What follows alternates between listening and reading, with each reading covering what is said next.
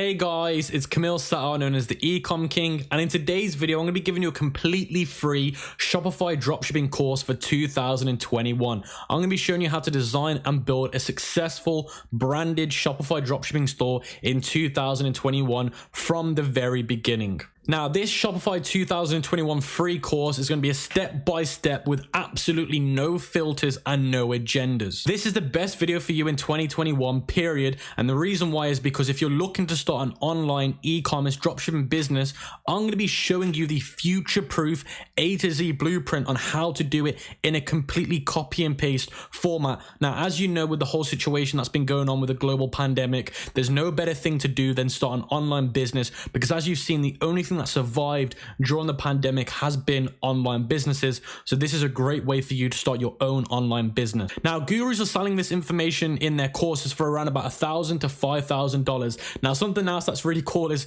gurus don't even know about the information that I'm going to be giving you today, because it's future-proof information and they just haven't got the kind of knowledge that I've got. Now, if you appreciate all this content, guys, make sure you smash the like button, make sure you leave me a comment, and also subscribe to the channel. And if you know anybody else that wants to start an online business, make sure you go out there and share this video with them. Now, in this completely free 2021 Shopify dropshipping course, I'm going to be showing you how to find brandable products. I'm going to be showing you how to build a branded looking store. I'm also going to be showing you how to automate the process with apps. I'm also going to be showing you how to run the Facebook ads, influencer marketing. I'm going to be showing you how to build brandable looking video ads, how to get custom content. I'm going to be showing you how to do advanced strategies with Facebook ads. This is going to be the absolute everything you need to start a successful business in 2021. Why is this the best video for you in 2021? Because it's battle tested and proven for the last 5 years. It's almost 6 years now. And if you guys remember, I released a course last year that's almost hit 1 million views.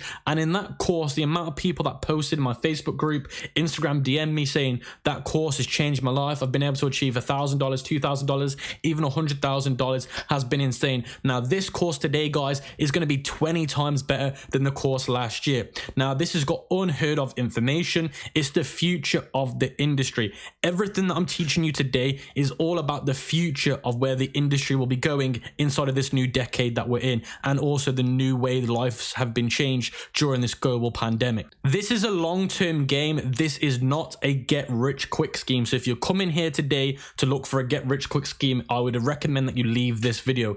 This has changed lives of those that have looked in the long term, not the short term. This is a 1 to 3 year game plan, and even after those 3 years, you're not going to be a multi-millionaire. It's going to give you the bridge to get to that position. This is going to take you time. It's took me 6 years to get to where I am today, and for the last 2 to 3 years, that's what's been able to change my life. So how does the dropshipping business model work for those that don't understand? So a customer comes to your website, they place an order, then you receive the actual payment, and then you as a seller are happy. Then you send a automated signal to your supplier in China or the United States, who handle all the logistics for you. You don't even touch it, you don't even see it. Then they send the product out to your customer, then you take the profit, and the job ends there.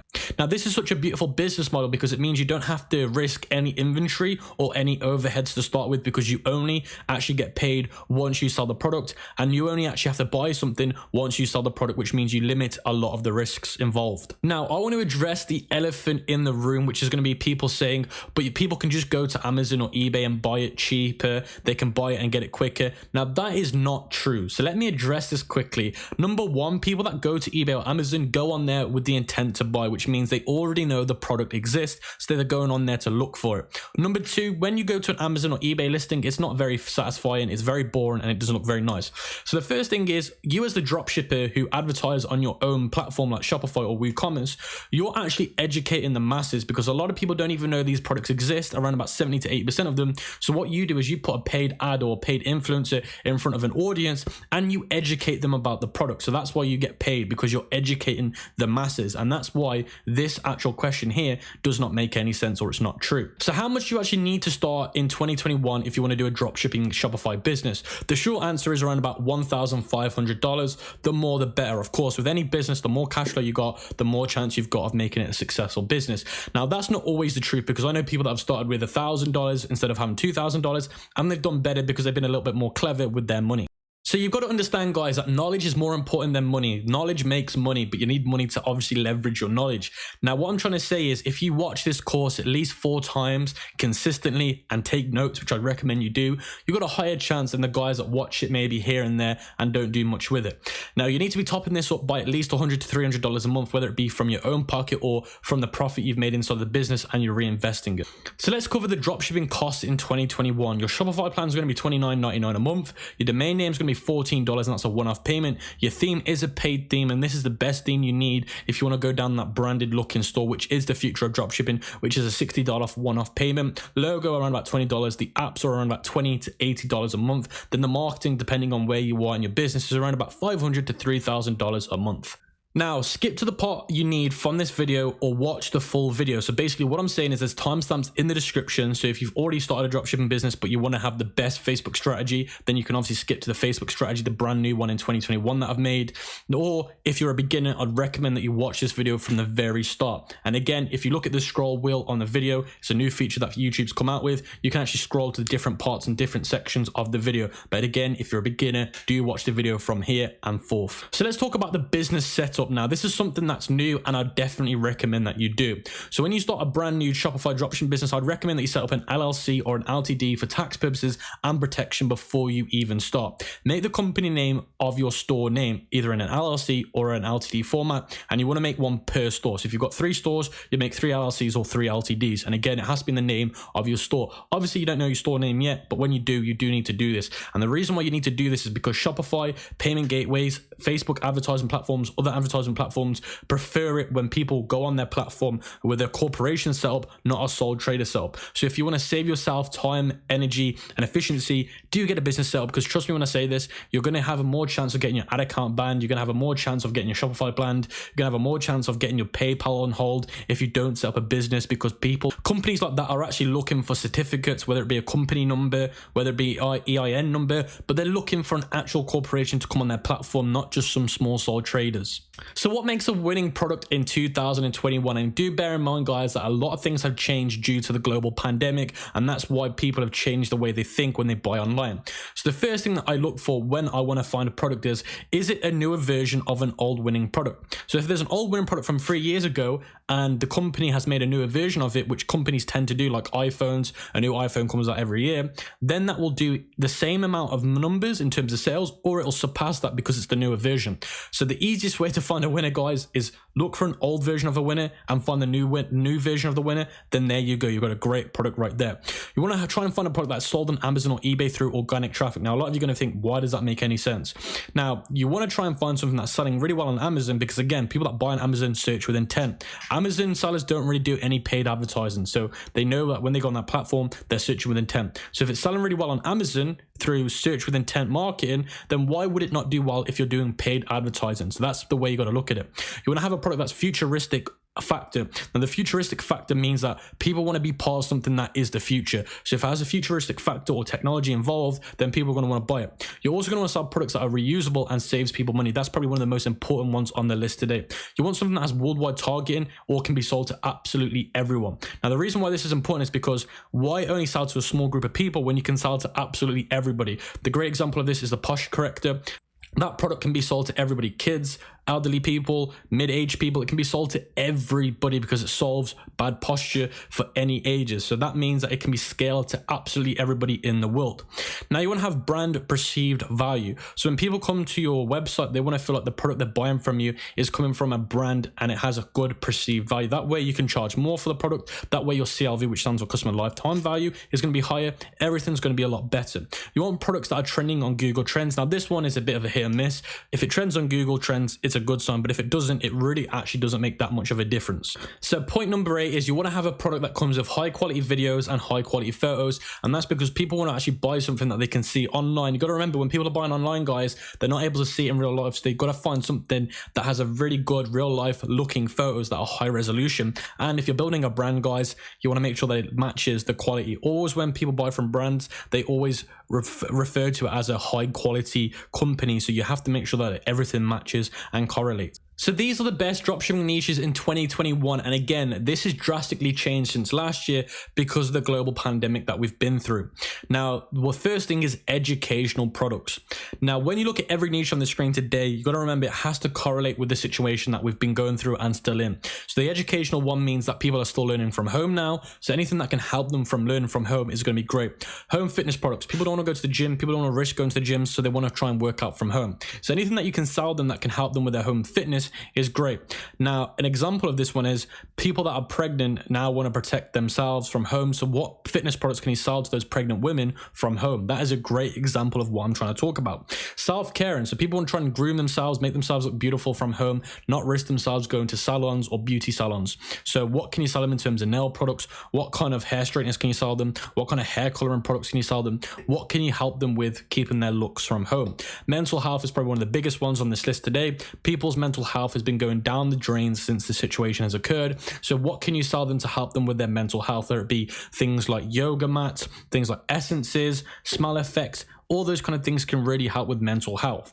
Now, newborns and kids, because a lot of people have been getting pregnant in this situation because people have been home with their loved ones. So what can you sell to kids? Because the kids industry is just going to grow and grow and grow. So what can you sell that are going to keep kids happy whilst being at home a lot? What can you sell to moms to keep their kids happy and keep them occupied whilst their moms or dads are working? The next one is pets. Now, pets' lives have changed drastically due to the situation that we're in. So what pet products can you sell them that can really help with their life from home and less going out and whatnot? The next one is gaming. People love gaming, and gaming just increased because, again, people have got more time than ever from home. So what gaming products can you give people from home? The next one is fashion.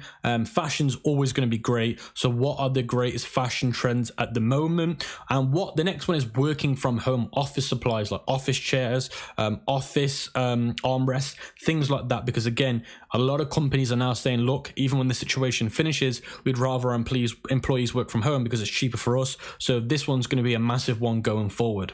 So how do we find winning products in 2021? So a lot has changed, and the free methods have just got better than the paid methods. So in today's course, I'm going to be showing you loads of free methods. So we've got keyword searches that I'll be showing you, free methods on social media, proof of concept. Then we've got a couple of paid options that will save you a lot of time if you haven't got much time, which is Peakster and Dropship Rabbit. So before I actually show you how to find winning products for completely free in 2021, I just want to quickly go over the Google Doc sheet that I've created for every single one of you. That is around about 60 pages long, and it has all the copy and paste, and it has all the examples and step-by-steps that you're going to need so you can fast track your process through this course today.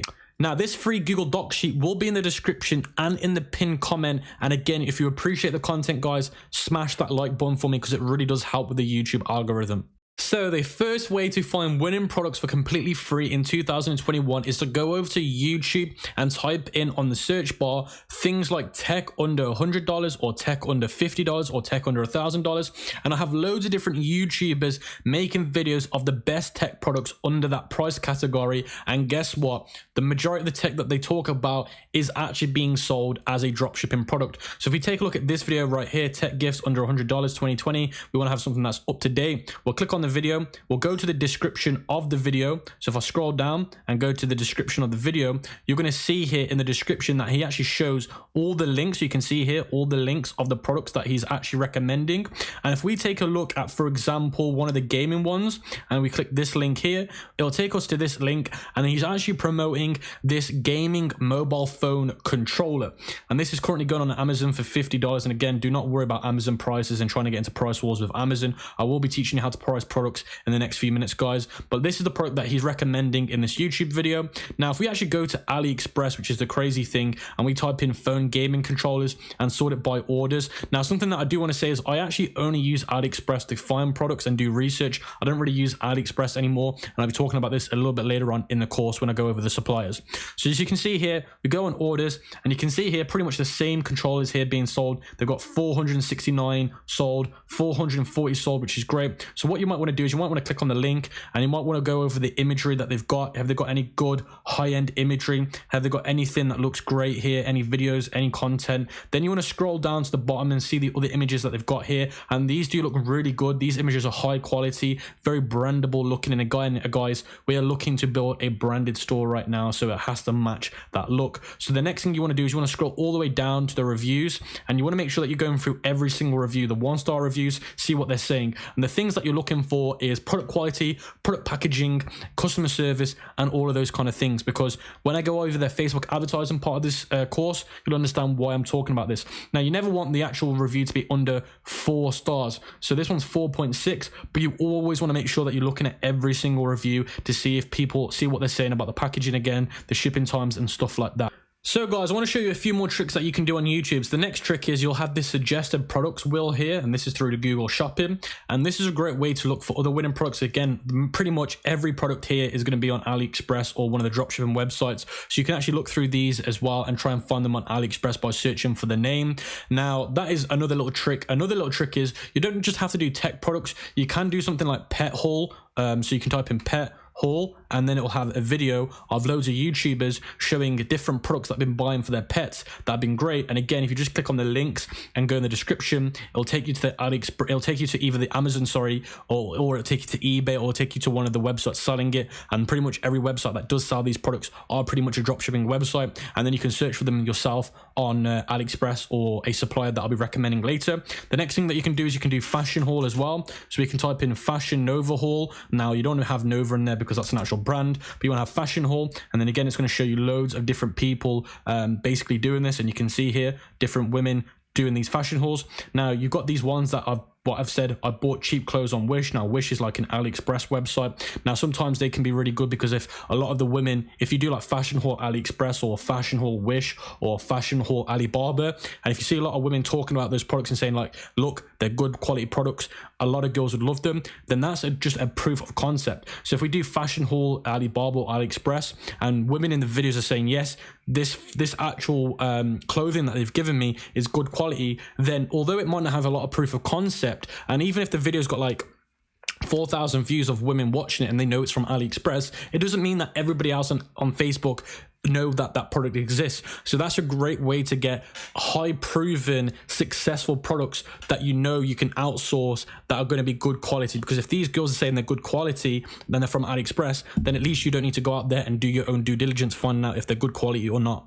So guys, the second free method to find winning products is to go to Pinterest and type in things like beauty hacks or tech hacks or life hacks, and then scroll down. And then when you scroll down, a lot of these different Pinterest posts are going to be about products that they're using that help them with their skincare regime or whatever you've searched in. And then a lot of these products that they're actually promoting or recommending without them even knowing are dropshipping products. So after around about a couple of minutes of going through the search, I've just found this natural face roller right here, and it's had a lot of views and likes. And I know this product is a winning product. So what I did is I searched for this product on AliExpress and I found it here, and it's got 2,618 orders. And you can see there, it's the exact same one that she's using on this Pinterest ad right there. And again, a lot of these will have links. If you click this here, it'll actually take you to the website that's selling this. And as we all know, this is a dropshipping website, and this is not the kind of dropshipping website that we will be making today. We will be making a branded looking website today, none of this old school dropshipping style websites. So guys, the third way to find winning products for completely free is going to be going over to Twitter. Now, do bear in mind, Twitter is great for things like relationship. So anything that's to do with relationship products are going to be great to find on here. Anything to do with like phones are going to be great on here. So do bear in mind, Twitter is more in that lovey-dovey kind of niche. So anything to do with, like I said, relationships are great. So I typed in phone cases. You could type in like relationship goals, go to photos and scroll down, and you'll see a lot of different Twitter people posting about their new phone cases they've been buying. And a lot of these phone cases, like this Pringle one, you can find on AliExpress. Now, I don't recommend actually selling anything to do with copyright products because you will get in trouble. But you can see here, this phone case here is on AliExpress. You can see all of these different phone cases that people are posting about on Twitter about how much they love them and how much they like them, like this one right here. These are all on AliExpress. So if I go over to AliExpress, I found one of them that somebody was showcasing, and this one's got 8,737 orders, which is absolutely amazing, and it's had some great reviews and whatnot. Now, in terms of the order amount, I don't recommend that you sell anything over 20,000 orders, because then it's deemed too saturated. But this one shows that it's proof of concept and it's doing really, really well. Head over to TikTok, and unfortunately you can't do this on a laptop or a desktop. You must do this on your mobile phone, and you should see my mobile phone screen right now. You want to head over to the search section and you want to search for Amazon Finds. So I'm going to type in Amazon Finds, and you can see right there it heads up to the #1 search term, and you can see you want to search it by top, so you want to change it to top, and then you just want to scroll through this and you just want to look for different drop shipping products. And if we actually look on my screen right here, I've just found a video and it looks like it's a balcony where you can put this thing on there and you can dry clothes, you can put plants on it.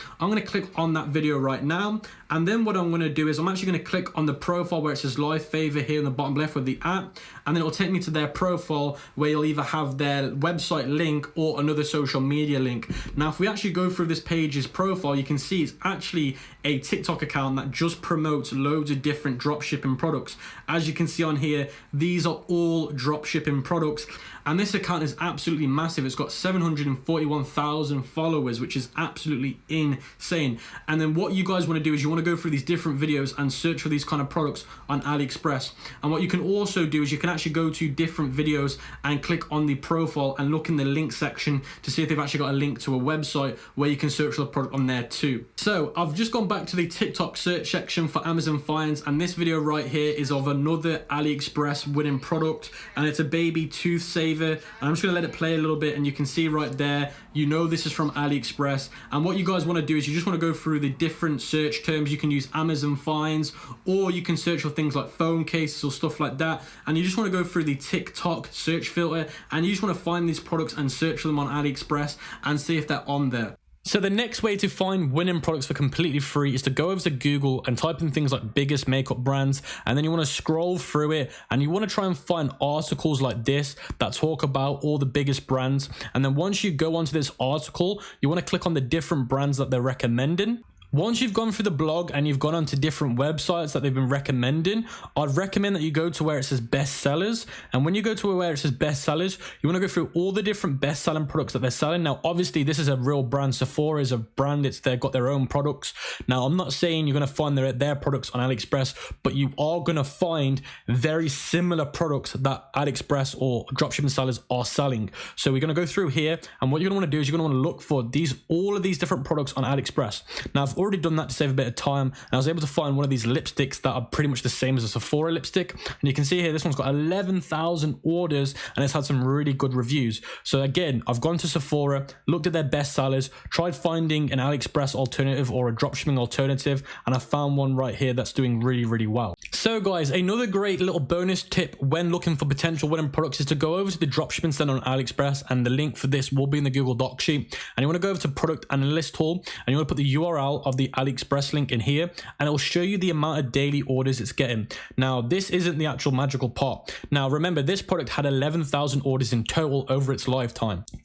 Now, what you want to make sure that it's doing is you want to make sure that this product is getting a 1 to 2% daily order amount on the total order amount. So the total order amount is 11,000. So 1% of 11,000 is about 11. So as long as it's getting 11 orders a day, so you can see it's actually getting more than 11 orders a day, then it's doing really, really well. Anything under that, then it means it could potentially be a dead product. It could be an old winner, but now it's died out. So as long as it's getting a 1 to 2% daily order amount, then at least you're in the clear based on the total order amount. Now, another great tip that you can do, guys, is to head over to Google Trends and type in something related to the product. So let's say, for example, I found a headphone stand on AliExpress that I want to sell. You can see here it says headphone stand. You want to search for it. You want to do worldwide, and you always want to do past 90 days and past 30 days. So if I change this to the 30 days, you can see now it's starting to trend again. So you always want to look at past 30 days and past 90 days. You can also do things like compare. So you can type in headphones in here, and it will show you the compared graph to this search phrase. So I've typed in headphones, and you can see now the red graph compares to the blue graph. And if we change this to, let's say, the last 90 days, you're going to see the graph as well. So it just shows you what it can be compared to. And I'd recommend that you do at least 4 to 5 words comparison. And again, it has to be related to that actual product. So you could do something like earphones instead. So I could type in earphones and then do another search and compare them to each other. Because again, all these actual search terms are related to that product that I'm trying to sell. And as long as all those search terms are doing pretty well, then at least you know what the industry is doing as a whole. So let's move on to the paid tools that you can use to find winning products. Now, the reason why you're going to want to use a paid tool is because it's going to save you a lot of time, because it will do that work that I've just showed you all for you. So the first one is called Peakster, and what Peakster is, it actually shows you winning Facebook actual ads. So this shows you drop shipping winning ads that people have been running recently. So you can see here it's showing us loads of different ads on Facebook, and it's showing us loads of different drop shipping products, and it'll show you how many likes, how many comments it's got, their ad copies, what page is doing it, so you can check out their website. And if you click the learn more button, it'll actually take you to the official Facebook ad itself. So once you've loaded up the actual ad on Facebook itself, you want to make sure that the actual view count itself is between 500,000 and 2 million. Anything in between there is a good sweet spot. Anything over that is going to be a little bit saturated. You also want to make sure that you go into the comment section itself, because this is going to be where all the truth lies. And you want to see what people are saying in the comment section, because a lot of people that have bought this product will comment back on the ad saying, oh, it's a great product, it's not a great product, I don't like it. So make sure you read all the comments in the ad, and it will tell you what people have thought of the product, and it will show you the kind of engagement it gets and what kind of industry future it's got in the industry. So I'd recommend you always go through the comments. What you can also do is you can click the shop now button, and it will take you to their website so you can see what else they're selling. And guess what? These guys are doing the typical drop shipping website look, which looks super scammy and not professional. Now, Peakster's got loads of tools. You can do it by keywords, page names, ad countries. You can filter it down by a lot of different things. Another cool thing that Peakster's got is they've got actual winners on here as well, where it'll actually list loads of different products. It won't actually show you the actual Facebook ad for the product, but it's just going to list these products for you. And then you can click on it and it will show you all the details about the product. So you can see here, it gives you the profit margin, it shows you the source, the order amount, all the links on Amazon, Alibaba, Facebook ads, store selling this. This shows you absolutely everything. It also gives you the photos. It also gives you some interest recommendations, the countries, the ages and stuff. So this is another little cool feature that Peakster offers as well. But the main thing that I love about Peakster is the product spy. That is by far the golden nugget on this tool. So the next paid tool that you can use to find winning products is going to be DropShipRabbit. Now, talking about free ways to find products, DropShipRabbit actually gives people one winning product a week that you can check out. They didn't used to do this, but they now do offer it, which is pretty cool. But if we actually look at the actual paid stuff here, you go to winning products and it'll give you the last week's best sellers, and it'll give you 50 best sellers. Now, this product right here is actually a really good product. One of my students has been selling it and they've been making an absolute fortune with it. Now, this is the Magic Block set. And you can see here, it gives you the selling price, the product cost, the profit margin. It gives you the actual gift fees and product description. It gives you all the links that you can use. It also gives you the target audience, the ad copy, the ad video. It gives you absolutely everything. Now, something that I do want to say though is I don't recommend that you just copy the video. I don't recommend that you just copy the description. I don't recommend that you just copy. I only recommend that you use this as a brainstorming idea. So you could look at the ad copy, you could copy and paste it, but change it, because I don't recommend that you just copy, because trust me, all these advertising platforms know when you've got copied content. Shopify know when you've got copied content, and they will restrict you. So do not copy. It's just for brainstorming ideas, guys. Something else that you guys can do is you can look at the niches here on the right. So they've got loads of different niches depending on which niche you go for. Something else that you can do is you can actually go to view all products. Now, something that I definitely recommend is if you're looking to use this tool, I'd recommend that you go to page 78 and work your way forward. Because remember, everybody's going to be on page 1. Everybody that has this tool is going to be on page 1. So if you go to page 78 and work your way backwards and go through the list of things that make a winning product, then that way you're going to find a product that's completely unsaturated and people ain't selling at the moment. So another great tool that can help you work out if a product is worth testing or not is the Saturation Inspector Chrome extension. Now, I did mention this in my last course and a lot of things have changed since then. They do offer a 7-day free trial now, and that should be available on the 1st of January. If it's not available just yet, just wait till it has the 7-day free trial, which will be through the PayPal payment method, because that way it'll let you try the tool out for free without committing to it, and you can see if it's worth carrying on with the tool or not. So that's what I'd recommend that you do. So like I said, go with a 7-day free trial when it's available through the PayPal option, and then if you enjoy the tool, you can carry on using it. Now, what Saturation Inspector actually does for you is it's a Chrome extension, and if you click on the icon, it'll actually help you work out if a product is saturated or not. And you can see here they've got the competition level, and on this competition level it will show if the product's untapped, competitive or saturated. And this is a great way for those that don't know how to work out if a product is saturated or not to work it out really really fast by just looking at the competition level bar.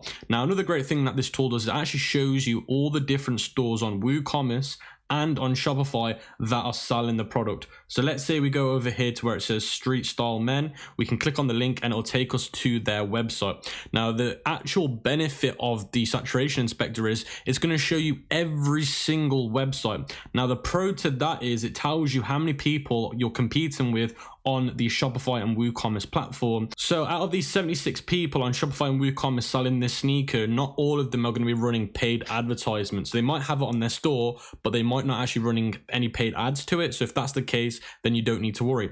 Now, something else that I like to do is I like to go to these websites and then go to the Facebook ad library and see if they're running ads, because then what you can do is you can take a look at what kind of ads they're running and see what you can do to compete with them and actually overtake them in terms of copywriting, in terms of videos, in terms of thumbnails. You can work all that out by checking them out on the ad library. So I definitely recommend Saturation Inspector if you can get it in your country, because Saturation Inspector isn't available in every country. And again, I definitely recommend that you guys try it out for 7 days for free, because then that way you get to see if it gives you any perks or not when it helps you work out if you should go for a product. So guys, the next thing that is super important once you find your potential winning product is how are you pricing your products? I always recommend that you add a $20 minimum to the cost of your product. So let's say, for example, you're buying your product for $20 off, let's say AliExpress, then I'd sell it for $42.99. So the product cost includes shipping cost and actual cost of product. So let's say it cost me $18 to buy the product, $2 on top of that for shipping, that's $20. So then I'd add an extra $20 onto it, which would be around about $42.99.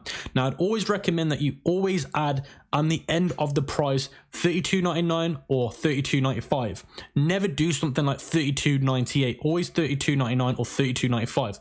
And I'd always recommend that you do that all the time, so it'll be $34.99 or $34.95. Don't ever do any odd numbers like $31.99 because it doesn't look professional. Now, after every 20 to 30 orders, I'd recommend that you increase the product by $2 till the decrease of customer conversion. So every time you get 20 to 30 orders, let's say I'm selling it for $32.99, I'm going to increase it then to $34.99, and I'm going to keep increasing it till the conversion rate drops, because you want to try and maximize on the product cost, because then you're going to make a lot more money.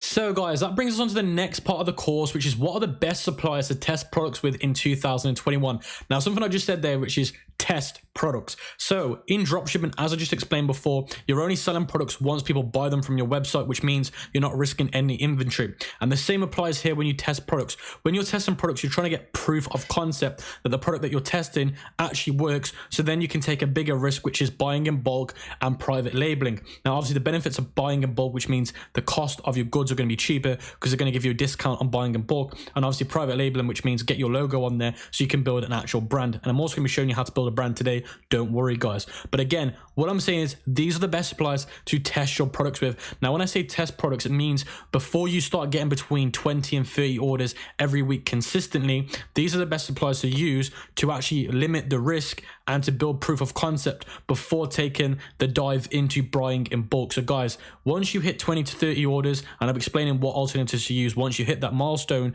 you want to step away from these guys unless you use some of their features that I'll be showing you now. So the first company that I'd recommend is AliExpress and DS's. So AliExpress is its own company, then DS's is the integration to make AliExpress work on your website. Now, I'd only recommend that you use AliExpress if they have US shipping, and I'll be showing you that DS's actually gives you that feature built in, so I'll be showing you that a little bit later. But only use AliExpress if they can ship from either directly from Europe or directly from the United States, not China, because the shipping times are way too slow in 2021. The next company is called Weo. It's a new one. It's a very impressive one. I'm very proud to see what they've done recently. The next one is CJ Dropshipping. The next one is Udroppy. Then the next one is Spocket. Then the next one is Hyper SKU. Now, of all the ones you can see on the list today, the ones that are paid are Udroppy and Spocket. They're the two ones that are paid, and the others are completely free. So guys, these are the questions that you must ask these suppliers or companies before working with them. And the reason why you want to ask them these questions is because these companies that offer one product dropshipping, which means you sell one product at a time once you get an order in, they can sell products that are illegal and have been trademarked and copyrighted, which means they don't actually have authorization on selling them.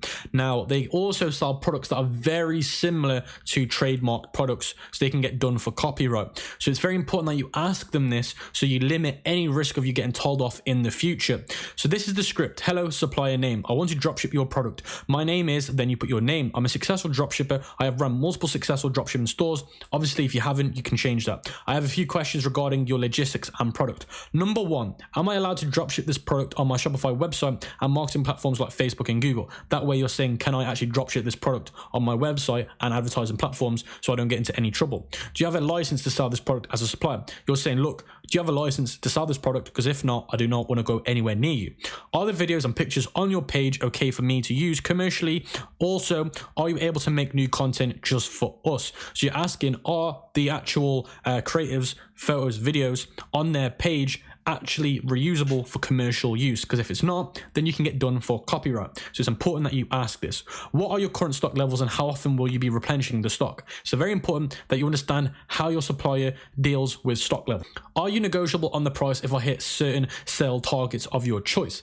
That way, obviously, if you can, before you start buying in bulk, get certain sale targets, get it cheaper, you're making more money. So guys, the sixth point is, would you be able to do a VIP link if we hit certain sales? So a VIP link is where on AliExpress, CJ Dropshipping, Weo, it's where they actually take that product off and make it a private product. That way nobody else can see it or dropship it. That way you got exclusive rights, which means no competition. Number 7, what is the best/fastest option? So it's important that you always ask them what the fastest options are, because it does change very often. Depending on time of the year, depending on what's going on in the year, things can change drastically depending on the shipping options. So this is the first supplier integration that I'd recommend. And again, DSs use AliExpress. And you can see here, this is what it looks like, and it's completely free, guys. So do bear that in mind. Now, what I'd recommend that you do is you go over to here where it says find suppliers. And you can see here it says 10-day delivery USA. So what DSs does for you is, instead of going on to AliExpress and trying to find US suppliers, because there's actually no toggle button to find just US suppliers on AliExpress, DSs do it all for you. So click this and it will show you all the US suppliers that have 10-day shipping time, which is absolutely amazing, because we're trying to build a brand. We're not looking for 30-day shipping times. So that's how that works. It also gives you the best Christmas products. It also gives you the certain situation products, and then you can see a little bit more. Now, what you can also do is, if the DSs don't have a product that you're looking for, you can actually say to them, look, can I import a list from another supplier? And they can see if they can find it for you. Then they've got this thing called affiliate, where if you get a certain amount of sales, they'll actually give you rewards. You can see here the rewards and how it works. Now, also what DSs offer that other integrations don't offer with AliExpress is something called mapping. Now, mapping is where if you're selling a customizable product, let's say a piece of jewelry, and you can engrave somebody's name on it, that has to have mapping built into it for it to work on your website. And DSs offer that seamlessly, which is absolutely amazing. They also offer bulk ordering, which means when you have, let's say, 10 orders, instead of ordering it one at a time, you can do a bulk order. So the next thing is linking your store with DSs. And now how you do that is you go to settings, and then what you want to do is you want to go to account and you want to scroll down. It will say Shopify stores. You can disconnect and connect them. So that's how you do it here, guys. It's super easy and super simple. You can also link your AliExpress account here as well. And then there's loads of other features that you can do, like notifications, tracking, and stuff like that. Now, I'd always have this turned on, automated tracking, and I'd always make sure that you have custom tracking URL turned on. I would click other. You want to copy the link and you want to go back to DSs and you want to paste it in here, and you want to click turn on. And then once you've done that, you want to hit save. And I'd also recommend that you sync tracker numbers to PayPal by connecting your PayPal. That's something else that is actually really impressive. So instead of you having to upload your tracking numbers to PayPal manually, you can do it automatically by clicking connect to PayPal. That way you never have to that way you don't ever have to manually do it yourself, which will save you so much time. Something else that you can do, guys, is something called pricing rule. So you can make it so it automatically adjusts the price of the products for you. So like I said before, you always want to add $20. You can put $20 in here. Then what it'll do is it'll add $20 to the product price that you import. Then what you can do is pricing cost, which is a comparison price. So I always recommend that you add comparison prices, but for this tutorial, I actually don't recommend comparison prices, because when you're building a brand, the only time that you want to add a comparison price is on special events like Valentine's Day, Q4, where it's like things like Black Friday. But when you're building a brand, you never really want to be doing comparison prices unless you've got a special event coming on. Then you can do advanced features as well, where it makes this a lot more complicated, but you can do it so it just automates everything really nicely. Some of the features that I'd recommend that you do is turn on sync Ali order numbers manually, cancel order optimization, turn that on, and then where it says leave a message, I'd recommend that you put in there, and it will be in the Google Doc sheet, do not put the actual name of the company on the package, do not put the product pricing in the package. And again, I'll give you that in the Google Doc sheet to put in there, because you don't want your AliExpress seller sending it and it has how much you actually paid for it and whatnot, because then that would not look professional. So I will leave that there, and that's pretty much DS's all wrapped up, guys. It is a great way to get started with AliExpress as long as you're using the 10-day USA suppliers. So guys, the second supplier that is completely free is Weo, and these guys have been on the come up and I've been really impressed with what they are doing. Now Weo are their own supplier outside of AliExpress. What you can do is if you find a product on AliExpress that Weo don't have, you can ask Weo to actually get it for you by going to where it says AliExpress products and actually asking for them to get it in their warehouse. But Weo have their own warehouse, and with their own warehouse, it means they've got better shipping times. So you go to Weo products and you can go through these different products that they've got. Let's say I want to sell this health watch here, and again, this watch is a really good product to sell because people can't afford Apple watches but want to have a great alternative. And if you go to the shipping times here where it says shipping, these are the options that Weo offer, which is absolutely amazing. So these are the different options here, and you can see the actual shipping times range from 8 to 16 days, 7 to 12 days, 10 to 15 days. Now this is a lot better than what you're going to get from AliExpress. So that's one example right there. If we go to a different product as well, so let's go to this Santa person here.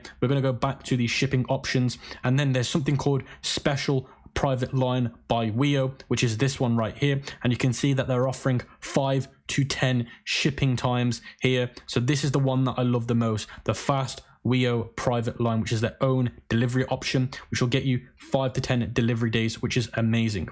Now the great thing about Weo is all the content on Weo, like the videos, the pictures, have all been done by Weo, which means it's copyright free. It's not been pulled from AliExpress where you don't know where it's coming from. With Weo, you know it's all in-house and you don't need to worry, which is absolutely amazing. Now, some great things that you can do inside of the settings on Weo is go to where it says publish, and you can actually set the product pricing like you can do in DS's. Go to system and you can actually select the default shipping that you want from Weo, which for me it would be fast Weo private line personally. And you can do all the tracking numbers as well, and you can do all for fulfillment as well. Another great option that Weo give you is roles. So if you've got a virtual assistant, which I'll be showing you later on in the course on how to find VAs that can do the work for you, you can add a role and get people to do all the work for you when it comes to your logistics, when you don't want to be answering the customer support by adding a ticket or something, or fulfilling orders. You can get a VA to do it by adding them in here as a role. Talking about support ticket, if you've got any issues with Weo, you can add a ticket and get the response within 1 to 2 days, even earlier than that, which is absolutely amazing. And again, Weo's got their own products, guys. If you go to their dashboard as well, it shows you all the new things that they've got going on as well. Then you've got stores, and this is how you connect your store. You click stores, and then you click connect to Shopify or connect to WooCommerce. They also offer a WooCommerce integration, and then once you do that, it'll ask for the Shopify name, which I'll be showing you how to do later. You add it in there and it'll connect it to your store. So guys, the next supplier is CJ Dropshipping, and these guys have a lot of great things to offer for completely free. So the first thing you want to do is you want to go to CJ Dropshipping, and you want to go to where it says warehouses. You've got the US warehouse, China warehouse, German warehouse. They got warehouses all over the place. Now the one that I'd recommend that you start with is the China warehouse and the US warehouse. Once you click that link, it will take you to all the products that they've got in their China warehouse. As you can see them all here. And you can do loads of different filters. You can do free shipping. You can do price by most, newest. You can do all that, which is great. You can filter it. So if we click on this one, which is a great product for people that want to work out from home and get fit from home, you can see here, once you click on it, it's going to take you to a page that looks like this. It's going to give you a video. It's going to give you all the imagery. Now do bear in mind, again, with CJ, you do want to ask where the videos are coming from, because you want to make sure that it is copyright free. But the one that you want to go to is the shipping method. Now this product is on AliExpress and it's like 30-day shipping time, but on CJ Dropshipping, because they've got their own warehouses, you can see here US PS 7-day to 15-day is $25. Is very, very expensive. Do bear that in mind. But bearing in mind, guys, depending on the products, does depending on the price. I know a lot of you guys are going to say, well, it is expensive to use. But if we take a look at, let's say, these shoulder massage products, look at the actual shipping times on these as well, you'll see that it does change a lot. So you can see here, 7 to 17 days, it's $10. So depending on the product, the weight of the product, what the product is depends on the shipping prices, guys. Do bear that in mind. Now, CJ Dropshipping do offer their own CJ line shipping method, and it costs between $5 and $10, and it's a great way to actually get your product shipped out. So we're on here now, you can see here they've got CJ packet sensitive, 7 to 17 days. If we scroll down, they've got loads of different CJ options here. You can see them all here where I'm scrolling. Now, do bear in mind, when you pick a shipping method, you always want to go with one that has free tracked shipping. You always want to make sure that you're having tracked. You never want to go with anything that isn't tracked. And again, CJ offer multiple different CJ packet lines that they do offer.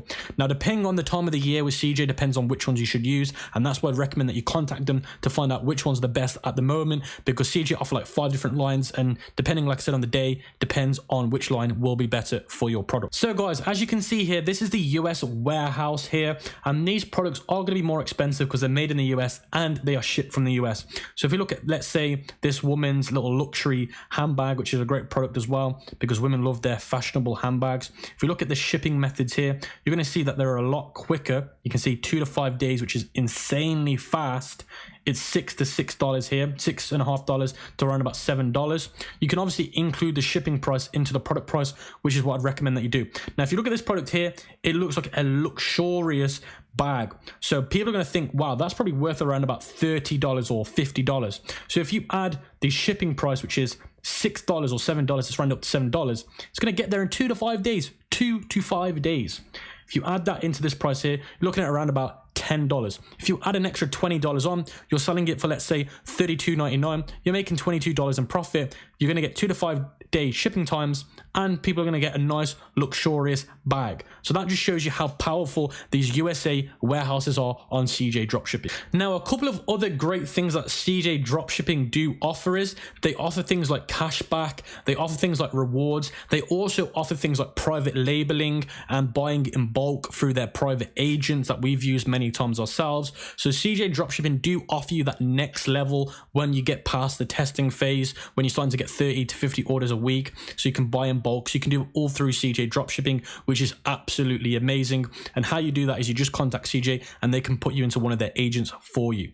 Now, if you want to actually add this to your Shopify store, which I'll be showing you later, you just got to download the app on Shopify, make an account, and then you can add your products to your store. So guys, the next free supplier is HyperSKU. Now, I know you guys are going to say, well, you're giving us loads of different suppliers that all sell the same things. Why would I go from one to the other?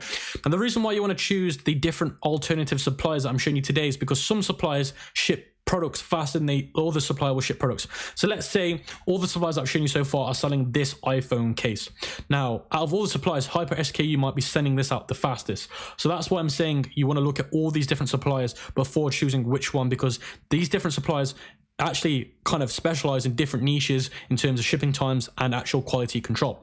So you can see here on HyperSKU on the actual search for product section here, you can see they've got ready to ship, meaning these products are ready to ship. So once they get placed an order, they will literally get them sent out straight away. So as soon as you click that, they are going to show you the products that are in that ready to ship category. And as you can see here, this is a great product for somebody to buy somebody for their birthday. And you can see here, if you go to shipping times here, you can see they've got the HyperSKU one, which is 10 to 20 days, which is a lot quicker than AliExpress, $7. You've got this one here, HyperSKU standard shipping, which is 8 to 12 days, which is insanely fast. So these are the two ones that I'd recommend from HyperSKU, their own in-house delivery options, which are a lot faster than AliExpress. So a few other cool features that HyperSKU offer is private products, AliExpress sourcing. So there's a product on AliExpress that HyperSKU haven't got in their own warehouse, because again, all these companies that I've shown you outside of AliExpress and DSs have their own warehouses.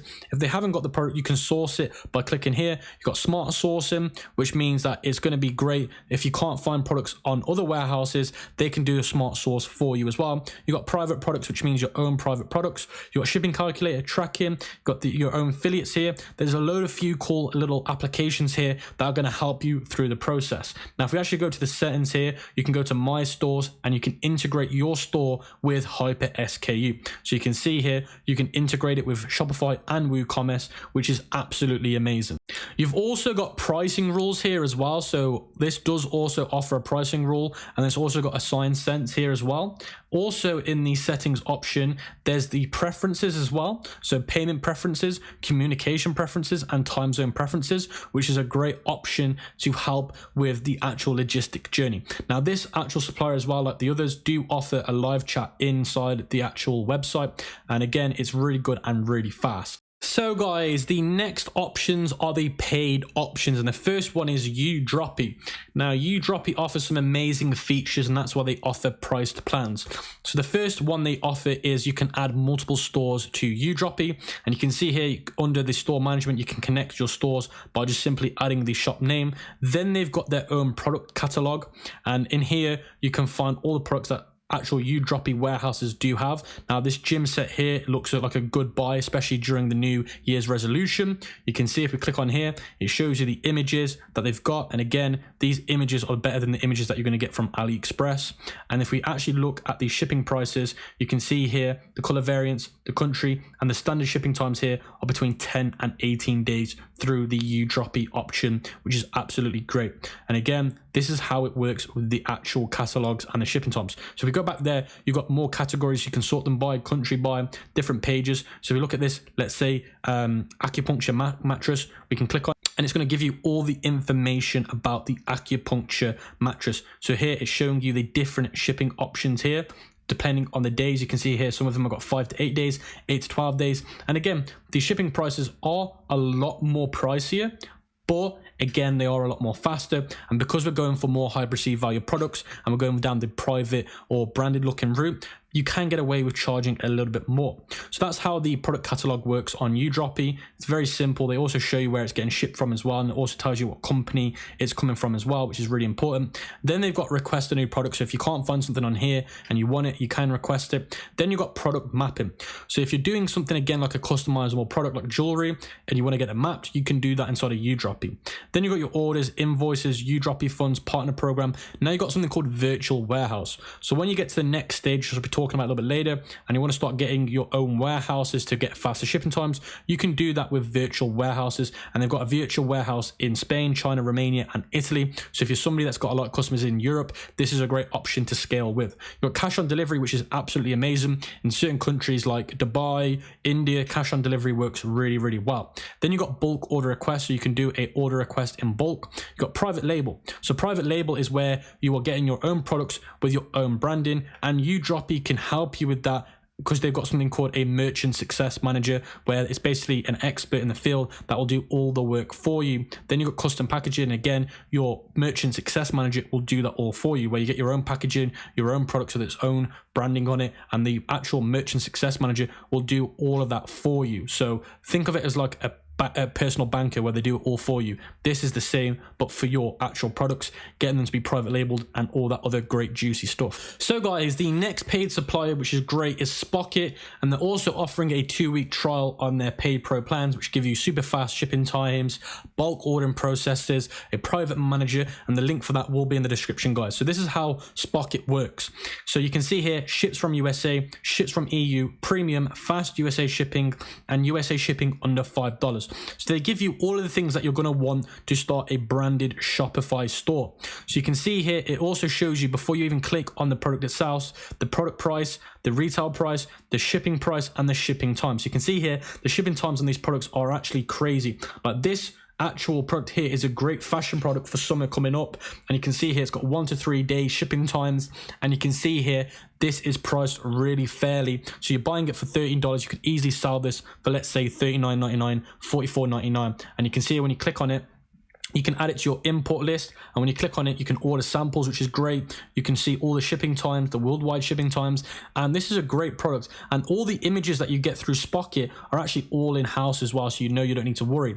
And again, if you want to start a high-end brand fashion store, this is a great way. I've always found Spocket to be the best for fashion products and home interior products.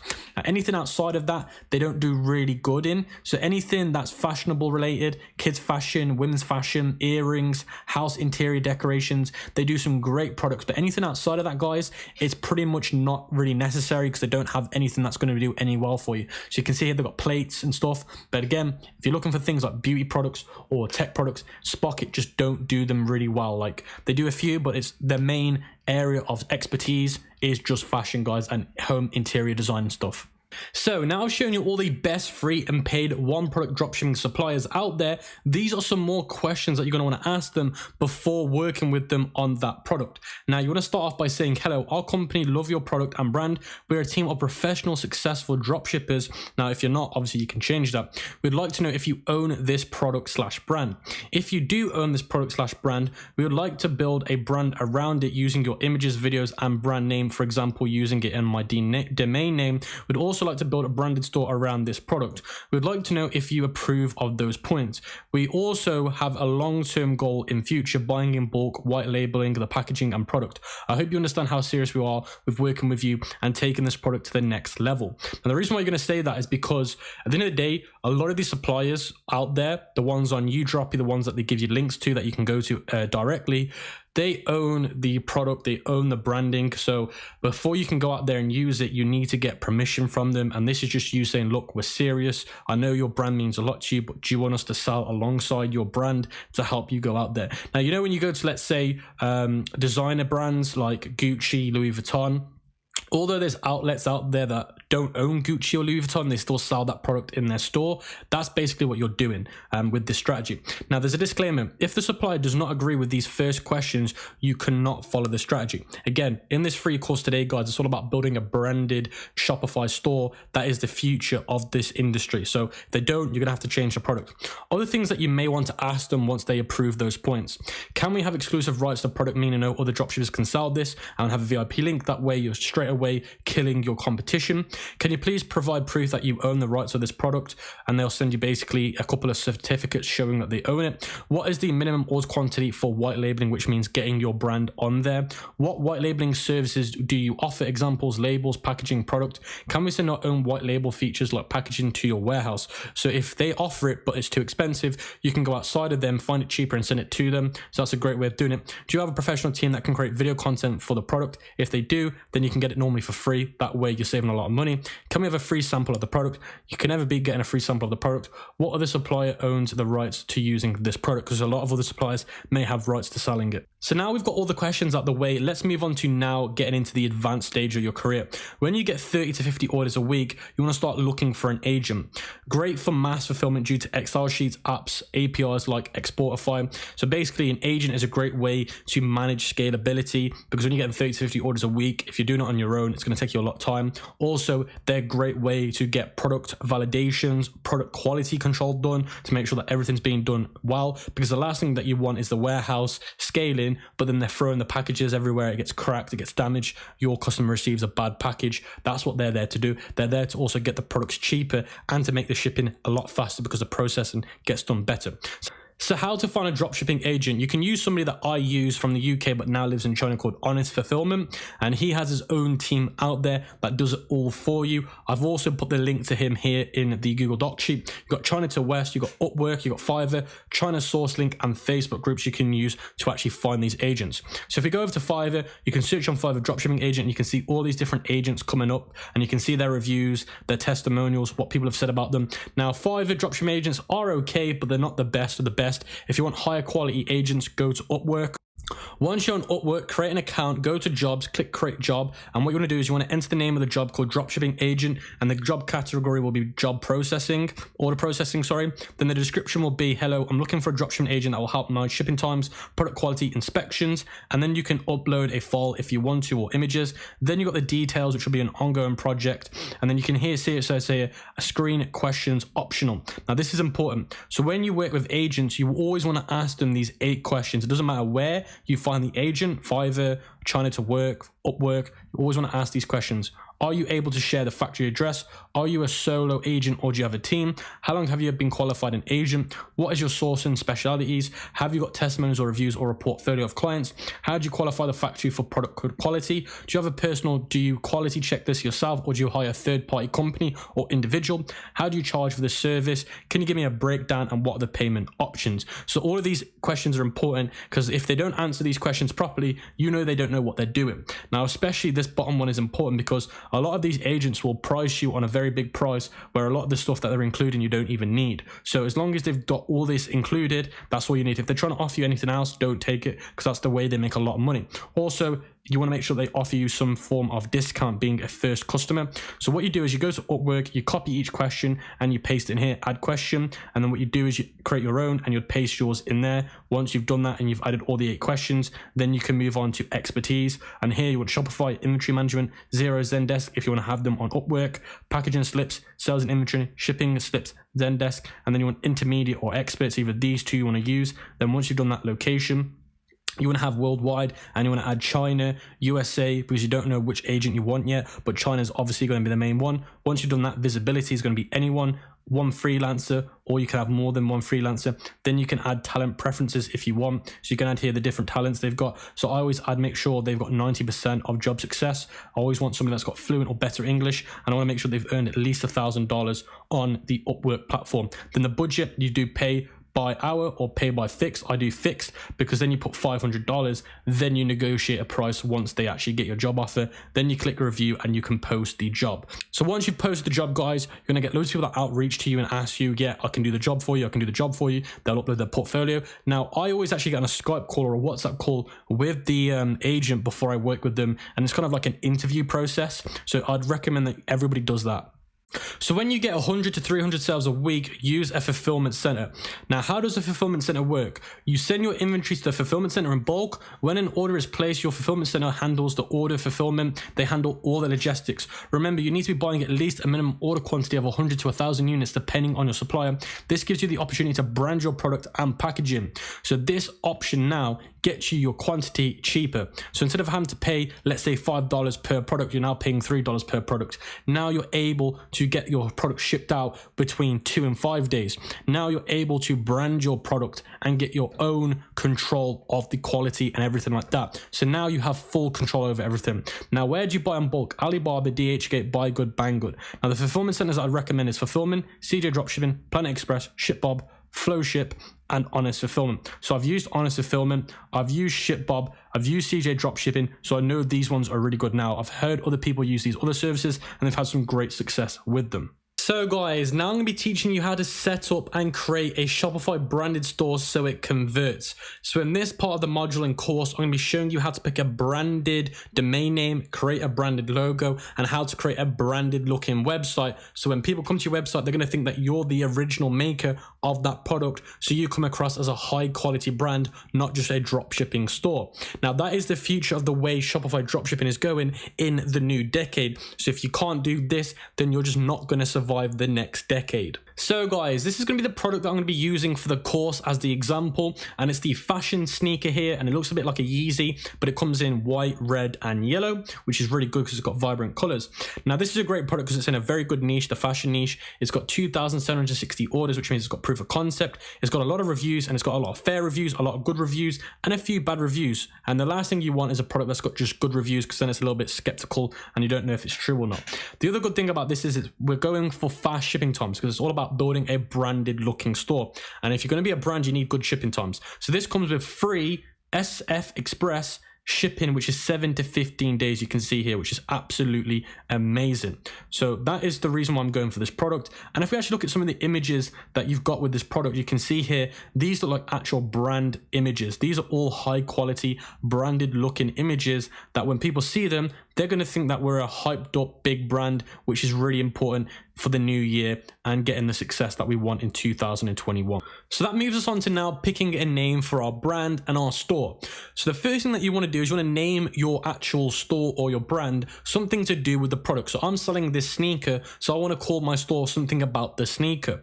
Now you also want to make sure that the name you pick ends in .com, and you always want to make sure that that name is available, because the last thing you want to do is pick these crazy cool names but they haven't got a .com name available. So what you want to do is you want to go to Shopify if you can't think of a name idea, enter something to do with your actual product. So I'm going to type in sneaker. Then what Shopify will do for me is they'll give me suggestions based on that inquiry, and you can see them all here. Now I've already come up with a name idea, and the name idea that I've got is fashionfootwear.com. Now of course this isn't available, but just as an example in this video, let's pretend it was available. Fashionfootwear.com, that's good. That means we can have that domain name. You don't need to buy it yet, but it's just good to know that it's available. Once you've got your brand name, we can head over to making the logo. So to create a really good high-end logo, I'd recommend you head over to Canva, go to templates and search for logo. Once you search for logo, what you want to do is you want to go for the create a blank logo in the top left, and then once you've done that, you'll be greeted to this page. Once you do that, you want to go to where it says text, and you want to drag this heading into the middle. Now you want to change the font straight away, so you want to go to click on it, click change font, and you want to pick some of these fonts on here. Now before you do that, I'd recommend that you try Canva Pro, upgrade your plans to Canva Pro. It is free for 30 days if you use my link in the Google Doc sheet and in the description, and that 30 days will give you enough time to make a brand logo so you can cancel it and never pay for it. But I would recommend having Canva Pro in general because you will be using it a lot, and it is by far the best for beginners. So once you've done that, you want to pick a font that matches your niche. So I'm in the fashion niche, so I'm going to want to pick some font that would match my fashion niche. If you're in the beauty niche, you want to pick a font that matches your beauty font or your beauty niche. Now if you're in the gaming niche, same with that. Now if you don't know what font actually goes with your niche, you can go to your competitors, big competitors, global brands, and see what fonts they're using on their website, and you can use a Chrome extension tool called Text Font Picker, and I'll leave that in the Google Doc sheet, and that will actually tell you what fonts people are using on their websites. So once you've done that, let's say I'm selling a gaming product, I've got a great gaming store, I've got a gaming one product branded store, I might want to go to Alienware or let's say Razer, look at their website, see what font they're using, and then use the font tool extension and then use that for my logo. So in this case, I'm actually just going to keep it to Open Sans Extra Bold because as a fashion font, this one actually works really well. So once I've done that, I'm going to change the name of this one to part of my brand name. So I'm going to change it to fashion. So I'm going to put in caps locks fashion, and then once I've typed in fashion, what I'm going to want to do is drag some more font here, and then I'm going to change this to footwear because my name is Fashion Footwear, guys.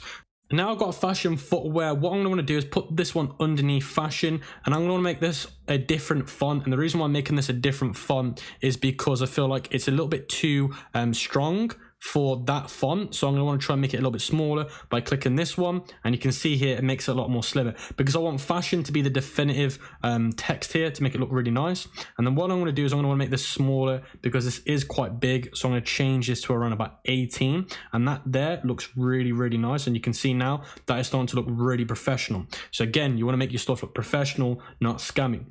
Now the next thing that I want to do is I actually want to change this to have a bit of a stroke. So I'm going to go to effects, and then I'm going to go to where it says this here, and then once I've done that, I'm going to change the thickness, and I'm going to change the thickness to around about 15. I'm going to change the offset to 0, and I'm going to probably put the thickness now to around about 30 actually.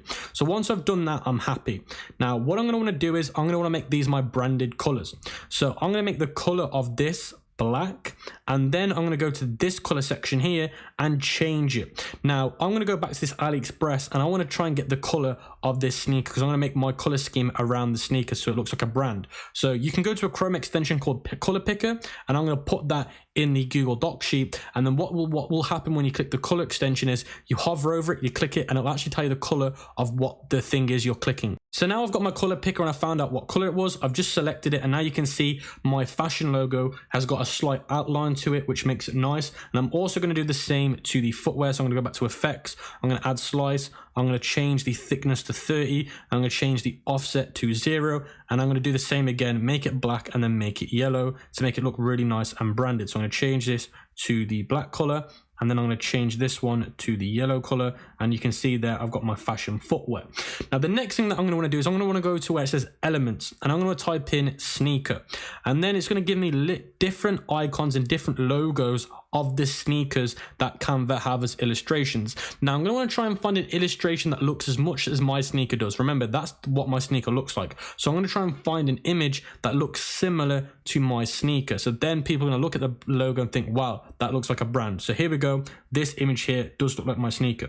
So now I've clicked it, you can see now I can change the different colors of the sneaker. So you can see here, I'm going to change the first color to this black because that's the color of the sneaker. Then I'm going to change the second one to this yellow, the third one to yellow, the fourth one to yellow as well.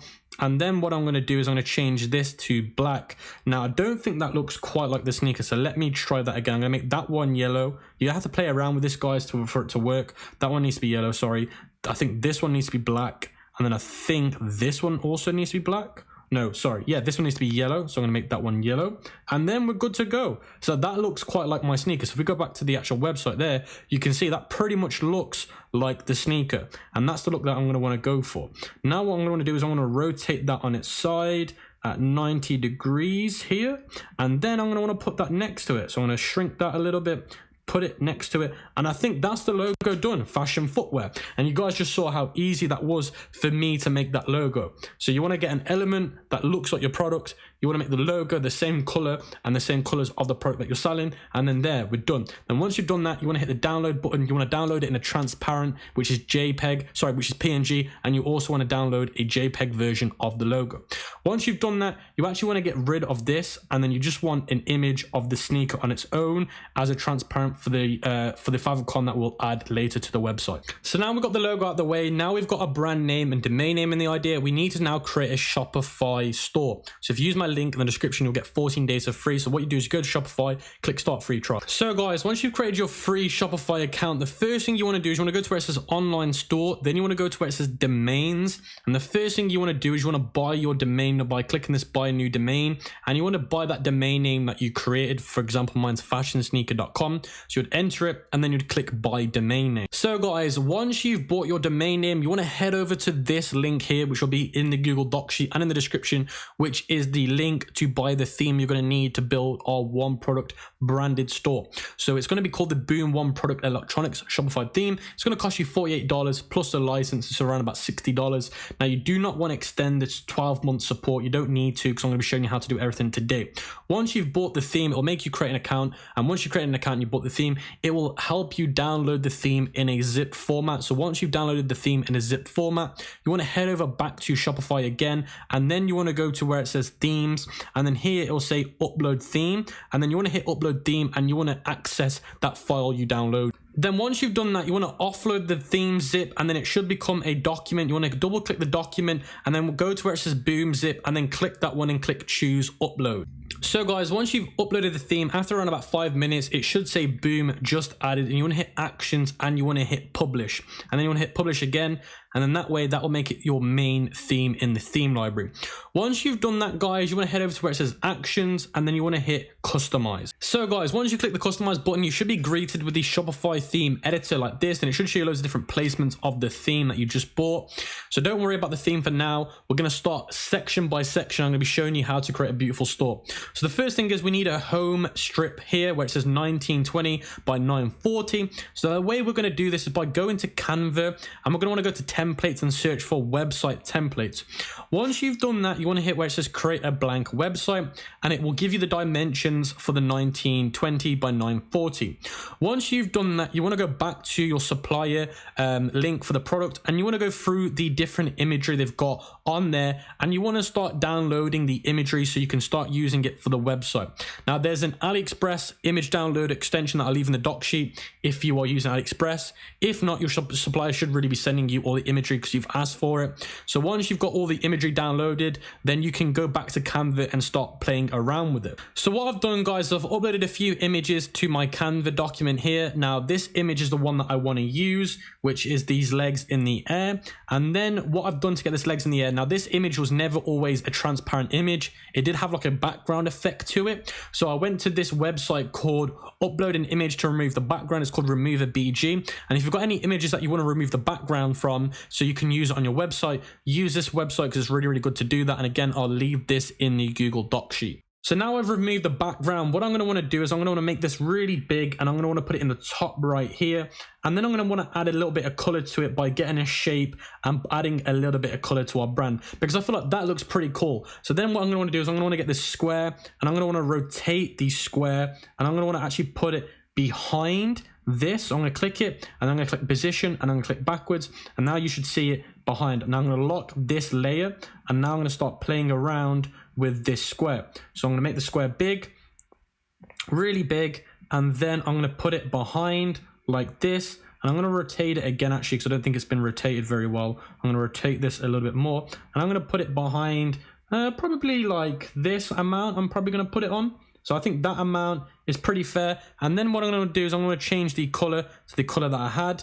And then that's pretty much what I want. Now I've got this, guys, I'm going to download it and you'll see why this will make sense in a minute.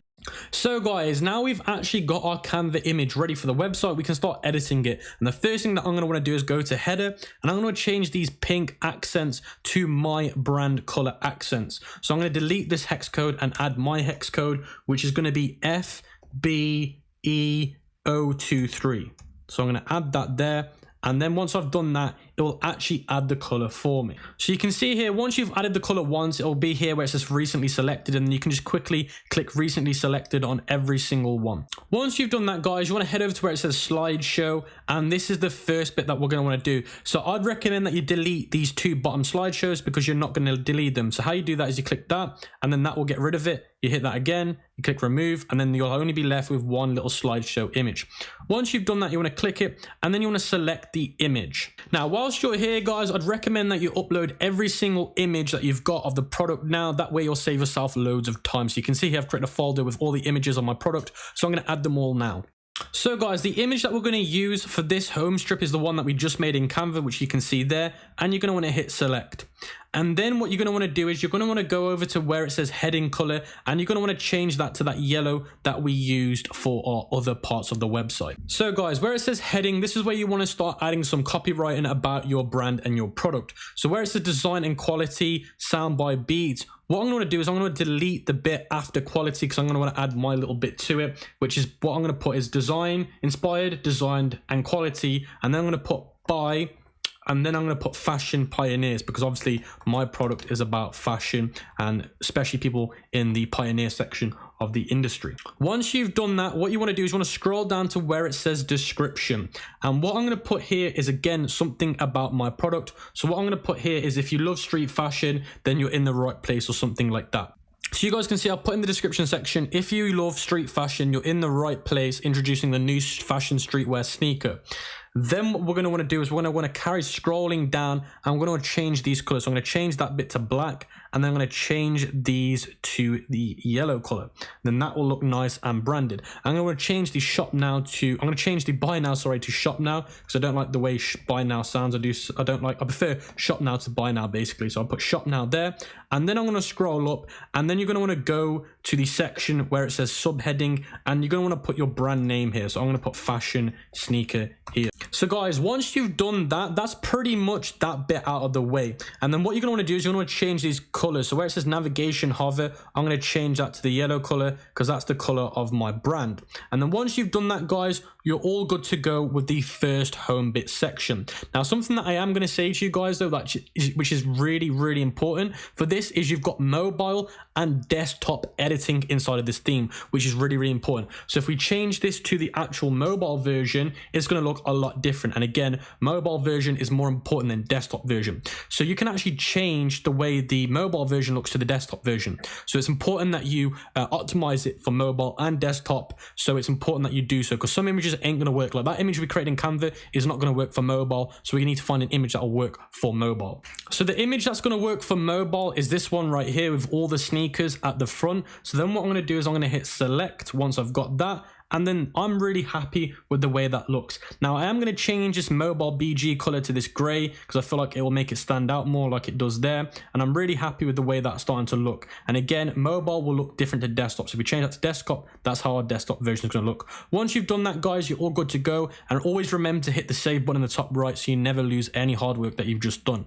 So guys, the next thing that we're going to want to do is we're going to scroll down and go to where it says theme settings. We're going to want to go to where it says logo, and we're going to want to change this to the logo that we made in Canva. Once you've added your logo, guys, you can click the back button and then move to favicon. And then where it says favicon, you want to upload the symbol, which I told you guys to do separately, which is just of the symbol in Canva. And then that will be your favicon.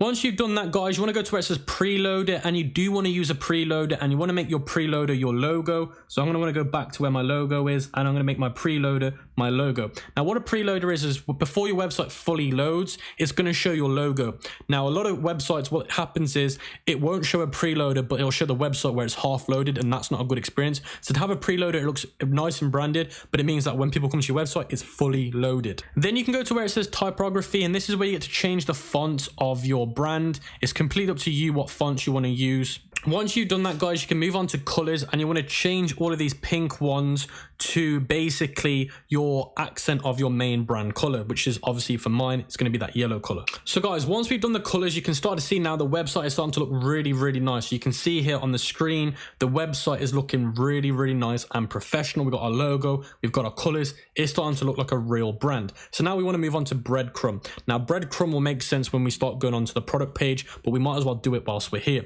So you do want to use a breadcrumb, and you want to make the breadcrumb text the color of your main brand. And once you've done that, you want to change the breadcrumb image to a nice long stretch image that you have of the product. Now the image I've used for my breadcrumb is of the sneaker slanted on the side, so you can look down on it on a bird's eye view. And again, it'll make sense, the breadcrumb, once we actually get into that section. Then what you want to do, guys, you want to scroll down the theme settings, and you want to ignore a lot of them. We'll mess with these ones once it gets to the product page. The next one you want to do is money options, and you want to make sure that you enable Shopify payments, enable multi-currency, and enable automatic currency. Now this will help, because the great thing about this paid theme is it gives you a lot of the apps that you'd pay for normally for free, like multi-currencies, auto currency. Next thing you want to do is where it says newsletter, you want to turn the newsletter off on here. You don't want that newsletter on. And then where it says shipping rates calculator, you do want to turn that one off as well. And then once you've done that, guys, that's all the theme settings done till we start getting into the product page itself. So the next thing that we're going to do, guys, is this bit here on the right hand side. This is our next part. We're going to start editing. So click on it. Then what you're going to want to do is you're going to want to change these colors again to your accent colors of your brand. That's the first thing that we will be doing here. Then you want to select an image that's going to go where it says 1615 by 650. So you want to hit select image, and you want to select the image that you're going to want to use. So guys, you can see that's the image that I've used, and I think it's starting to look really, really nice now. And then what I'm going to do is I'm going to go to where it says heading, and I'm going to want to delete this heading. And then in the heading section, I'm going to put something that best suits my audience, something that's just a 2-worder. I wouldn't recommend going anything over 3 words in this section. So you can see here what I'm going to put. And again, it's just something that I think embraces my actual industry really nicely. So you can see there, that's what I put. And then where it says subheading, you're going to want to put something like, I'm going to put in mine statement sneakers. So I'm going to put statement sneakers. And again, I'm keeping things really simple because at the end of the day, I want the imagery. I want the sneakers to do all the talking for me. These are the little things that I'm adding in, are just a little bonus on top. And then in the description, I'm going to put the appeal of lightweight shoes is created for being able to run faster as a result of cushioning lightweight material. So I'm going to be talking a little bit about now the features of the sneaker. So guys, you can see I've actually done my little description there, and you can give it a bit of a read, and it's pretty much what I said it was going to be. And you guys might be thinking, Cam, how do you know how to say all this stuff? And it's because I've got a lot of experience in the footwear industry, so I pretty much know what to say. And you can see I've just changed the shop now button on there. I'm going to make sure the button color is a dark black, not a gray. So you can see I've just changed that there, and that's that bit all done, guys. And you can see that's starting to look really, really nice. So the next section that we're going to move on to is the next little strip here. What we're going to want to do is we're going to do the same again, but for a different image and a different description. So what I'm going to do is I'm going to change these to that yellow color again. And this is pretty much what we're doing again for what we did a minute ago, but we're going to use a different image and a bit different text, talking about some different features. So I'm going to change them to what they need to be. And then what I'm going to do is I'm going to go to where it says select an image, and this time I'm going to add a different image. And the image that I'm going to upload is going to be the image of the back of the sneakers, so people can see what it looks like from the back. And you want to try and get different angles of your product when you're doing this, some from the front, some from the side, some from the back, so people know exactly what they're buying. So you can see that's what's starting to look like. And guys, just from a few little things that we've done there, it's starting to look really, really nice. So now what we're going to want to do is select that. And then what we're going to want to do is we're going to start editing some of this. So where it says heading, I'm going to put why choose our sneakers. So I'm going to put here why, and then in the subheading, I'm going to put long lasting comfort. So I don't even want to change this. They've already done it for me, so I'm going to keep it as it is. Then what I'm going to do in the description is I'm going to put several colors and sizes. I'm just going to be talking about the colors, the sizes, and how they can be like an everyday sneaker. So guys, you can see here I put several colors and sizes which suit all ages. Additionally, the lightness assists with everyday trainer as well as training and hiking. So I'm trying to appeal to all the different categories of people that are going to come here and buy them, because not just fashion people are going to want to buy these. You might get old people that want something that looks good and it can get the hiking out of the way or something. So that's why it's important to address the different types of audiences that are going to come to your website. So here I'm going to put shop now, because again, I don't like using buy now. And then once I've done that, I'm pretty happy with this. Is now starting to look, this is starting to look really nice and professional. So now we're moving on to the special features section, which is here. And we're in the special feature section, and we're going to want to mess around with some of these colors. So the first color I'm going to mess around with is the big color, and we're going to make that yellow color to match our brand. The button color is going to be, let's say, white. Let's make that one white. I think I quite like the way that white color looks. And then we're going to want to add an image here. So I believe that this is the middle block section here. So we're going to add an image that I feel like is going to help with the benefits of this. So we're going to click it, and then I'm going to upload an image that I feel like is going to help with kind of explaining the benefits of our product, which I think this one is right here. So I'm going to click that one, wait for it to upload, and then it should replace this 900 by 900 little section. So as you can see, that's replaced it, and I think that's a really nice photo for what it's going to do. It's starting to look really, really nice and professional.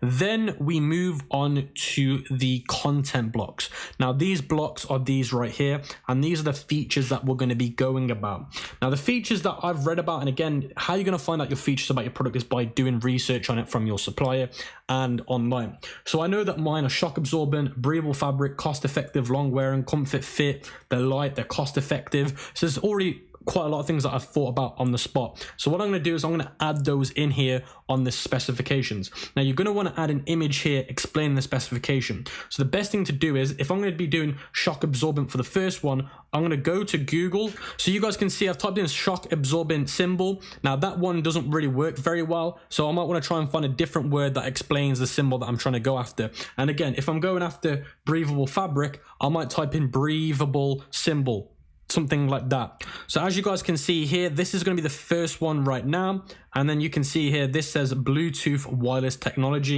and I'm going to change this to say shock absorbent. So I'm going to change this to say shock and then absorbent, and then I'm going to change the image. So I'm going to try and pick the shock absorbent image. So I'm going to click upload. I'm going to try and find the shock absorbent image that I've got, which is this one right here. I'm going to click choose, and then I'm going to click it, and then it will do it. So you can see there, I'm going to click select, and that's that one out of the way. So I've got another 1, 2, 3, 4, 5 to do. So I'm going to go through these and then update you on what I actually choose.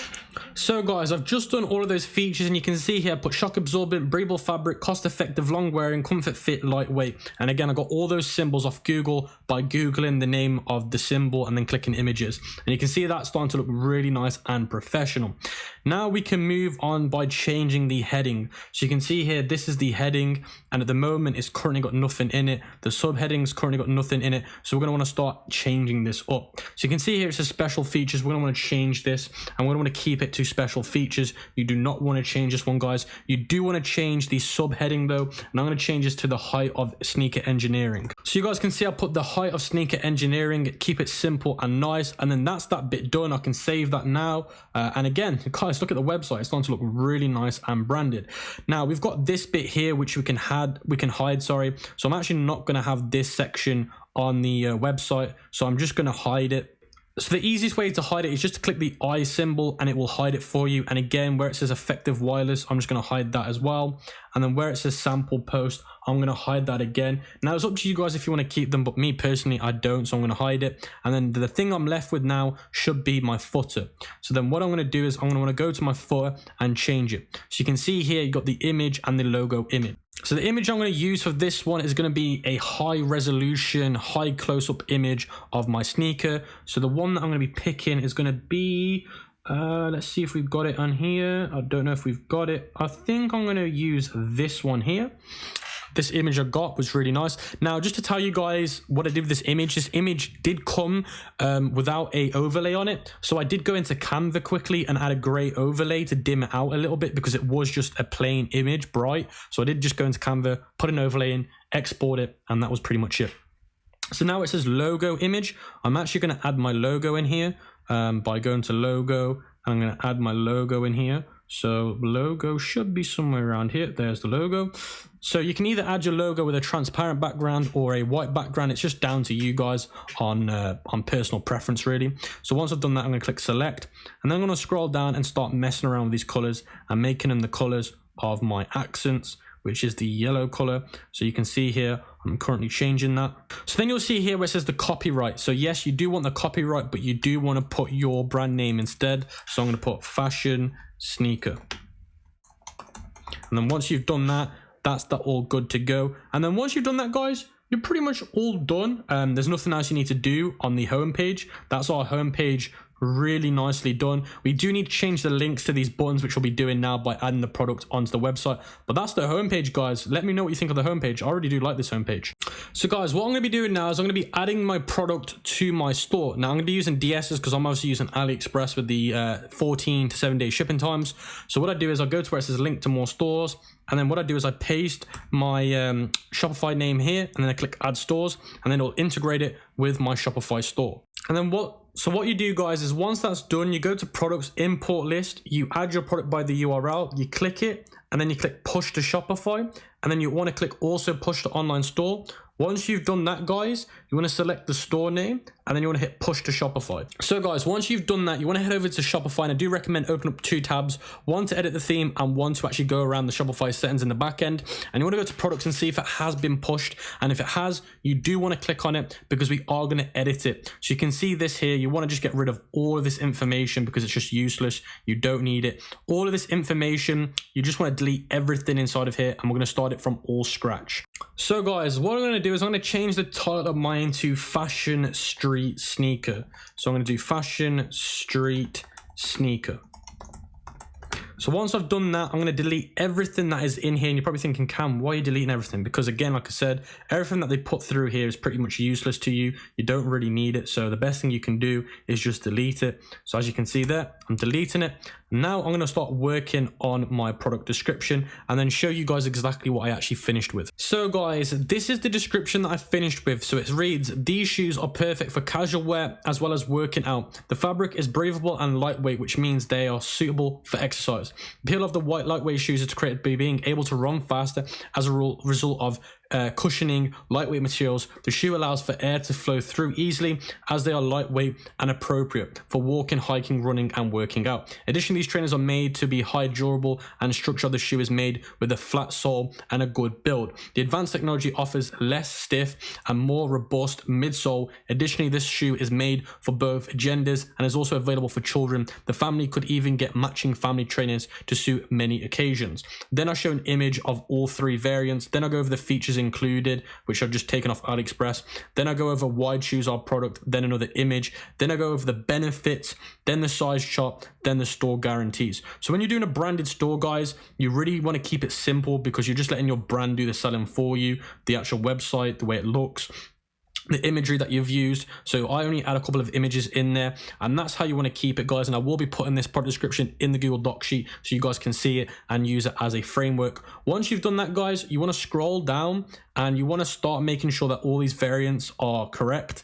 And then you want to go to where it says edit website SEO, because the actual link for this is, if you have a look, it's going to be really long and it's just not going to be practical. So I'd recommend that you delete this. And then I'm just going to put fashion sneaker here. So I'm going to put fashion dash sneaker, and then I'm pretty much good to go, because the one that Shopify gives you guys is just really long and it doesn't look very professional. So that's why I'd recommend that you override it like that. And then once you've done that, you want to hit save and you're all good to go with the product actual import section. Now we can head over to the product description and product page. So guys, now we've done that, I just want to quickly adjust these images in the media section, and I'm going to want to delete this image. I'm going to want to delete this image, I'm also going to delete that image, and that image. Now, the reason why I'm deleting those images, guys, is because I want to just keep it very simple, because the majority of the website has more nice, cool looking images than those. So I just want to keep it simple and clean. Now I've done that, guys, I'm going to head back over to the store editor, and then I'm going to want to go to the actual product page itself. Now, before I actually go to the product page itself, guys, it's worth going and editing these links on these buttons to the actual product page itself. So how you do that is you click on it, and then you go down to the content and scroll down, and where it says button link, you want to put the button link to the obviously shop now, and that shop now is going to go to the product page. If we scroll down and go to where it says all product collections, you're going to delete it, click products, and then you're going to select the Fashion Street sneaker. And then once you've done that, if you click it, it should take you straight to the product page. So we've clicked it, it will show the preloader, then it will take us to that product page, and there you go, the product page it is. Now, as I was saying to you guys before, this is the breadcrumb. So when we were doing the breadcrumb, that's basically what it is. And it's just a way of making your product page look really nice and branded. So guys, let's start quickly adjusting some of the features on this page. The first thing that you want to do is you want to go to collection and make sure that's turned off. You want to make sure that you go to product sidebar deals and turn that off as well. And then you want to go to where it says sidebar bestsellers. You also want to turn that off as well. And then you want to go to where it says custom text. Now that custom text is these little trust badges here. And these are really good to build more trust. And they look really nice and branded. So the first one we're going to do is we're going to click this top one here. And we're going to put in here something about being a perfect gift potentially. So what we're going to do is we're going to keep this the same because that's the actual symbol it creates. Then the special heading here is what we're changing. So I'm going to change this to the perfect gift. And then where it says description, you just want to add something really short about why it's the perfect gift. So Valentine's Day is around the corner at the moment. So I'm going to put Valentine's Day is almost here or something like that. Is almost. Now we're on to the next one. I'm going to change this one to secure payments. So I'm going to change this to secure payments.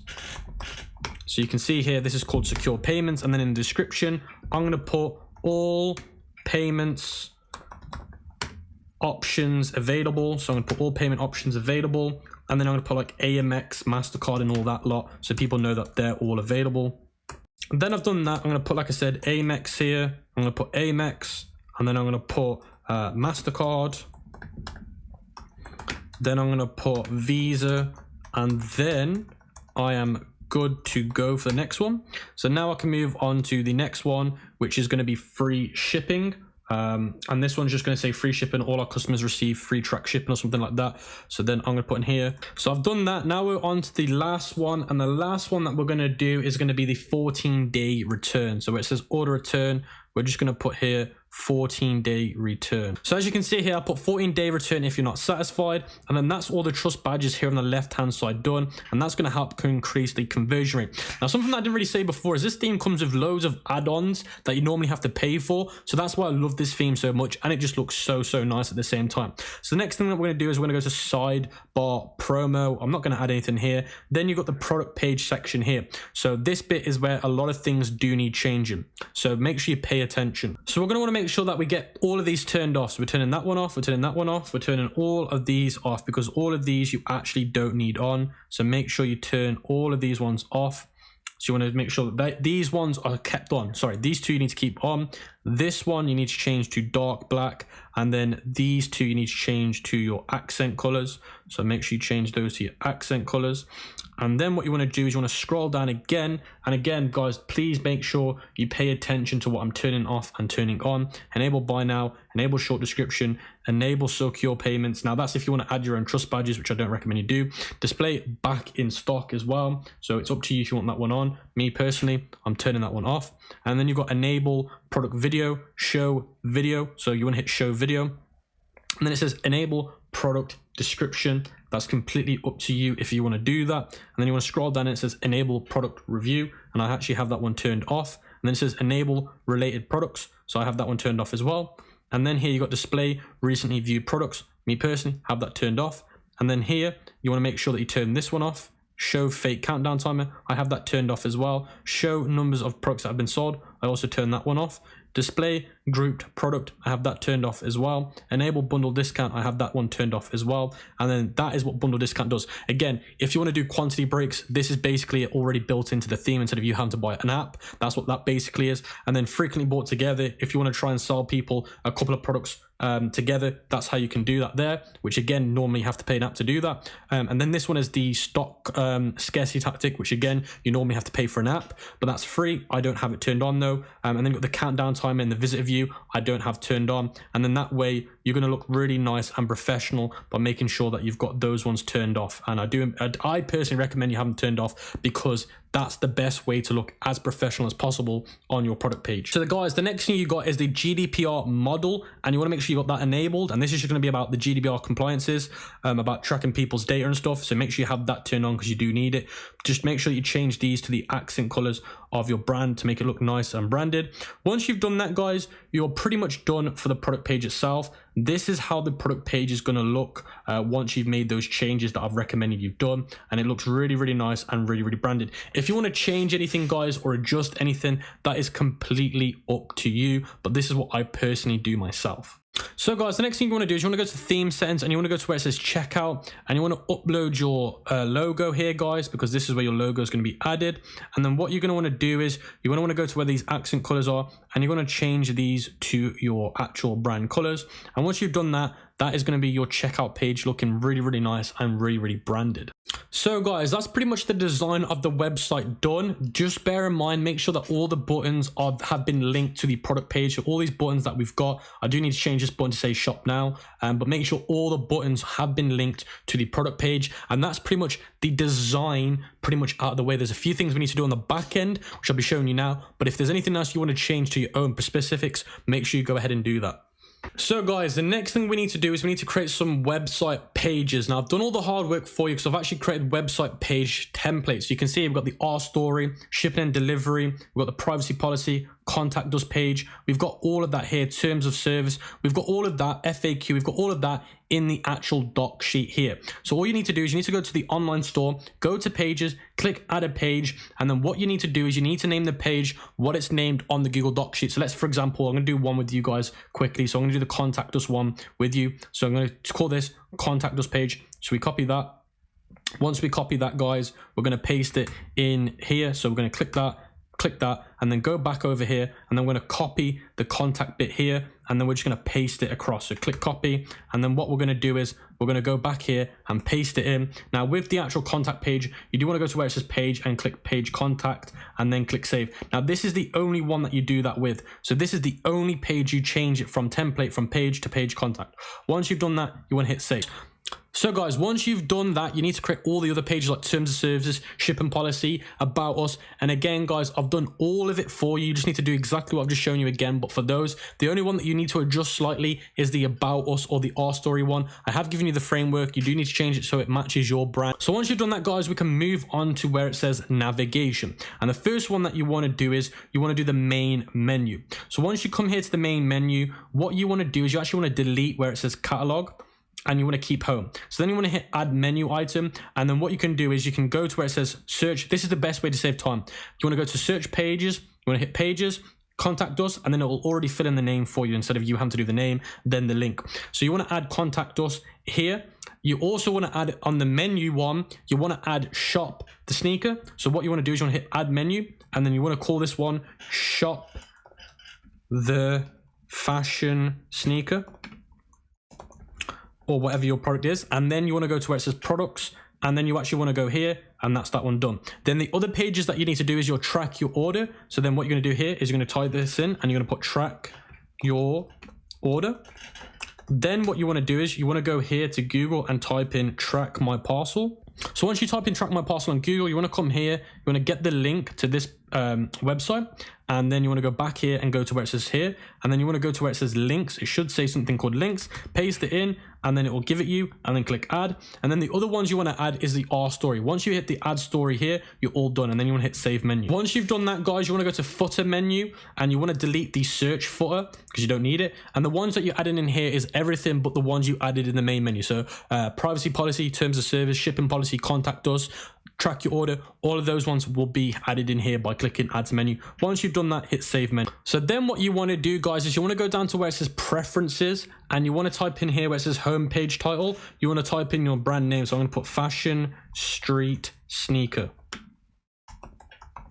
Once you've done that, you want to go to where it says homepage meta description, and you want to paste basically. So if we go back to here, you're just going to want to paste something off here into that section. So you're going to go there and paste it in. Once you've done that, guys, you're all good to go. Now make sure that you turn off password. So your store will come with a password originally. What you need to do is select the plan. Even when you're on the free trial, it won't charge you. Once you've done that, make sure you disable the password or your store won't work for visitors. Once you've done that, guys, you can head over to the settings in the bottom left. The first one you want to do is you want to go to where it says general, and the first thing that you want to do is make sure that the store name is the actual name of what you're doing. And then where it says store industry, make sure you pick your industry. Then the legal name of the business, make sure that this is the LTD name or the LLC name you've chosen. And then make sure that the actual time zone, the address matches the actual address of the registered business address. Then store currency, make sure this is in dollars. Make sure you click save. Then the next thing is going to be payments. So you want to go to where it says payments. And this is really important for you guys. You want to make sure that you got Shopify payments set up, and you also want to make sure that you've got PayPal set up. It's very important that you've got both of these set up. Now, for those guys that don't get Shopify payments in their country or don't get PayPal in their country, I've got a great option for you guys to find the best payment gateways if it isn't in your country. So guys, if you can't get Shopify payments or PayPal in your country, come to this link, which will be in the Google Doc sheet. It's a Shopify blog. And if you click on the country that you're in, it'll tell you the best payment gateways. So you click here and then it'll tell you the available providers for that country. So let's say I want to do somewhere in the Middle East. So let's say I want to do something in Egypt. It'll actually tell me what gateways are in the Middle East. So here you've got all the different gateways that you can do in that country. Let's say I'm from Ghana, I can do the same. Click it, scroll down, it'll tell me which are the best payment gateways for that country. So again, if you can't get Shopify payments or you can't get PayPal, use this option to find the options that you can use in your country. So if you have got Shopify payments, what I'd recommend that you guys do is click manage on it. And I'd recommend you go to where it says set up multi-currencies. And I'd recommend that you add Euro, US dollar, Canadian dollar, Australian dollar, and UK pounds. Once you've done that, click add currencies and you can save it. So guys, the next one you want to do is you want to make sure that you go to checkout and you want to make sure that accounts are optional. Then you want to go to where it says customer contact, and then you want to make sure that this one is turned on. And then where it says to receive shipping updates, you want to make sure that customers can download shop app from their order status page. And then you want to make sure that the full name is required last name only. You want to make sure that you require the first name and the last name. Company name optional. Address to line optional. Shipping address phone number hidden. So the shipping address phone number is hidden. I would actually recommend that as optional. Then when you scroll down, you can keep this pretty much all the same. So I'd recommend that you just leave that all the same. Once you've done that, guys, you can click save. So guys, the next thing that you need to do is go to where it says shipping and delivery, and then you want to hit manage rates here. And then what you want to do is you want to scroll down and you want to hit here where it says create shipping zones. And then what you want to do is you want to add this shipping zone as ePacket. So call it ePacket. And then what this is you're going to add all the ePacket countries to this list. Now there's a Google list, and I've created it for you in the Google Doc of all the ePacket countries. And what you want to do is you want to tick all the ePacket countries. And then once you've done that, click done. And then what you want to do is you want to manage the rates. You want to make sure that you go to where it says add a rate. You want to delete this rate. You don't need this rate. So let's delete it. So let's delete this one as well. You want to hit add a rate, and you want to call the rate free tracked shipping. So what you want to do is you want to make sure that you hit add a rate, and then you want to call this rate free tracked shipping. And then once you've done that, you're all good to go. And remember, guys, you want to make sure that you got shipping to ePacket, and then you want to make sure that you got the shipping rate as free track shipping, completely free. Once you've done that, hit save. So guys, the next thing you need to do is you need to go to where it says legal, and you need to make sure you fill all these in. And they do have templates for you that you can just click on, or you can use the ones from the Google Doc sheet that I've given you. And again, the only one that is missing is the shipping policy, and I've given you that in the Google Doc sheet. Once you've done that, you can hit save. So guys, now we've got 90% of the customization of the website done. We need to start downloading some apps to help automate and streamline the process. So the first app we need is Tracksure, and this will sync all the PayPal tracking numbers over to PayPal for us so we don't get into any issues with PayPal. So what you need to do is come to tracksure.com. I'll leave it in the Google Doc sheet and in the description. Enter your Shopify domain name, and the best way to do that is to go to your Shopify, click the URL, and then just paste it in. Once you've done that, it will download the app into Shopify. Once you've done that, click the app, and then once you've clicked the app, it should take you to a page that looks like mine, asking you to start a 14-day free trial. So you can see here, 14-day free trial. Click start free trial. Once you do that, it will take you then to the setup process, which is really easy. So as you can see here, this is the way it looks at the moment. And then what you need to do is you need to go to where it says settings. And when you come to settings, you just need to click where it says connect with PayPal. Once you've done connect with PayPal, that is literally all you need to do. And then it will show you all the orders submitted to PayPal all for you. So that's literally all you got to do, guys. So easy, so simple. So guys, the next app you're going to need is something called Lifetimely, and this is going to help you work out how much money you've made and how much money you've lost. It's basically a profit and loss app. So all you got to do is download it. Once you download it, click on it, and then it will ask you to start a 14-day free trial as well with this app. But this app is a must-have if you want to start a successful business. So you can see here it's a 14-day free trial. Click start free trial, and then it should take you straight into the app. And I'm going to be showing you how to actually sort this out because there's a lot of cool things about this. So then here it says welcome to Lifetimely, what's your email and everything like that. So just add all this in, and then I'll get on to the next bit with you guys. So guys, once you've filled out all that information, your page should look like this, and you may have seen this in a few of my other videos that I've made, and this is what I use to work out how much money I've actually made in net profit. So it shows you revenue, product cost, marketing cost, then the net profit. So what you want to do is you want to go to where it says cost data and integrations, and obviously you can't do some of this now because you haven't done it yet, but you want to connect your Facebook ads by clicking connect Facebook ads. Once you do that, it will take you to the page where you connect your Facebook ads by logging into your profile. If you're using other advertising platforms like Google Ads or any other advertising platforms, make sure you click them here. But obviously the one that I'm going to be teaching you guys in this course is the Facebook ads. So that's what you're going to do there. Then you've got your product costs here, and you want to click that. And then what it is it will upload all the products for you automatically, so you don't actually have to do that yourself. And then transaction costs you do need to do yourself, and you need to add a gateway. And when you hit add a gateway, it will ask you for the gateway that you want to use. So in here, I'm going to type in Shopify, and then it will give me Shopify payments, and then it will automatically fill it out for me. Click add and close, and then I'm going to add another gateway, and this one's going to be PayPal, because again, PayPal and Shopify do take their fees. So it's important that you always add this to your profit and losses. So what you can do is eBay and PayPal. Once you've done that, you have your two gateways here that will take a fee, and then you've got something called handling costs, which you don't need to do because you haven't got any handling costs. Shipping costs, if your shipping's costing you anything, make sure you put it in there. So what you want to do is you want to hit add country, and then you want to add those shipping costs in there. Now something else is you got custom costs. Now this is important. Custom cost is important. So if you've got other apps like Tracksure, which will cost you $9.99 every 30 days, add that in here. So you click add custom cost, and then you can call this Tracksure. So we're going to call this Tracksure. And then I spelled that wrong and take the I out. So you call it Tracksure, whatever app you're adding in, that's a custom one. And then you do this as a monthly, and then you add the cost, which is going to be $9.99. And then you add the dates that was done, and you click add and close, and then that'll add it in. And then any other costs that you've got that are custom costs, add them in. Any other apps, anything you've paid for, like logo creation, Canva subscription, add that in, and it's going to tell you how much you've made and how much you've lost. I can't emphasize this enough though, guys.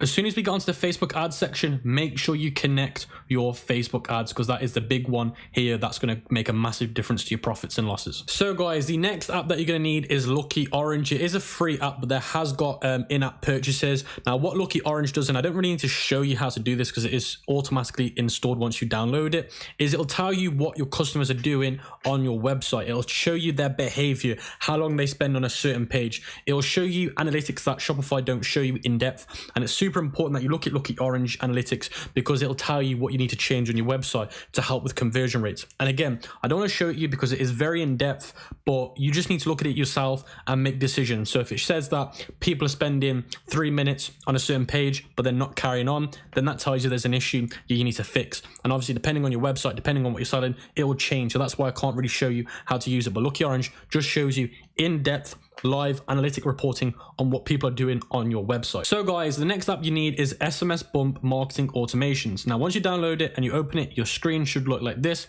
Now SMS Bump is basically text message marketing. So let's say somebody adds to your cart but doesn't buy, but does put their number in, or let's say somebody does buy something from you but hasn't bought something from you again in months. You can text them if they qualify for it, as long as they put their details in and agree to it, and then you can send them text saying, look, you've not bought from us in a while, why not buy from us again? And text message marketing is by far the most powerful way to retarget people in your funnel, and that's why I'm showing you how to do it today. Now you want to do the TCPA and GDPR compliance rules, and SMS actually give you the full guide by just clicking view guide. I've also given you the full guide in the Google Docs sheet and how to do it all so you're compliant with it. I'm not going to be showing you in the actual video because I've already shown you in the doc, so you just need to follow it step by step. I'm going to be showing you though how to do the automations and flows, because that is by far the most important part. So let's go to automations here. You can see where it says automations. This is where we're going to be spending all our time today, guys. So you can see automations, but let's ignore that for now, because there's a few other things that I do want to show you that are very, very important, like integrations. So integrations are here. Now the integrations that you do need to care about is Klaviyo. Klaviyo is by far the biggest integration that I want you to use with SMS. So I'm not going to get you guys to do it now, but I'm going to give you the heads up. When we do go through the Klaviyo setup, you do need to set it up up with Klaviyo with SMS because it's a great way. Klaviyo is basically email marketing, and email marketing is a lot more easier to get people to email based on the laws. So if you haven't got people in your SMS, what you do is you send them an email and try and convert them to SMS. But again, we'll go over that a little bit later, but you do want to make sure that you set that up later on once we get Klaviyo out of the way. So let's go back to automations because this is very, very important. And these are the ones that we're going to be doing today. And if we go to the Google Docs sheet and if we scroll down, you'll actually see the automations in here. So if we scroll down, you can see here the SMS setup that I gave you, talked to you about in terms of GDPR compliances. So if we actually go down, you'll see here the automation setup. So the first one that we've got is the abandoned cart sequence. So you can see here, we're going to have 3 different abandoned cart sequences. So I want you to copy this text here, and then I want you to go back to SMS, and where it says abandoned cart here, what you're going to want to do is you're going to hit edit. So this is the first one that we're doing. Now, if we go back to the Google Docs sheet quickly, it'll actually tell you what we're doing. So we're sending this after 20 minutes. So let's just make sure we change this to 20 minutes because it's not 30 minutes. And then what we're doing is we're scrolling down and we're changing this to 30 minutes, 20 minutes, not 30 minutes. Then what we're doing is we're scrolling down and we're changing this text. So we're changing it to this. So this now is our text. So you can see here it says SMS text sent after 20 minutes. You're going to want to make sure you get rid of that because you don't want to put in that in the SMS. Hello, first name. We noticed you forgot your pair of sneakers. And again, you want to change this based on your brand and your and what you're selling. Obviously, this is for my sneakers. So I put, we noticed that you forgot your pair of sneakers in your shopping cart.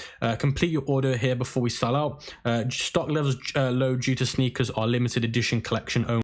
Then you want to make sure that you put the add to stop out, because if you don't put the add to stop out, then you can get yourself into a lot of trouble. So make sure you do that, guys. Now, what you can also do is you can actually add an image if you want to. So you can see here, attach image or Giphy, attach image to USA recipients, send that to them lot. So you can actually do this if you want to, which is really good. So if you click here, you can actually add emojis as well if you want to make it really cool and fun. And then you can see here, you can add other things here like postcodes, countries, currencies, discount codes, store names. You can do all of that, which is actually really, really fun. So if we go back to this bit where it says attach image or Giphy, what I'd recommend that you do is untick the bottom one where it says grid and attach image or Giphy. And then you want to hit browse and you actually want to upload a nice image of your sneakers. So we're going to click upload image. And then we're going to upload a nice image of the sneakers. So I'd recommend you find an image where it shows all 3 sneakers, because then it's one for potentially one client. You got to remember that some people might want the red, some people might want the white, some people might want the yellow. So by doing that, you're going to get people in there. Nick, as you can see here, this is what it's going to look like when we send it out to our recipient, and it looks really, really nice and really, really branded. Once you've done that, guys, you can just hit the save button and you're all good to go. Once you've done that, guys, make sure that you turn it on. So you make sure you turn that one on that we've just created. Then you've got abandoned cart reminder after 1 day. So we're going to want to edit that one, go back to the Google Docs sheet, and you can see this one is after 2 hours. And you want to make sure that you added 20% discount code on this one. So we're going to copy this bit here. We're going to go back to the SMS. I'm going to change this to 2 hours because it's not 2 days, it's 2 hours, because we're being very aggressive. So then we will scroll down, change this to hours, and then change this to 2. And then, yes, this has got a Giphy in it, but we are going to change this, guys. So I definitely recommend that you tick it, untick it, get rid of the old one, add the new one. And again, what you want to do is add another image of the sneakers. So that's a really powerful image there. So I'm going to use that one. So then we're going to change this, guys, with the text on the cheat sheet. So you can see I've done that, and you're going to head there, click the add to stop to opt out. And then we're going to want to add a discount code. So how you do a discount code is you click here where it says short codes, and you want to hit discount code. And then once you've done that, that's all good to go.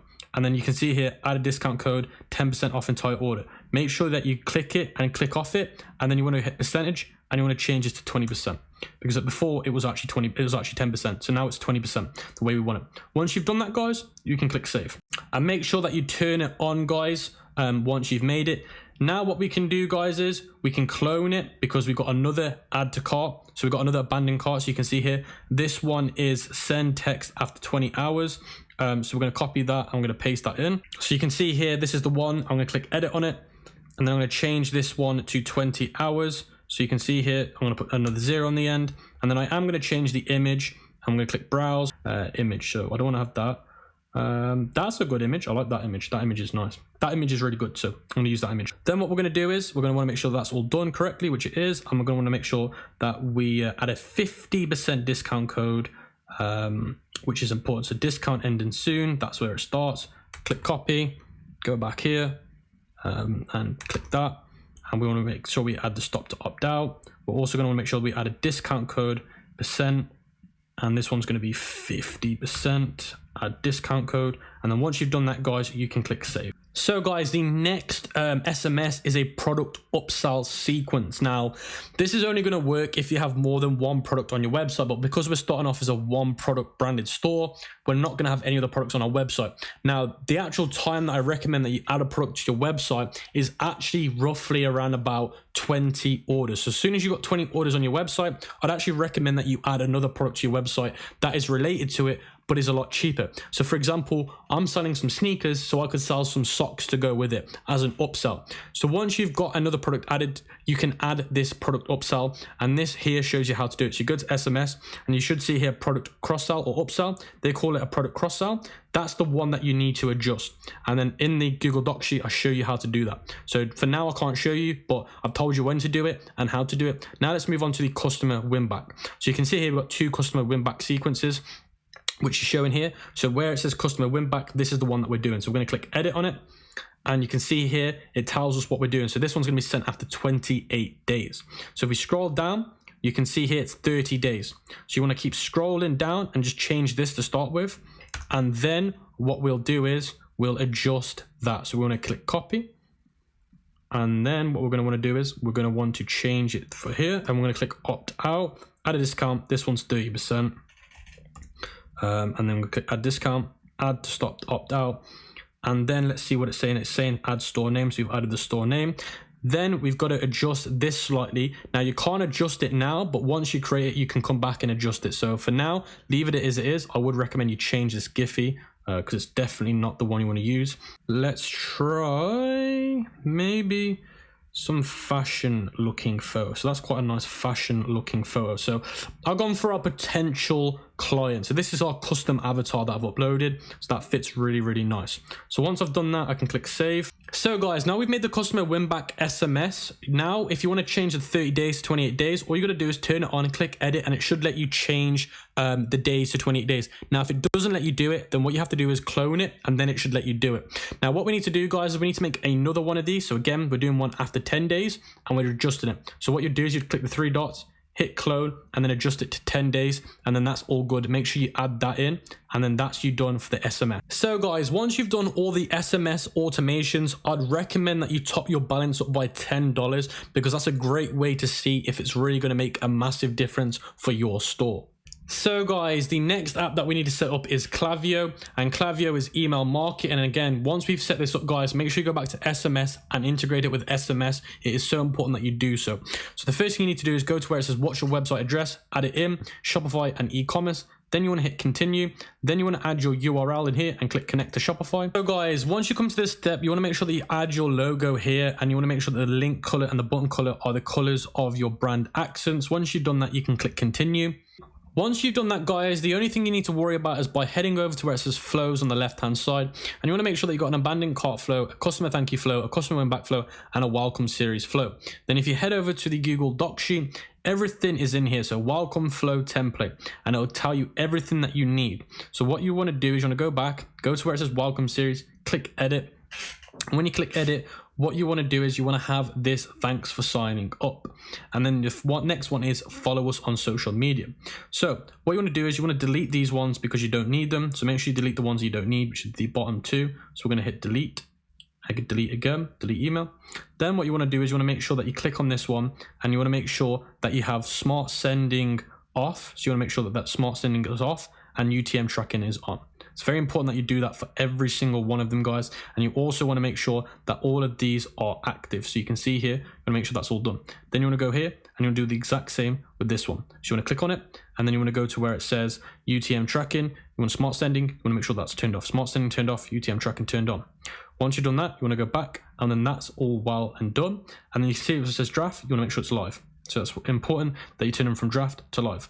Once you've done that, it should say congratulations, draft, live. And then you can see here, if we go back to the Google Doc sheet, it will tell you in between the social media platform and when not, how long it should be till you actually send the social media one. So here it says 3 days. So we actually want to do this after 2 days. So we're going to change that to 2 days and click save. Now what we want to do is we want to click on this one and we want to click on edit. So you want to hit edit. And then what you want to do is you want to head back over to here. So you can see where it says from form. You want to put the name here. And again, you want to adjust this to be your brand name and somebody that could be from your customer service. So it says here, send a name. You want to change it to this. So I'll put Gemma at Fashion Footwear. Then send his email. You want to put your business email. Then subject. So if you go back here, it will say the subject. So you can see here, this is the subject. Thank you for joining the best sneaker community. Here is 10% off your next pair of sneakers. So you can see here, we're going to change it and we're going to paste it in. Once you've done that, you want to hit save changes and then click edit content. So guys, now you're inside the email. What you want to do is you want to click on this image. And what you want to do is you want to replace the image by going to where it says image library. And then what you want to do is you want to upload the image by clicking upload or import. And then you want to upload an image of some sneakers. So you want to find a great pair of sneakers, which are these ones, and click upload.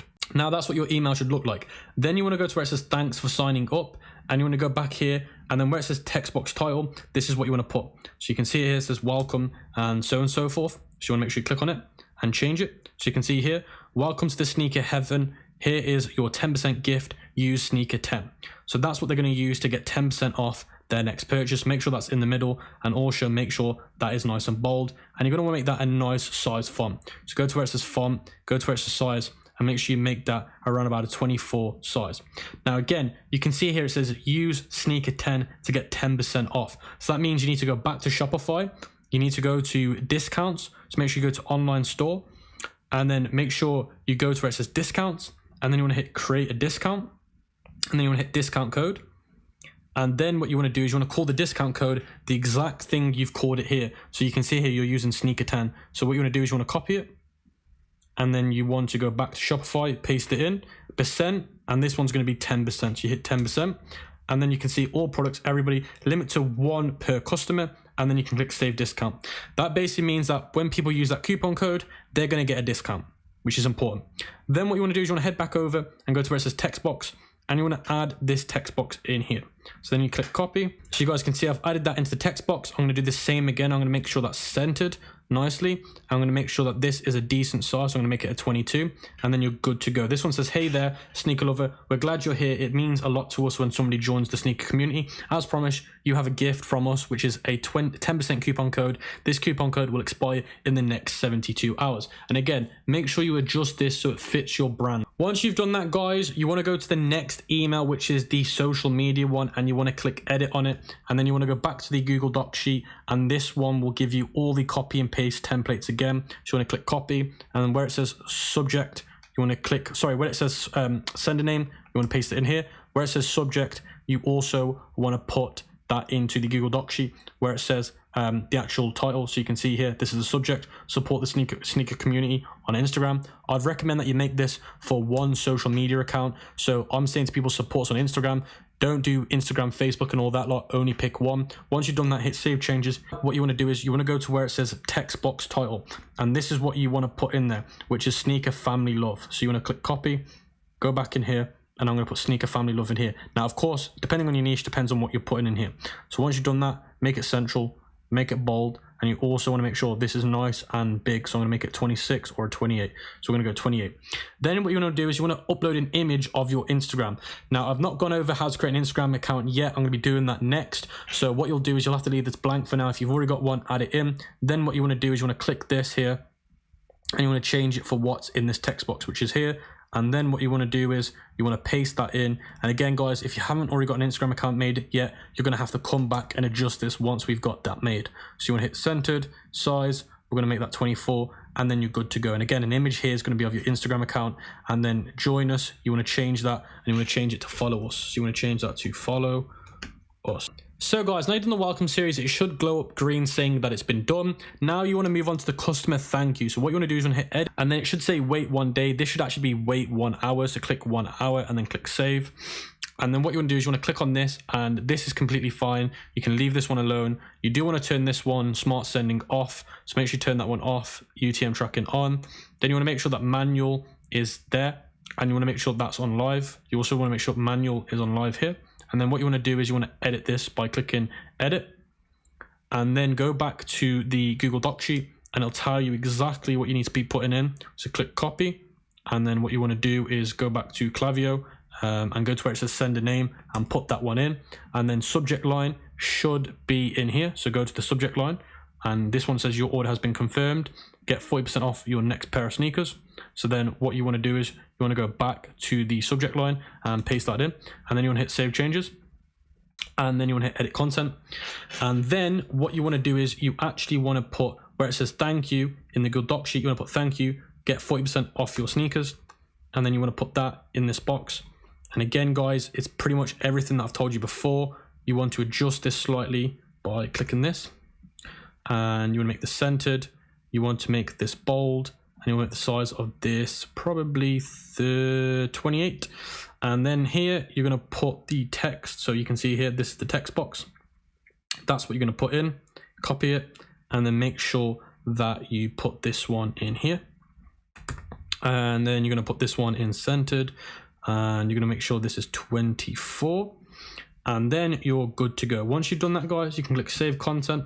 But remember, guys, you're saying you're going to give them a 40% coupon. So make sure you make a 40% coupon code called thank-you40. So you need to go back to Shopify, create another discount code, and call it thank-you40 and make it 40%, and then you're good to go. So guys, that moves us now onto the abandoned cart, pretty much the most important one out of all these flows. You want to hit edit flow, and then you want to go back to the Google Doc sheet, and you can see this one says wait 20 minutes. So make sure you change this to 20 minutes. So change that to 20. Then minutes, and then what you want to do is you want to hit save, and then you want to make sure that this one is here, and again you want to make sure that smart sending's off, UTM tracking's on, and you want to make sure that this one is live, and then you want to click it, and then what you want to do is you want to click edit, go back to the Google Doc sheet, and you can see here it says from the same. You're always going to make sure that the sender is always the same because it's from the same person. Subject line this time though says what went wrong with your sneakers. Again, you want to change this to whatever product or whatever store you're doing. So you can see here, I'm going to put what went wrong with your sneakers. Then I'm going to click save changes, click edit content, and then you're going to go back to here, and you're going to basically take all of this into there. So then what you're going to do, guys, is you're going to click this, and you're going to replace this with what was in there, and you're going to delete what was in here as well. And then what you're going to do is you're going to make sure that that is being said to what you're selling. So you can see here it says, we noticed that you were halfway through ordering your sneakers, but you didn't end up buying them. I thought I'd let you know that we have limited stock because of the limited collection that we're selling. And then it says to them, if you've got any assistance, you can let us know. Then you want to make sure that the return to your car is the link to return to your car. And all you got to do is go to your Shopify to get that. And then where it says, thanks for stopping by, you want to change that as well. By going to Google Doc sheet, it'll tell you. So what you want to do is you want to replace that with what went wrong with your sneakers again. So you want to click that, and then you want to put what went wrong with your sneakers. And then you want to put that in bold in the middle, and you also want to make sure that is around about a 28 font or a 26 font. And then what you can actually do is you can actually add an image in here. So I'm going to actually show you something else you can do. So I'd actually recommend adding an image in here, and I'd actually recommend adding an image of the sneakers. So that is something that I'd actually recommend you do. So I'm actually going to go to upload, browse file, and I'm going to pick that image. I'd recommend you pick the one that's the best seller. And then you can see here, when people see that, it's going to make them want to go back to the cart. And again, you want to change the color of that to match the yellow accent or whatever accent you've got going on. So guys, the next abandoned cart flow is after 2 hours. So you can see here it says after 20 hours, you're going to change that to 2, and then you're going to hit save. And then what you're going to want to do is you want to make sure that the smart sending is off, UTM tracking's on, draft is live. And then what you're going to want to do is you're going to want to paste or change slightly what I've put in there. And then once you've done that, you've got flow 3, which is after 20 hours. So if we go back here, what you're going to want to do is you want to hit duplicate on this, so clone it, and then you want to move that over here, and then you're going to change this to 20 hours. So you're going to change this one to 20 hours, and then click save, and then you're going to clone this one, and then you're going to put the clone over here. And then what you're going to do is do the same again, make sure it's live, make sure UTM tracking's on, make sure smart sending's off, then make sure that when you do this, guys, you go back to Google Doc sheet and you change it to what's in here. And then once you've done that, guys, that is Klaviyo all done. So once you've done that, guys, make sure you save it, and that's all your Klaviyo done. Customer win back, you can do that. Everything's in the Google Doc sheet for you to do that. So make sure you do that. But again, customer win back's not going to work unless you've got another product added to your site to help them to go buy it. Because we're doing this one product branded store, you're only going to start with one product. And then as soon as you get around about 20 to 50 orders, you can start adding more. The whole point of this one product branded store route is to turn it from a one product store to a niche store, but you have to build a customer base first. I'd leave that one inactive till you've got a niche store after building something solid on foundations. It's Tido live chat. So what you want to do is you want to open up Tido, and this is what your screen should look like. Once you're here, you want to hit the bottom left where it says settings. You want to go to the top right where it says your profile icon, and then you want to hit profile, and then you want to call the name of this person, somebody that's pretending to be customer service. I've called mine Sarah J. You might want to call yours Ian G or something like that. Call your operator something that could be as a pretend as an operator. Then in terms of the picture, Google customer support headshot or customer support, and then go to images and you'll find one like this where it shows somebody wearing a headset, and then just upload it there. And then once you've done that, yours should look just like this. Now in terms of background color, change it to whatever suits you the most. Because I'm doing obviously a Black Friday store, I've left mine as black to make it look like it blends in with Black Friday. If I'm doing something festive, I might want to change it to red, but obviously for now I'm going to keep it black. Then it says online support status, I'll put mine to customer support, and then where it says chat visibility, I've left all this the same. So the only thing that I've changed is the online status to say customer support. Apart from that, I've changed it to black, and that's the only thing that I've personally changed. And then you got your integration. So if you want to integrate this with other things, you can. Then you got your email mailbox that I recommend you get if you can. Then you got you connect your Facebook account. I definitely recommend that you connect your Facebook account to this because it works so much better. Then you've got your operating hours, which I recommend you definitely turn on. Make sure you turn these operating hours on, whether it be for yourself or whether it be for the VA that you've hired. Make sure those are turned on. Then you've got quick responses, which I definitely recommend that you set up. Now, quick responses are basically made for those that are in the live chat. So if you're hiring a VA and they're responsible for the live chat, then they can quickly put in the live chat section these quick replies instead of having to type them all out. So it's definitely recommended to do that. Then you've got operators. Now, if you've hired a VA, this is where you would add them to this section. Then you've got integrations, like I said before. Then you've got desktop and mobile, which you can add an app. Then you've got contact properties. Then you've got project billings, so you don't need to be worrying about that. Then you've got your tracking. Then you've got your developing. So the only things that you should be worrying about, guys, is the live chat, the operating hours, and basically adding operators to the Tido live chat. Now, once you've done that, guys, you want to go over to this bit here where it says chatbots, and you want to make sure that you've got delivery track bot active. You want to make sure that you've got your purchase complete message active, and you also want to make sure that you've got discount when cart is abandoned active. So once you've clicked those three, it will automatically set them up for you. You don't need to do anything else. So make sure that those three are done, and if you scroll up, you should see them here. Once you've done them, make sure that you click options and make sure you activate them all. When they're active, it should show this green little icon here. So something else that you want to add, guys, is the AI responder. This is basically your frequently asked questions automatic bot. So what you want to do is you want to go down, and you want to go down to where it says enhanced communication, and you want to click AI responder, and once it's added, you'll see here. And then what you want to do is you want to click edit on it, and once you click edited on it, it should open this page that looks like this. Then it says here, where is my order? So this trigger is basically saying, what if people put phrases like this, I've just placed an order, when it will be shipped, this will automatically reply with whatever you put in. So these are the triggers here. So I've added all my triggers here, and again, this is about orders and when will my things be shipped. So I've added all of my order kind of phrases here, so make sure you add them, and these are the ones that I recommend that you personally add, and you can add as many as you want, guys. It's completely up to you. Once you've added your basically customer trigger, then you're going to go to where it says sent message. So this is the message that you're going to send them if they add. So if any customers say any of those things, this will be the reply to one of those phrases they add.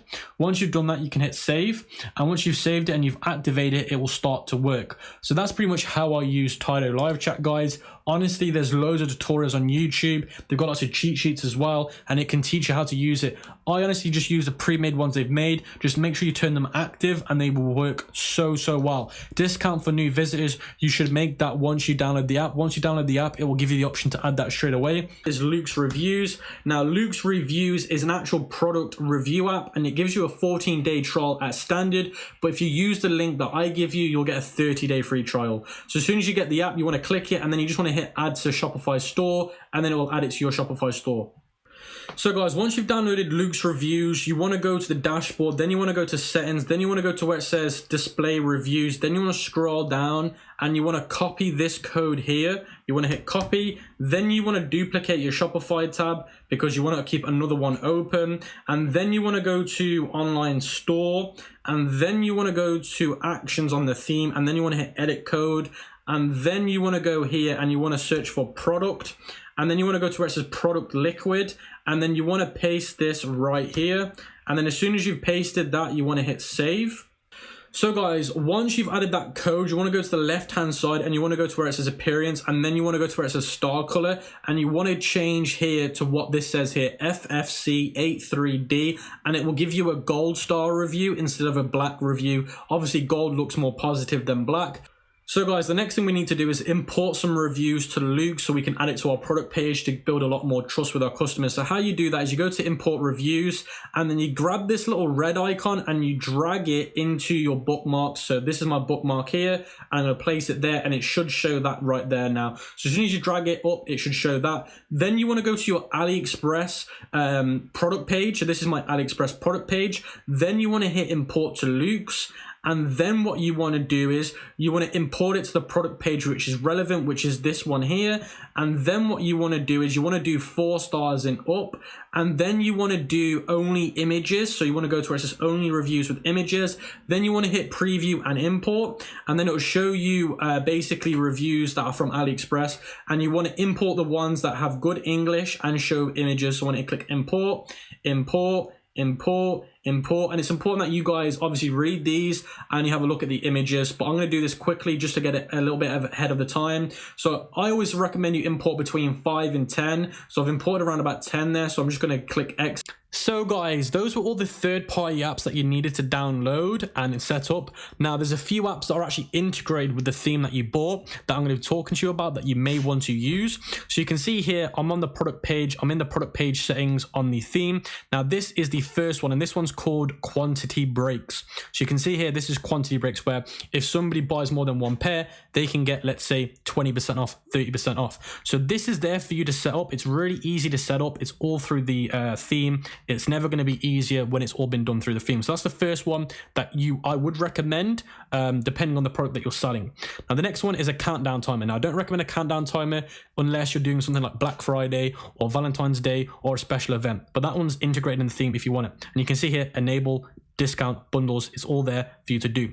Then you've got something called display group products. So any products that are related to each other, you can do it there. You've also got show fake real-time visitor. I don't recommend that one. Then you've got display recently viewed products, which I do recommend if you turn your store into a niche store.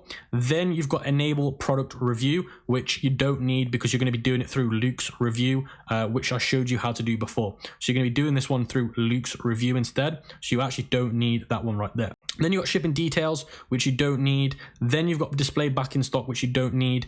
And then you've also got frequently bought together on here. So I do recommend frequently bought together. It is in here, and frequently bought together is where you can bundle different products and sell them at a discounted rate. So those are all the apps that are built in that you don't need to download third party, that you can set up, and that's all you need to get going. So guys, the next thing you need to do is you need to create a Facebook page. So what you want to do is you want to go to where it says create a Facebook page on Facebook. Literally all you got to do is go to Facebook, go to add, click create a page, and then you want to call the page name the name of your store. So I'm going to call it fashion sneakers. And then I'm going to go to category, and I'm going to type in fashion as the category. So you want to make sure your category is whatever you're doing. So design and fashion. Then you want to add a description. Now in the description, you're going to want to put the description of your about bit on the Google Doc sheet. So if you go to the Google Doc sheet, the about section on your website should be put into there. So once you've done that, you can click create a page. So once you've done that, you want to go to where it says images, and you want to add your profile picture. Now the profile picture you want to upload is the actual symbol of your logo. So if we scroll through here, I'm going to show you the symbol of my logo, just to show you what I mean. So you can see here, that's the symbol. So I'm going to click choose upload.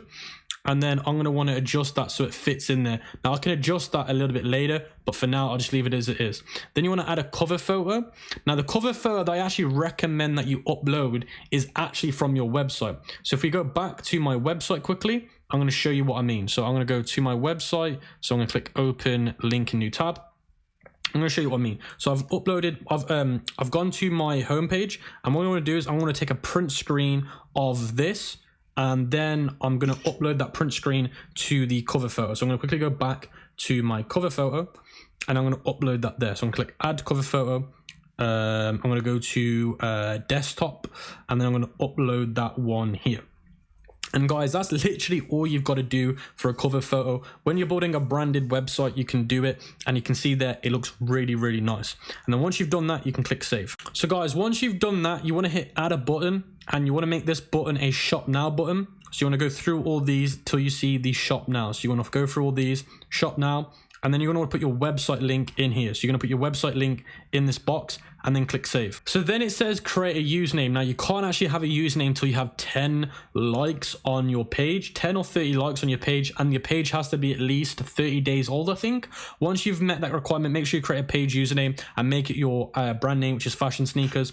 Once you've done that, you want to go to the about section and start filling that in. So you can see now all of this is missing. So you want to add your business hours, which means it'll be 24. So you can see here, always open. That's what you do. And then once you've done that, you can move on to enter website name. That would be your URL. Then add a phone number. I would recommend a phone number, so do add that in. Then an email address.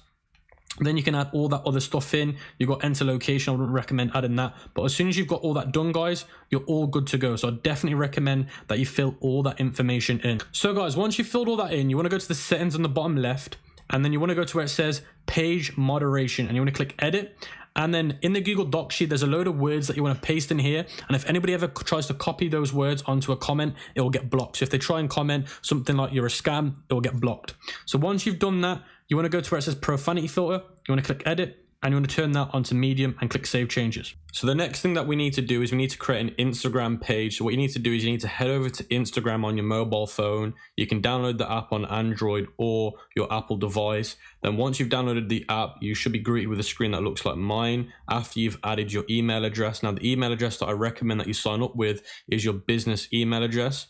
And then you need to create your username, which should be the name of your brand or something very similar if that username isn't available. So mine is the Fashion Sneaker because Fashion Sneaker wasn't available. Once you're on this page, the first thing you want to do is you want to head over to where it says edit profile.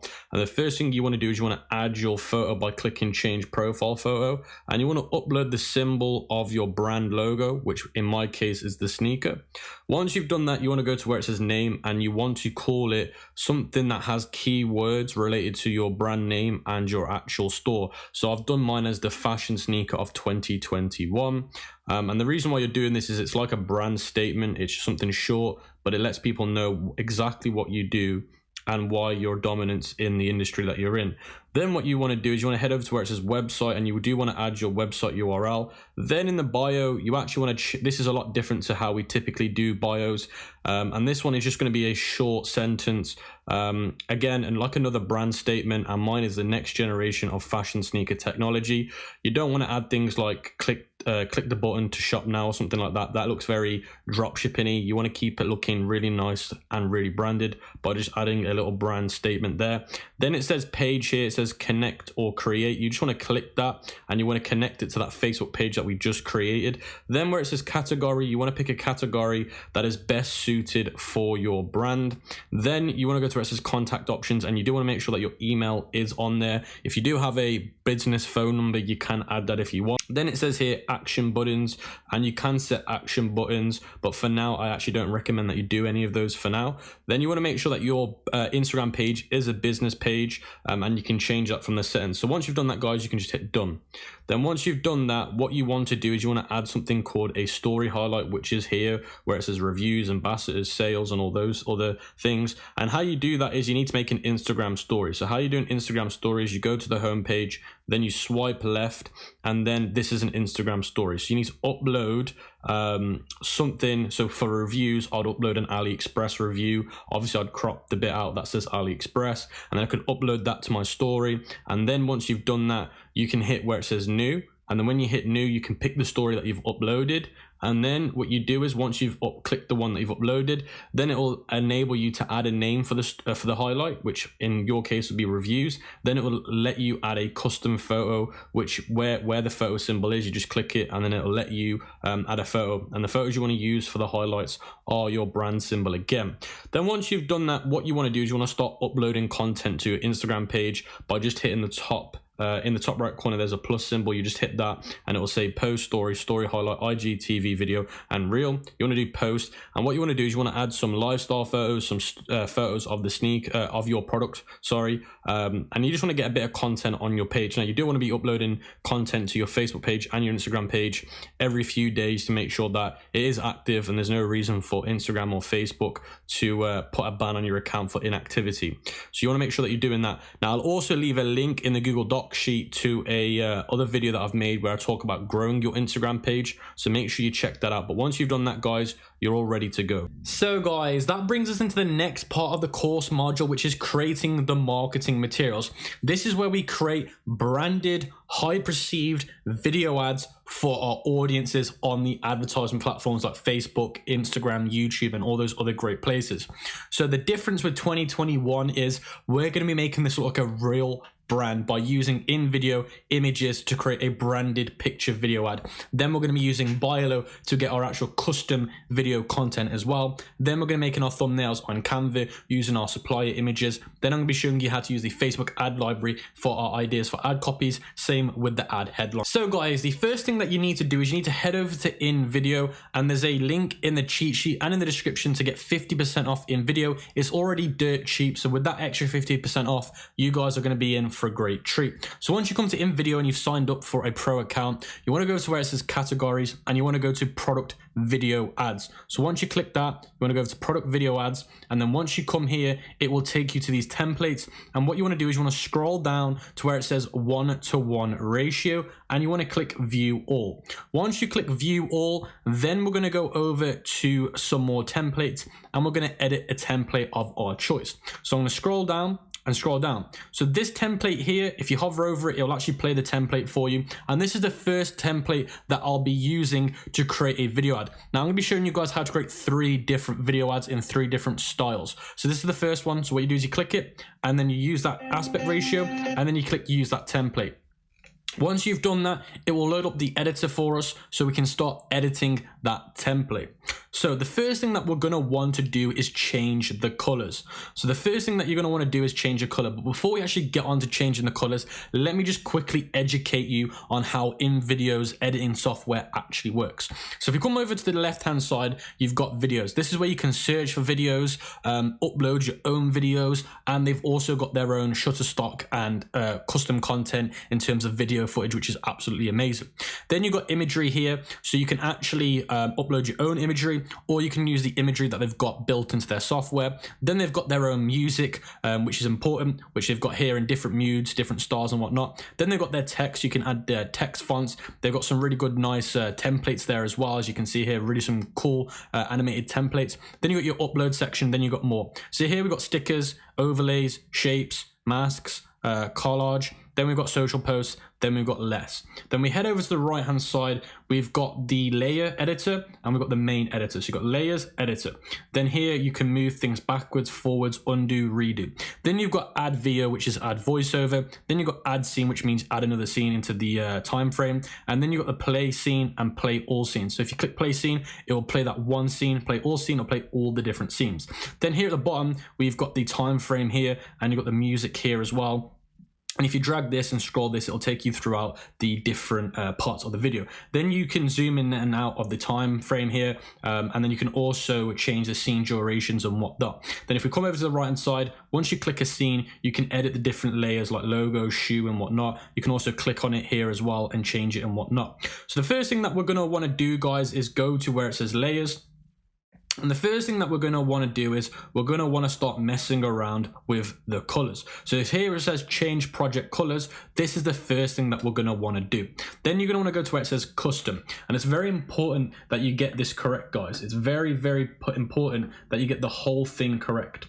So you're going to want to make sure that the colors of this match your brand colors. So the first one I'm going to keep as white, but this is the most important one. We're going to change this green color to that yellow color that we use for our brand. So guys, once you've changed the color projects to match your colors, the only color that I've changed is this one here. It's that yellow of my accent. You want to make sure that the actual scroll stick here, or should I say scroll tip, is near the end of the scene, so you get to see all the layers in the scene. So if you have the scroll wheel over here, you won't see all the layers. So the first thing we're going to want to do is we're going to want to delete where it says logo by just clicking it and clicking delete. The second thing that we're going to want to do is we're going to want to delete this green pair of sneakers by just clicking it and clicking delete.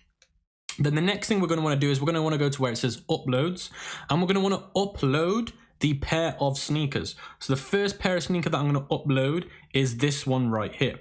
So I'm going to upload this by just clicking it and dragging it on to the video. And then what you want to do is you want to hit add as a layer.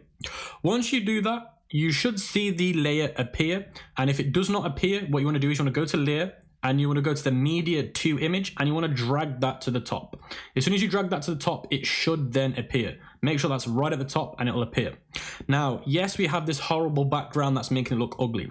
Now, something that InVideo has come out with, which is amazing, is you can remove the background. So just click remove background and that'll do the work for you. And then you'll get a nice clean cut of the image. You can see now it's just working its process, and it should show you the final result once it's done it. So that's the final result there, which is perfect. That's all I wanted. Click done.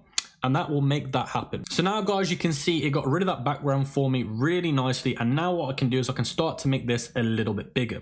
So you can see I'm dragging it, and I'm just gonna quickly make this a little bit bigger so it fits the scene really nicely. Now I'm gonna put this a little bit over here. I'm pretty happy with that now. So I'm really happy with the way that's looking.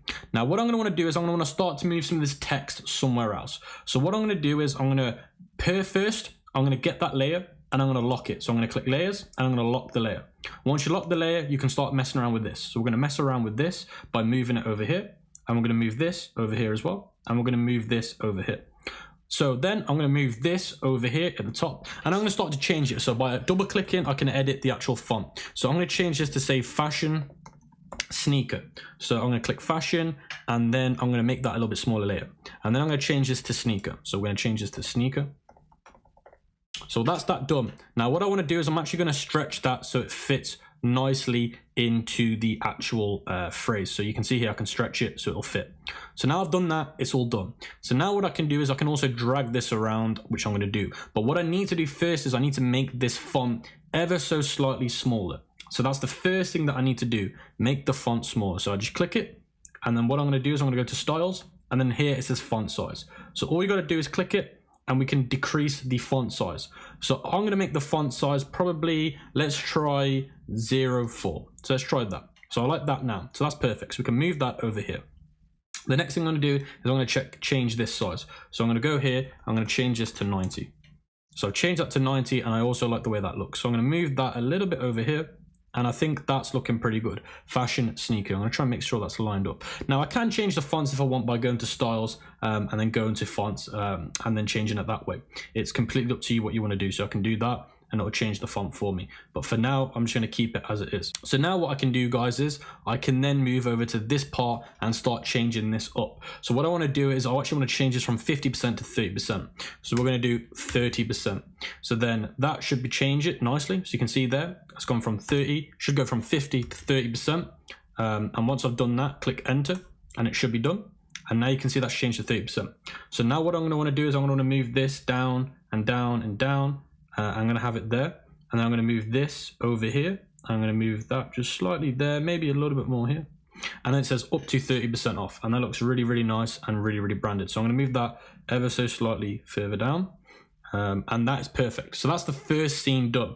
Now I'm going to make the first scene 5 seconds. So by grabbing those little white bars on the side, I'm going to make this 5 seconds. So that's now 5 seconds. You can see there it says 5 seconds. The next thing that I'm going to do is I'm going to be duplicating the scene. So this scene is the end scene, which I'll be leaving till the end. But what I want to do now is I want to duplicate the scene. Now, if you actually want to watch the scene, you can just click play scene, and it'll show you what the scene looks like. Now, do bear in mind, guys, this isn't just a still video. This will have animation. So I'm going to quickly play the scene just to show you what I mean, that this will be animated. So let me just quickly play the scene for you so you understand what I'm saying. So as you guys saw there, the scene was animated, so it does look a lot more better than it would there. And that gives it that futuristic, modern, branded feel to it. So the next thing we're going to do is we're going to click the 3 dots inside of the scene, and we're going to hit duplicate. And then you want to hit yes. and then the duplicated scene should appear next to it. Once that's appeared next to it, we're going to move on to the next part, which is adding our next bit of text and next bit of image. So now what we're going to do is we're going to add our next image by clicking on it. And what I'm going to do is I'm going to go to layers, I'm going to unlock the layer, and I'm going to delete the layer. Now the next thing that I'm going to want to do is I'm going to want to upload the image of the sneaker here, another image of the sneaker, add as a layer. And now what I'm going to do is I'm actually going to remove the background again because the background does need removing. So go to layers, grab that media image, guys, don't forget to do it, and make sure you do that, and then click remove background. And then the editor should remove the background and make it look really nice for us. So you can see it's just done the magic. And you can see it's left it as a transparent background. So the first thing that I want to do is I want to make this quite big so it fits really nicely into the scene. And the thing what I'm trying to do, guys, is I'm trying to get different angles of the sneaker inside of the video. So I'm going to make that a little bit smaller. I'm going to make that a little bit smaller.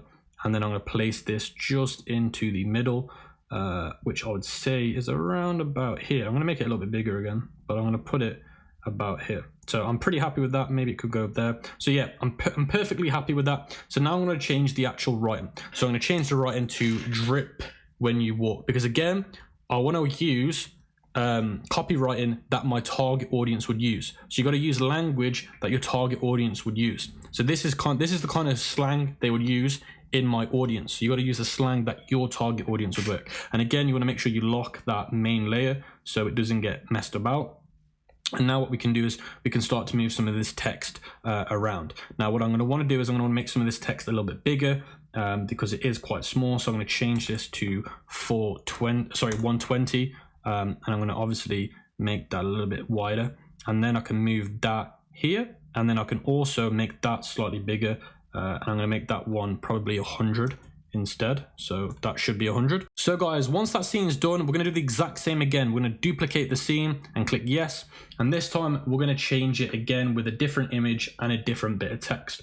So this time what we're going to do is we're going to be doing the writing first. So I'm going to change this to light fabrics. So now we're going to be talking a little bit about the product and the kind of specifications it comes with. So we're going to do light. So now what I'm going to want to do is I'm going to want to go back here and I can actually make that even bigger. So I'm going to change this to a 140 scale and I'm happy with that. And then I'm going to change this to a 120 scale. And yeah, I'm really happy with that now. So now what I can do is I can try and mess around with it. So I can do it like that. So now it moves, it looks a little bit more futuristic. I really like the look of that. And then what I can do with this one is I can delete this. So this time I'm not going to keep that on there. I'm going to actually get rid of that. And again, I'm going to want to remove this layer by unlocking it and deleting it. Then the next thing is I'm actually going to put this image onto the board and then click add as a layer. And what I'm actually going to want to do is I'm actually going to get it in place by moving the main media to the top. I'm going to put it against this so it looks really nice. I might shrink it ever so slightly. Actually, I'm going to make it a little bit bigger, and then I'm going to move it slightly up, and I'm happy with that. So that looks really nice, light fabrics, and then it's got that there. So I'm really happy with the way that looks. What I'm going to do is I'm just going to lock this layer, and again, what I'm going to do now is I'm going to duplicate the layer again. Duplicate, click yes. And that should appear now. Nice. So now what I'm going to do is I'm going to move on to the next scene, and I'm going to do a behind image scene. So I'm going to be doing like a back sneaker scene. And I'm going to start off with boost technology, because obviously in the sneaker niche, people want that boost technology. So I'm going to say boost technology, the stand up layer here. So I'm going to delete that. And then what I'm going to do is I'm going to add the behind the scene one, which I've got here. And click add as a layer, and you can see that should be added. If I go to layers and add that to the top, it should appear. Now this one was already done, so it makes my life a little bit easier. I'm going to make that bigger as well, and you can see that's nice and big and centered. So that's quite cool. Boost technology, and then it's got the sneakers, so I'm going to move them a little bit higher, and I'm happy with that. So that's another scene. Now I'm not going to add any more specification scenes. You guys can obviously add another 5, another 10, however many you want, and do the same concept. Just change the writing, change the image of what you're actually showing.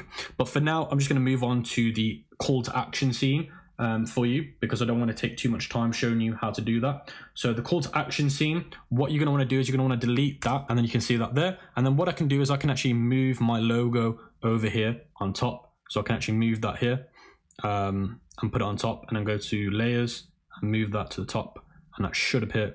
Now I can leave it with a white background if I want, or I can do the remove background. It really doesn't matter what I do with it. It's completely fine. And I'm going to move this a little bit higher, and you can see that's how the end screen would look. But you're going to obviously want to make this one 5 seconds as well. You don't want to make it too long. So like I said, guys, that's how the end scene would look. It will come with its own music. Click the music at the bottom and click the delete button, and then we're going to go over here to music, and we're going to make sure that we select the music that fits ours the best. So what we're going to do is we're going to pick the music that we like the most. So the music that I'm looking for with this product would definitely be a hip hop beat, because hip hop and street culture go very hand in hand.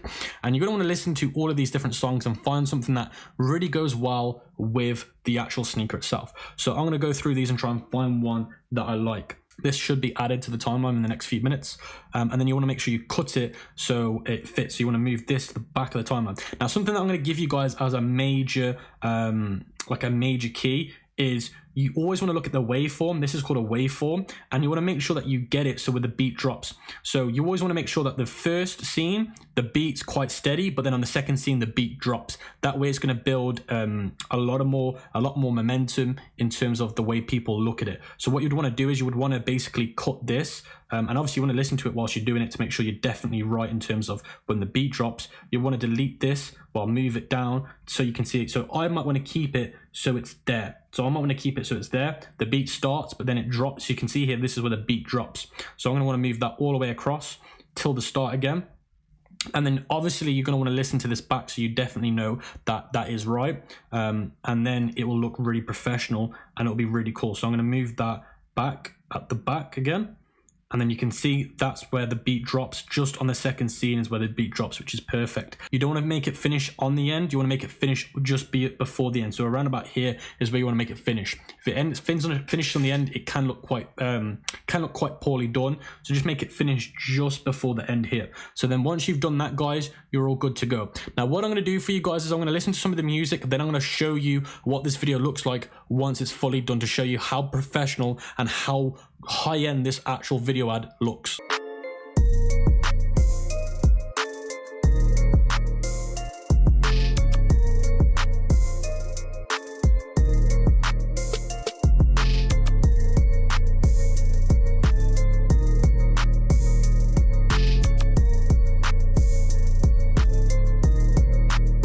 So guys, now you've seen the first video ad, we're going to create the second video ad.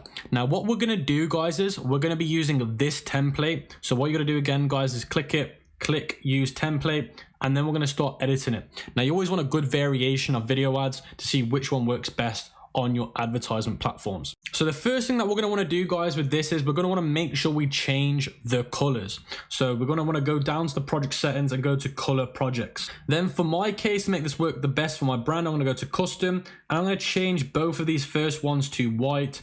And then I'm going to be changing this one to the yellow that I've been using in my brand scheme. So you can see this yellow here is what I'm going to be using. And then I'm going to finish off the last one as it is. Now, once you've done that, guys, your color project should change. If you move the dial, it will change the colors for you.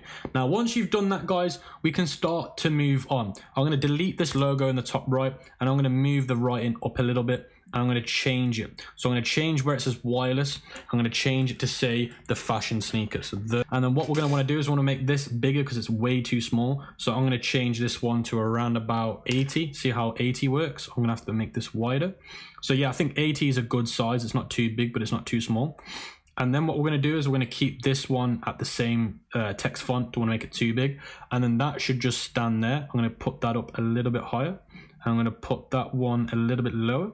And then we are good to go once I move that a little bit straight. So that's perfect. The fashion sneaker looks nice. Then what we're going to want to do, guys, is we're going to want to delete this layer here because it's obviously not our product, so we need to delete it. We also need to make sure we change this down here to our domain name. So this will be www.fashionsneaker.com. And then what we're going to do, guys, is we're going to change this price to the price of your product. So mine's actually $59.99. So I'm going to change that to $59.99. Then what we're going to want to do is we're going to want to delete these images inside of this. So guys, the next thing that we're going to do is we're going to upload an image of a sneaker.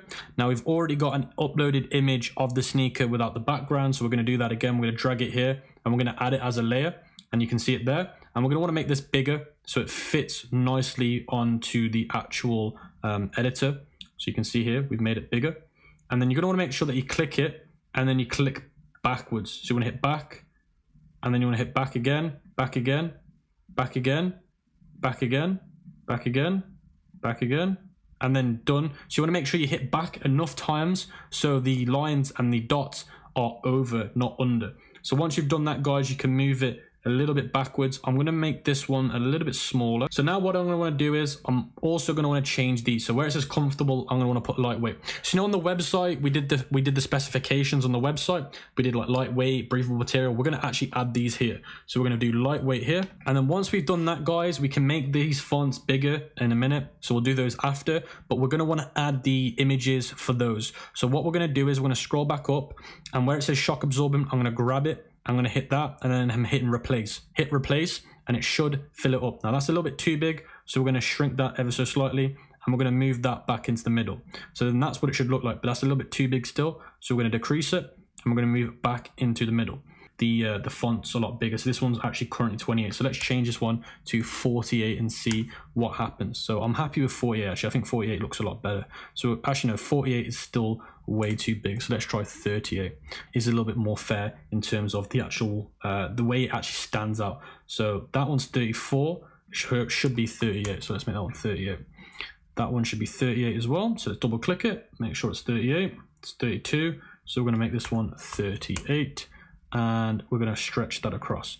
So now that's done, guys, we can move on. So what we're going to do is we're going to duplicate the scene again, and we're going to do the same as what we did before. So guys, this time we're going to delete the sneaker, and we're going to upload a different image of the sneaker. This time I'm going to upload the backwards image of the sneaker here. I'm going to upload the back scene image. So I'm going to upload this, make this bigger. I'm going to move it here. Now I'm obviously going to have to adjust slightly the position of it. So I'm going to click it, click back, till they all get overlaid, which they have. Now we're all good to go. So that's now done. We're going to move that slightly across. And now what we can do is we can move on to making this slightly bigger as well. And then we can move to making it a little bit lower. And we're good to go. So that's perfect. We're going to want to make sure we adjust this so it actually changes the next specifications. So this one's going to be cost effective, this one's going to be comfort fit, this one's going to be long wearing. So we're going to change them, and then that scene's done as well. And then what you can do again is you can duplicate the scene, and then you can change it. You can make it some just normal imagery like before in the last video, and you can do it a few times. Now do bear in mind, guys, these two scenes are 10 seconds long, and they should remain 10 seconds long. But like I said, you can duplicate the scene, you can do more specifications if you want to, if you can think of more, or you can just add some more generic images like we did in the first video ad that I showed you. Then what you want to do is you want to finish off the video with a call to action like we did in the first one by going add scene. So all you got to do to add a scene, guys, is go to this add scene button. And then it will give you loads of templates you can use as an add to scene. So I would actually use the blank one and then do the same call to action as you did on the first video ad. And you always want to make sure you have a call to action. Then what you want to do is you want to grab some music, and you want to use different music than you did on the first one. So go back to, I'm going to go back to hip hop, but I'm just going to use a different track that I did on the other one. And then I'm going to want to make sure that I make the beat drop. And again, because this is 10-second long, you can make the beat drop after around about 5 to 6 seconds. It doesn't matter if it moves on the second clip, but as long as it's between 5 and 6 seconds, the beat drops, that's perfectly fine. Once you've done that, guys, you can export yours. What I'll do for you guys is I'll play you mine quickly just to show you what mine turned out to look like. So guys, the last video we need to make is a retargeting video ad. Now, retargeting video ad is what we use on Facebook once we've got a lot of traffic, a lot of people have seen our ad. Then we retarget to the people that have seen our ad before, or maybe have added to the cart. That's what we call warm traffic. And when you've got warm traffic to your site, you want to use a new creative that is designed for people that have seen your ad in the past, so it converts a lot higher. So that's why we create something called a retargeting ad. Now, when we create a retargeting ad, it's all about making a video where it showcases testimonials, reviews, or on-feet trials of your product. So in this video ad, we're going to create a testimonial video for those people that have seen our ad in the past. They're going to see this ad and think, oh wow, there's testimonials, happy customers. That means that's took that a little bit of scarcity out of my mind that made me not buy before. So that's what we're going to do right now. We might as well save our time in the future by creating the video now whilst we're doing it. So what you want to do is you want to go to in video, search for testimonial, click the search button, and then you want to scroll down to one-to-one, and then you want to click this one. Now you're here, guys. What you want to do is you want to delete the image here, and then you're going to want to change the project colors. So you want to go to custom, and the colors of the project that you're going to be using is going to be white, then this yellow color. Now you can either use yellow or black. I'm going to be using black in this instance, and then I'm going to be making my text this white color. And we're going to want to add an image again, and the image that I'm going to be using is of the sneaker on its front, and then I'm going to be putting it into the middle. I'm going to be making this one a little bit bigger, and then I'm going to be moving this into the middle. I'm going to try and find a middle line, so I'm going to move this down a little, and then what we're going to do is I'm going to add my logo to the top here as well. I'm going to make this a little bit smaller. And again, these retargeting creatives are going to be very easy, but they're going to be very powerful. So I'm going to move that up the top. Then what we're going to do is we're going to change the text here. So what I'm going to do is I'm going to change it to our happy sneaker customers. And what I'm going to want to do is I'm going to add some stars. So I'm going to go here and I'm going to go to shapes, overlays. So I'm going to go to overlays. Actually, no, I'm going to go to stickers. I'm going to type in star. So I'm going to type in star, and I'm going to want to find a star that I can use for the retarget, because I want to show off that we've got reviews. And obviously the product on AliExpress has got 4.5 stars. So we're going to add 4.5 stars. So now we can add the rest of the stars. So we're going to scroll down and I'm going to try and find the rest of the stars. So here they are.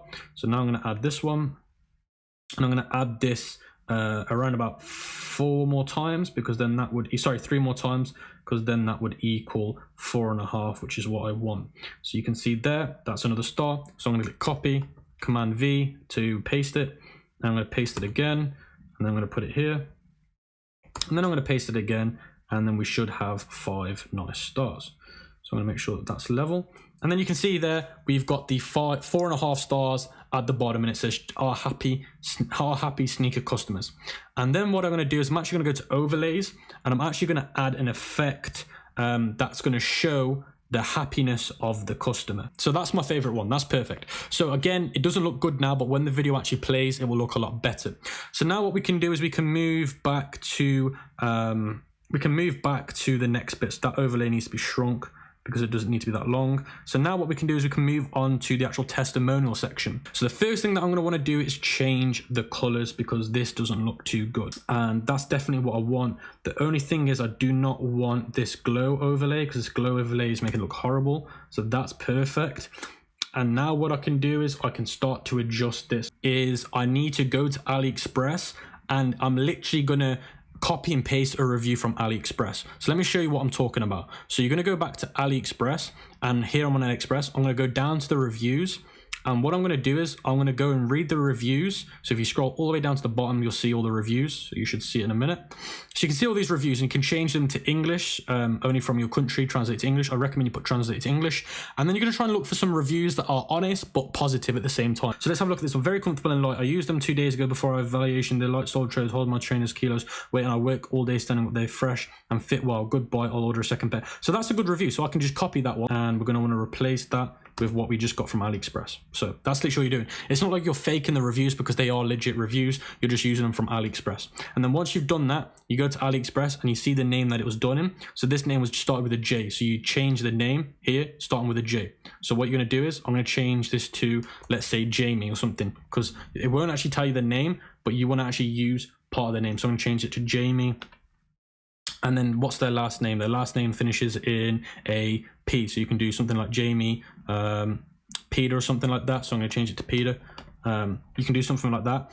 And then what you want to do is you want to do new customers. You want to change this one to say new customer. So I'm going to change this to say new customer. And then what you do is you're going to make that smaller. Actually, you can make that pretty big. And then what we do, guys, is I wouldn't worry about messing around with that for now, because you can come back to that later. It's just about getting a framework for now. Then you want to go to Google, and you actually want to find a headshot. So what I'm going to do is I'm going to search for a headshot. So I'm going to type in street fashion headshot. So I'm going to do that.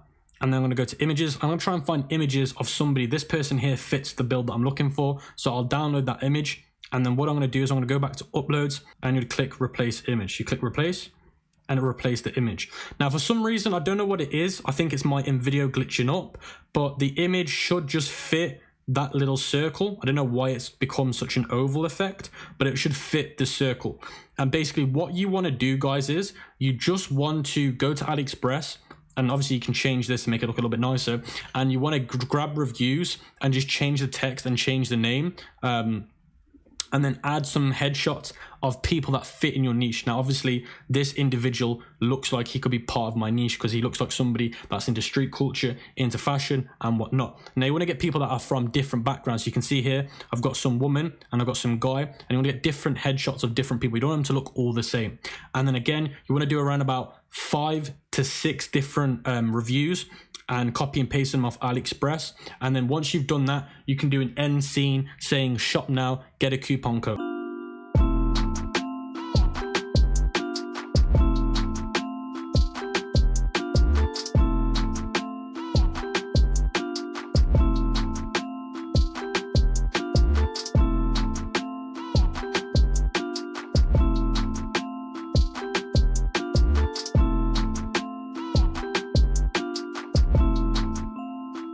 So guys, this moves me on to now the custom content part of the video ad creation. Now this is completely optional. I do recommend it when you scale, but it's definitely optional when you start to test a product. I personally always get custom content when I use a new product, even when I'm testing it. And this is the company I use called Bilo. I will leave my link in the description and the Google Docs sheet so you guys get extra benefits when you use my link. Now, what Bilo is it's where you send your product to an influencer that is very, very professional and very skilled at making e-commerce videos about your product. You can do like unboxing videos, you can do like online website experience videos, and this little video here shows an example of what they look like. Now these videos work really, really well, and the reason why they work well is because it's custom content, it's influencer content, and it builds lots of trust. So what you want to do is you want to sign in and create an account, and then your dashboard should look like this. So you can see here I've had 22 creators reach out to me. I've spent £188 on this account, and I've had 4 different contents made for me. So what you do is you go to where it says get a video, and then once you click get a video, it'll say create a video ad, and that's what you want to do. And then you can choose what event you want them to do. Do you want that influencer to show the purchase moment? Do you want them to show an unboxing moment? Do you want to show them a product in use tutorial, or do you want to show them a review your product? So the ones that I personally do is these 2 here. So when I'm doing normal ads, lookalikes and testing, I do show unboxing and show product in tutorial. When I'm doing a retargeting ad, if I'm not making the video in video like I showed you before, I use this feature here. So these are the 3 that I personally use. So well, let's say I want to do the show product in tutorial. So this will show you what it looks like. So when you actually click on it, it will show you here on the right hand side an example of what it looks like. And you can see here, these are the reasons why they work so well. And if you click review a product, again, it will show you another example of what it looks like on the right hand side. So let's say I'm going to use show product in tutorial. Then it says, where will your video be displayed? So let's do Facebook. You're going to want it in 1:1 ratio because that is the industry standards. And then you can choose the video duration. Now, I always recommend up to 30 seconds. Now, if you want my honest opinion, 30 seconds is the actual sweet spot. Then you can do where it says creator criteria, any gender. Now, depending on your product, depends on the gender. So for me, I'll do male. Then the age, you're going to want to have the age at 20 to 25. Based on my actual product, that's what I think would work best. Location, United States. Then where it says number of video ads, you want 1 per. So you want 1 per different content type. Then you can do featured product. So then what you can do, you can select the product. So basically you add your product in here, then you can select it. So you select your product, and then once you do that, it'll say how creators will get your free product. I will ship them my product. So then you can ship it to them, or you can give them a discount where they can order it on your website. Then you put in the product value. So you can add the product value. Then you add additional details related to your product delivery. So you can add additional details about your product. And then it says, do you want to add text to your video ads? I always say yes. I always recommend that you do this. Then you can add a highlight. So the highlight is per scene. So in highlight 1, I'd recommend you do this. So what is special about your product, will be asking the creators to mention it in your ad. So then you add the highlight, and then you add an item, and then you can add another highlight, and then you can add another highlight, and then you can add another highlight. You can add as many as you want. I definitely recommend that you do that. So for example, I could put something like shock absorbent, and then I could do another one saying light material, and then I can do something called cost effective in each one. Then you do the call to action. So you could put something like 30% off, use coupon code so and so on. That's what you're going to do in there. And then once you do that, you click create, and then once you hit create, you'll have loads of different creators reaching out to you. So what will happen is your creators will come out to you. So you can see here, these are all the different creators that applied for my gig a few weeks ago when I made a video. So you can see all these different creators, and then you can choose out of 50 the one or two that you want to use, and then it goes to delivery. Then you update your delivery, when it'll be sent out, how it'll be sent out. And then when you're under and waiting for approval, once the influencer shot the content, it will come here to say content waiting for approval. You watch it. If you're not happy with it, you can add an adjustment to it, and they'll adjust it for you. And if you like it, you can click approve, and then as soon as you click approve, your content will be here, and then you can download it and whatnot. And under assets, you've got everything about your business. And then you can add multiple brands here and everything. But this is where I get all my custom content from, guys. And this is the future of video ads for Shopify dropshipping e-commerce in 2021. So guys, I definitely recommend it if you've got the budget. If you haven't, just stick to the in-video videos that I've shown you how to make. So guys, this moves us on to making thumbnails for our video ads. And this is so important because when you make thumbnails, it's what people are going to see before they click on your video, and it needs to grab their attention. So we're going to make two thumbnails today, one normal thumbnail and then a retargeting thumbnail. So how you make these thumbnails is you go over to Canva, and then you go to Facebook post, and then you go to where it says create blank Facebook post. So guys, once you're here, what you want to do is I'm going to change my background to black because that's my color scheme. And then what I'm going to want to do is I'm going to go to where it says elements, and I'm going to grab this square, and I'm going to use this as a kind of outline for my background. And I'm going to want to change the color so it fits my brand. So I'm going to do that. What I'm also going to do is I'm going to make this big so it actually fits the screen. Now don't worry, I'm not going to just put this in the middle of the screen. I'm going to use it as like a border because I find that borders really do help with grabbing people's attention. So I'm actually going to make this border around about that big, and then what I'm going to do is I'm going to copy it and paste it, and then I'm going to put the border on the opposite side, and then I'm going to put it on the top and the bottom. So always add borders, guys, because trust me when I say this, it does make a massive difference in conversions and grabbing people's attention. So I've noticed that helps a lot. Then you want to paste it again, but this time you're going to add it at the top. So we're going to rotate this around, and then I'm going to do the same again, copy, paste, and I'm going to drag this one down to the bottom, and then we should have a beautiful looking border. So the next thing that we need to do is we need to add some text. So we're going to go to text, and I'm going to change this to sneaker of 2020. You need to keep it very short but very catchy. So I'm going to put sneaker of 2021. And then what you're going to want to do is you're going to want to drag this to the top.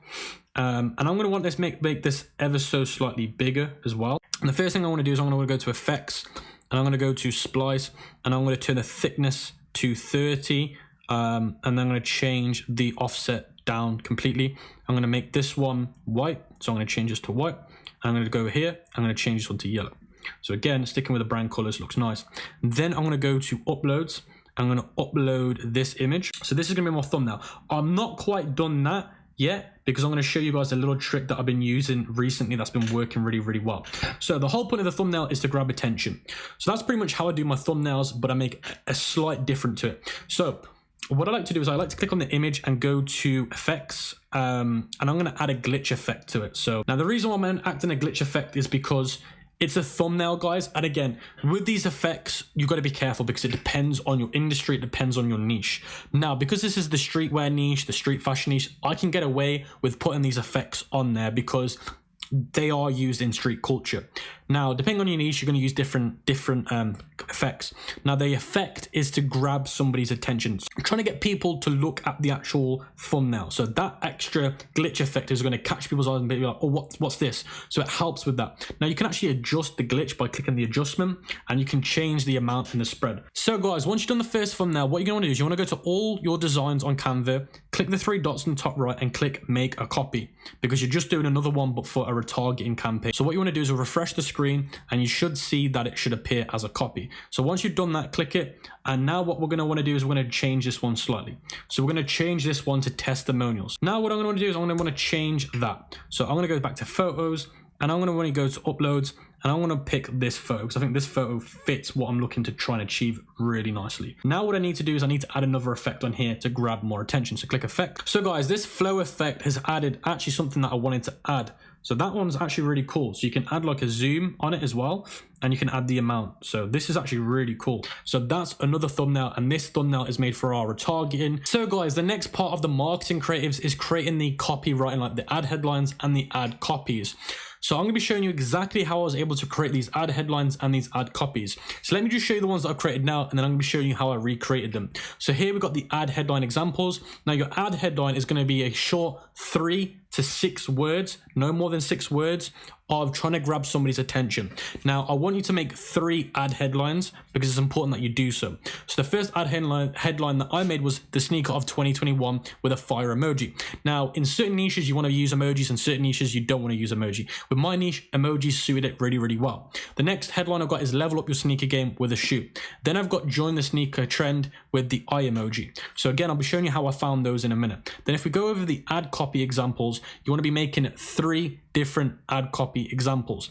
Now you want to make a short ad copy, you want to make a medium ad copy, and you want to make a long ad copy. So as you can see here, it says, stay light on your feet in these new street fashion statement sneakers. I've made a bit of a spelling mistake here. Let me fix it. Sneakers. Then it says, click here to shop now while stocks last. Then it says fashionsneaker.com. Then it says, up your game with the latest street fashion sneakers. Click here to shop now while stock last. Then we've got the medium ad copy. So you can see here the medium ad copy says, these shoes are perfect for casual wear as well as working out. The fabric is breathable and lightweight, which makes them suitable for exercise. Then it says here, click here to shop now while stocks last. The appeal of the lightweight shoes is great for being able to run faster as a result of cushioning lightweight material. The shoes allow for airflow through sneakers easily. Click here to shop now while stocks last. Then the long ad copy says, these shoes are perfect for casual wear as well as working out. The fabric breathable material is lightweight, which makes it suitable for exercise. Then I got a guy working out as an emoji. The appeal of the lightweight shoe is created for being able to run faster as a result of cushioning lightweight material. The shoes allow for air to flow through easily. Click here to shop now while stocks last. Then it says, why are sneakers? Then it goes over the benefits of the sneaker. Then it says, click here to shop now while stocks last. So let me just show you quickly how I was able to come up with those ideas. So the first thing that I did is I went to the Facebook ad library, and I will leave a link to this in the Google Doc sheet. Now the Facebook ad library lets you see what other brands are doing on their advertisements. Now JD Sports is a big company in the UK that sells sportswear, Nike wear, Adidas wear. All the latest street fashion is all been done on JD Sports. So I checked them out on the ad library, and I went through the ad library and I tried finding some of the ads that best suit my niche. So as you can see here, straight away, here are some of their ads about sneakers. So you can see this one here says, blink and you'll miss it. Latest Nike Juniors online now.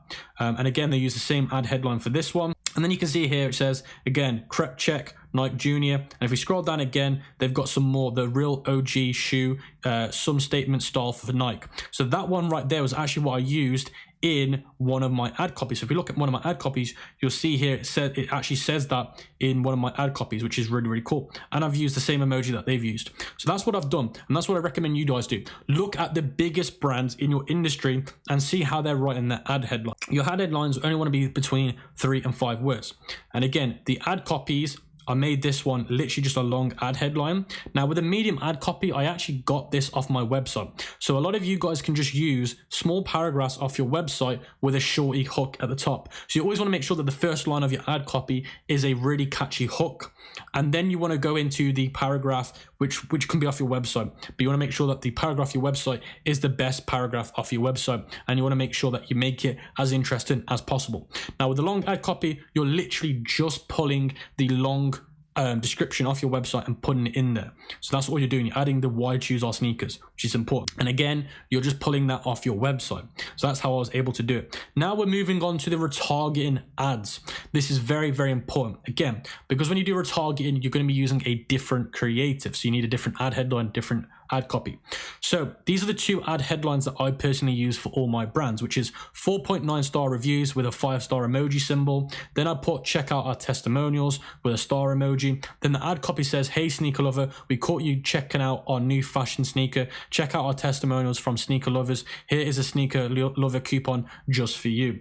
And then you put use code sneakerlover at checkout, click here. So that is the retargeting ad copy, and then you'd obviously create that coupon sneakerlover in your Shopify discount section. But that's how you format your ad copy. You keep it very short and you make it very clear that that you know they've seen your ads, and you're just showing them that, look, hey, we know you've seen us. We want to try and persuade you into buying one of our sneakers because we know you want them. And the way we're going to persuade you is by showing you some testimonials from other happy sneaker lovers. So that's pretty much how you want to lay it out. And again, guys, make sure you follow what I'm saying. You want 3 ad headlines, 3 ad copies, 1 long, 1 short, 1 medium, and then you want a retargeting ad creative. And again, all those examples will be in the free Google Doc sheet. So we're now into the best marketing methods to use in 2021. Now this is by far, if not the most important part of this free course. This is what's going to make you make money, and this is what's going to make you not make money. So this is the part of the course that is going to be the hardest to learn and the hardest to do. But again, like I said, it's going to be the most rewarding.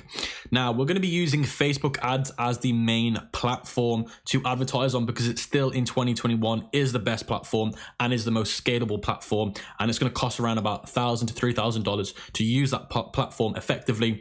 Then I'm going to be showing you guys some YouTube influencer strategies, Instagram influencer strategies, basically all the social media influencer strategies, which is great for those guys that are on a low budget, and they're still very, very effective. We've been able to achieve almost $20,000 in one day by just using influencers. So they are very, very effective still. Now with the Facebook ads, I'm going to be giving you guys a complete in-depth strategy. This one's going to be 10 times, 20 times more in depth than the last one I did in the last course. I'm going to be going over how to scale with lookalikes, retargeting. I'm going to be showing you how to use software to automate everything.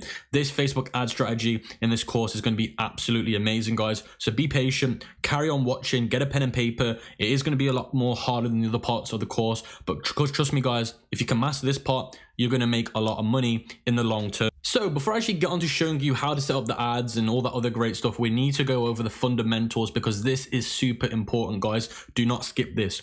So the first thing is, let's talk about how to avoid page score issues. So something that Facebook's come out with quite recently is page scores based on what they think of you as an advertiser. And they will rank you from 5 to 1 or 5 to 0, but 5 to 1 is more realistic. Now 5 being the best, 1 being the worst. Now, if your page score goes under 3 or at 3, if you've got a new page within the first year, your page will get taken off. You can't advertise on that page. Now, if you have the page for longer than a year, then you can get down to around about 2 and you should be okay. But anything under that, you're in some deep sea there. You are going to get your page taken off you. So what does Facebook look at when they judge you on this page score? Now, once your customer receives their item, Facebook will give them a survey saying, what were these 3 things like? Number 1, product quality. They'll ask the customer that bought from your advert, what was the product quality like? The next one is shipping times. They'll ask your customer after they've bought something off you with a survey, what were your shipping times like? Then they'll ask, what was the customer service like? The emails, up-to-date tracking numbers, all that other stuff. They'll be asking that as well. So those are the 3 things that Facebook will ask that person on a survey. Now, the one that is the biggest problem with e-commerce at the moment is the product quality. That's the one that people are really getting hurt by. Now, the best way to avoid product quality issues is if you follow what I told you at the start of the free course when we went over product research, which is making sure you look at the reviews, get a sample product, because I even showed you guys how to ask the supplier for a sample product and see if it is a good product. You can also go to Amazon and check to see if on Amazon, if people are happy with the product, because again, people will sell the same product as you on Amazon, so check on there as well. Now, the next one is the shipping times. As long as you guys do the shipping time methods that I've shown you using good fast suppliers like Weo, USA, AliExpress suppliers, then you shouldn't have a problem. You want to make sure your shipping times are between those 7 to 14 days if you want to have a good chance with the page score. Now, again, what I was saying to you guys before, when you start to scale and you start to do 30 to 50 orders a week, you don't want to be using one product dropshipping suppliers. You want to be moving to agents, fulfillment centers, because then when you scale, more issues will occur. When you scale, it's not about getting the sale, that's the hard part. It's about maintaining your accounts, your logistics. So that's why I can't emphasize, once you do hit the 30 to 50 sales, please get an agent, because you will get yourself into a lot of problems if you don't. Now, the last one is the customer service. Now, this is about you being quite often frequent with your customers. If they've got any issues with their tracking numbers, you make sure that you update them. If they've got a problem with their package, you update them. So it's also a good idea to get a VA if you haven't got time, and I'll be showing you at the end of this course how to find VAs. That'll be at the end of the course, how to find VAs. You want to make sure that you've got, like I showed you before, your Tido live chat set up, automation set up. So I've shown you how to make sure your customer service is fine, but as long as you do everything that I've taught you, you should be fine. So guys, do bear that in mind. Now, if you do get a page score issue, then you can appeal it 3 times in a year. Now, again, when you appeal it, you want to make sure that when you're appealing these page score issues, you have a lot of proof. So if they're saying that the problem you've got is shipping times, they're saying, oh, your shipping times are too long, then you want to show proof that you're trying to make better shipping times. You want to show proof that you're talking to your suppliers about getting better shipping times. Now, if it's a product quality issue, you do the same thing. You show Facebook that you're trying to make the product better quality by talking to your manufacturers. You want to show Facebook all this proof. If you do that, then they will let you get on, and then you have 2 more strikes left in that year. But as long as you follow what I've told you, you guys should be completely fine. So let's talk about how to avoid getting your ad account banned. So this is another issue that a lot of people face with Facebook, is ad account bans.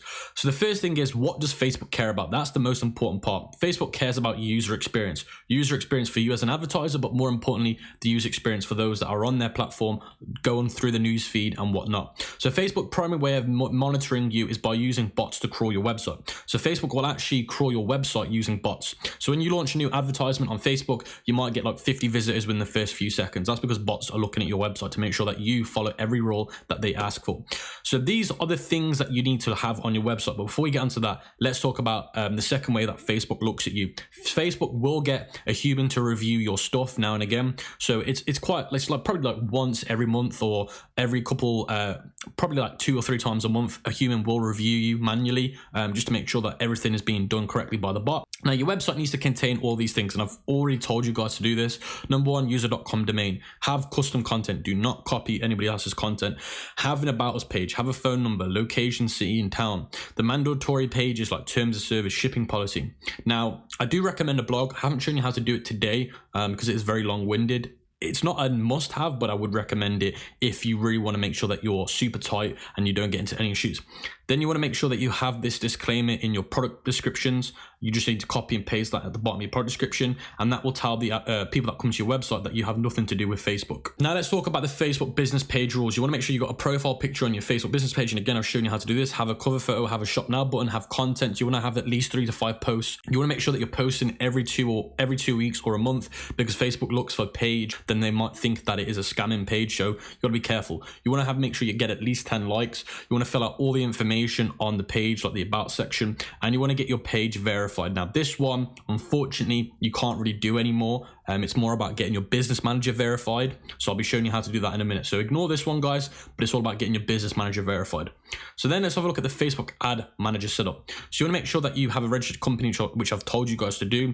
You want to use a business credit card or a debit card. So you want to make sure that you have a debit card or business credit card in the business, not your personal credit card. You want to make sure that you're using 1080p videos or high quality pictures from your ads. And you want to be careful with emojis. You don't want to be using no clickbait, no false advertising, no nudity, no asking questions. Don't argue with negative comments. Delete or block the words. So you don't want to argue with them. You just want to delete or block the words. So guys, as long as you follow all that, you should be fine on Facebook. There should be no issues. So what I'm going to do now is I'm going to jump into the Business Manager and Shopify and show you how to set everything up so you don't have any problems. Then we're going to progress on to actually setting up the ads. So guys, the first thing that I want you to do is I want you to do the Facebook ad policy course. Now the link for this is in the actual Google Docs sheet, and this is through Facebook. This is Facebook's course. It's completely free, and what it is you do their policy course, and as soon as you've done their Facebook ad policy course, you'll receive like a digital certificate, and you want to keep that safe, because if you ever have any ad account issues and they ban your ad account for a reason, you can appeal it, and when you appeal that ban, you want to say, look, I've done the ad policy course, upload your certificate as a file, and then say, look, we apologize if we did break any policies. As you can see, we have took the course, so we do not we do know what we're doing when it comes to looking at the policies. So as long as you do that, you have a very high chance of getting your ad account back if it does get banned. So make sure you guys do this before you progress. So guys, that moves us on to the next part of setting up the Facebook ad accounts and stuff. Now, a lot has changed since the last course in terms of the setup. So how you do it is you go to your Shopify, and then what you want to do is you want to go to online store, and then you want to go to preferences, and then what you want to do is you want to scroll down, and you'll see here it says Facebook pixel setup. So you want to hit set up Facebook, and then it should take you to a screen that looks like this. So basically what they've done is Shopify and Facebook have now got an integration, which makes it a lot easier and a lot better. Once you've done that, you want to hit add sales channel. So once you've done that, it'll say Facebook accounts. You want to connect your Facebook account. So what you need to do is just click connect account. So once you've done that successfully, you should see next to the Facebook account a green check to say you've done it. Now the next thing is the business manager. So what I'd recommend you guys do if you've not done it already is to go to facebookbusinessmanager.com and set up a business manager. It's very simple and very easy to do. As soon as you've set up a business manager, all you need to do is you need to go into your business manager here. What you want to do is you want to go to the settings. So you come here to where it says business settings, and it should take you to this screen here. So the first thing that you want to do is you want to go to where it says people. And again, before we get into this, you want to make sure you call your business manager and all that stuff the name of your business. So you want to go to people, and you want to make sure that you've added yourself. And I'd recommend that you add another 2 people, whether it be your partner, your son, your daughter. Always add an extra 2 people to the actual business manager. I really do recommend that you guys do that. The next thing you want to do is pages. So we come to pages, and you want to hit add, and then you want to hit add a page, and then you just search for your page. So I'm going to type in fashion, and then you can see it comes up, and then I click add page, and that page should be added really easy and really seamlessly. So you can see that's been done. So once you've done that, guys, you can move to ad accounts. So I'd recommend that you make as many ad accounts as you can, depending on your business manager, depends on how many you can get. Depending if you can get it verified, depends on how many you can get. So I'd recommend that you make an ad account. All you got to do is click the add, create a new ad account, and then what you need to do is you need to call it an ad account name. So I'm going to call this one fashion sneaker. So you can see here I've called it fashion sneaker, and then I'm going to click next, and then I'm going to do my business, and then click create. So once you've done that, you should come to a screen like this, and what you want to do is you want to select the person's name, and you want to do this for everybody that's been added to your ad account. You want to hit that, and you want to hit that, and then hit assign. So guys, once you've done that, I would recommend that you try making another, let's say 3 ad accounts or another ad account, and make it as a backup ad account. So you could call it your business name backup, because if your ad account gets banned, then at least you've got another ad account in the actual business manager you can use. So try and make another one. If you can't, it's because you haven't verified your business manager, which I'll be showing you how to do in a minute. But if you can't, come back to it later. Then what you've got is Instagram accounts, and you want to make sure that you add your Instagram account. Just click add, sign into your Instagram, it'll be connected. This is important. You want to make sure that you add 3 different payment ways. And again, you want to make sure that they all are the business payments. So your business debit card, your business credit card, and another business debit card. Now, the reason why you want to add 3 different payment methods is because if one payment method gets denied, at least the second one will get taken. That way it won't cause any issues. So that's why it's so important to do so. Now, the next important thing is to go to business info right here. You can see where it says business info. Click that, and you need to make sure that you fill all this in. Do not leave anything. Do not leave anything missing. You need to fill this all in your business name. So you can see where it says legal name of business, put that as your legal name. Address has to be matching the address for the business. Then you can see here it says business verification. You can verify this as long as you filled it in. And then once you click, then you can hit the view details and verify it. To verify your business manager, you do need to have a business set up, or you can't do it. And it has to match the name of your Facebook page. So if my Facebook page is fashion, my business name needs to be fashion sneaker. If it isn't, it won't work. It has to match. And then you can see here, it actually tells you how many ad accounts that you're allowed. So it says ad account creation limit. And then what you want to do is you want to make sure that 2 factors on. You want to make sure this has all been done correctly. So important that you make sure this has all been done. As soon as you've got all that done and verified and whatnot, you're all good to go. So once you come back to this page, you should now see your business manager. If you want to refresh the page. You want to hit connect. As soon as you've done that, it should be done. Then it says Facebook page. So now you can see my Facebook page is here. Click connect. Then it's going to say add account. So then you want to pick the ad account, which is this one here. Click connect. And then you'll see here, it says you've got to view and do the contract. So it says here, you've got to do the view terms of service. You click view, accept terms of service. You scroll all the way down to the bottom, top, and you click accept. As soon as you've done that, you're all good to go. So as soon as you've done that, guys, you can get out of this, and then that should be done. Click done. And then it says here, to create ads, you need a validated payment. So this is where now I'd recommend, if you haven't already done the 3 payments that I've recommended you do, now you click update payment details. So guys, this is how you do the payment method if you haven't already done it. So you click the business tools here, you go to ads manager, and then once this loads up, what you want to do is you want to go to the drop down menu where it says the ad account. You want to make sure the ad account is the one that you've created. So you can see here it says fashion sneaker.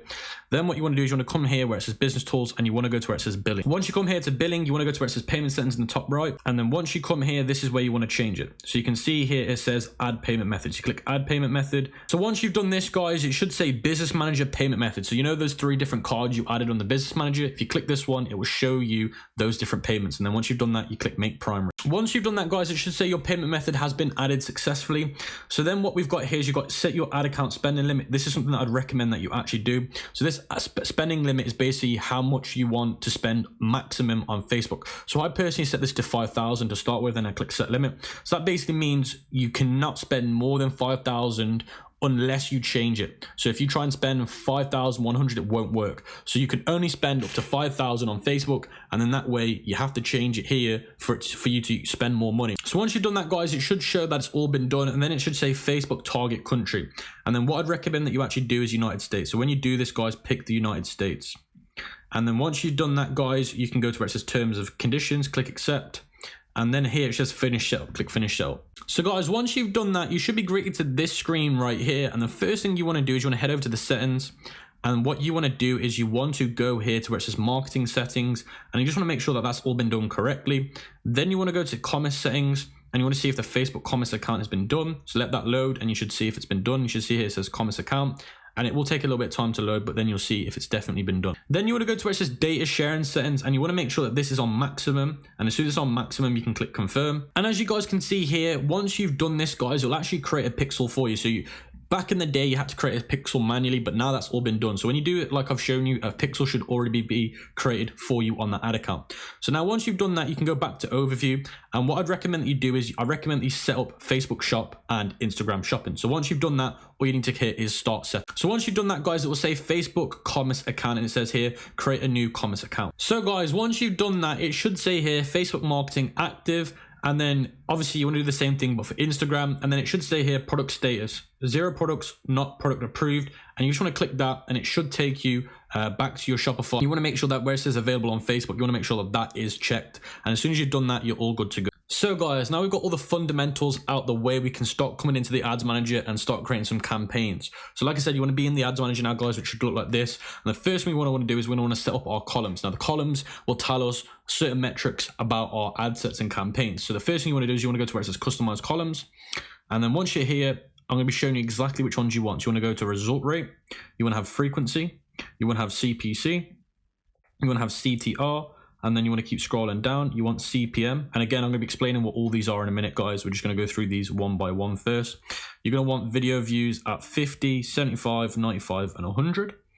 And you want to keep scrolling down, and you're going to want to make sure you've got link clicks.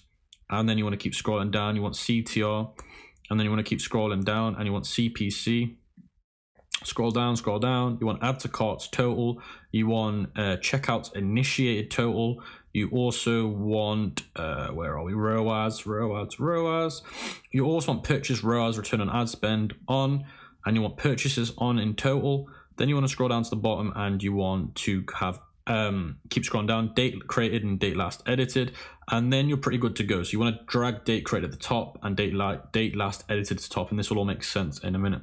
Once you've done that, hit save as a preset, and then you can just call it DS for dropshipping. So date created means when did you create that campaign or ad set. Date last edited would mean, let's say you created it, let's say 3 days ago, but you edited yesterday. It'll tell you when you last edited it. Then delivery means the active, inactive, or whatnot. Bid strategy means what strategy you're using to make the bids. That one you will never really use. Budget is how much you're spending. Result means how many purchases have you got. Reach means how many people you've reached. Again, that one's not really important. Impressions, not really important. Cost per result means how much is it costing you to get that result. So is it costing you $4 to get a purchase? Amount spent is how much you spent in total. This means when you're ending that campaign. If you're scheduling things, that'll tell you when it's due to end. Result rate tells you how often you're getting results. Frequency is based on 1 to 5.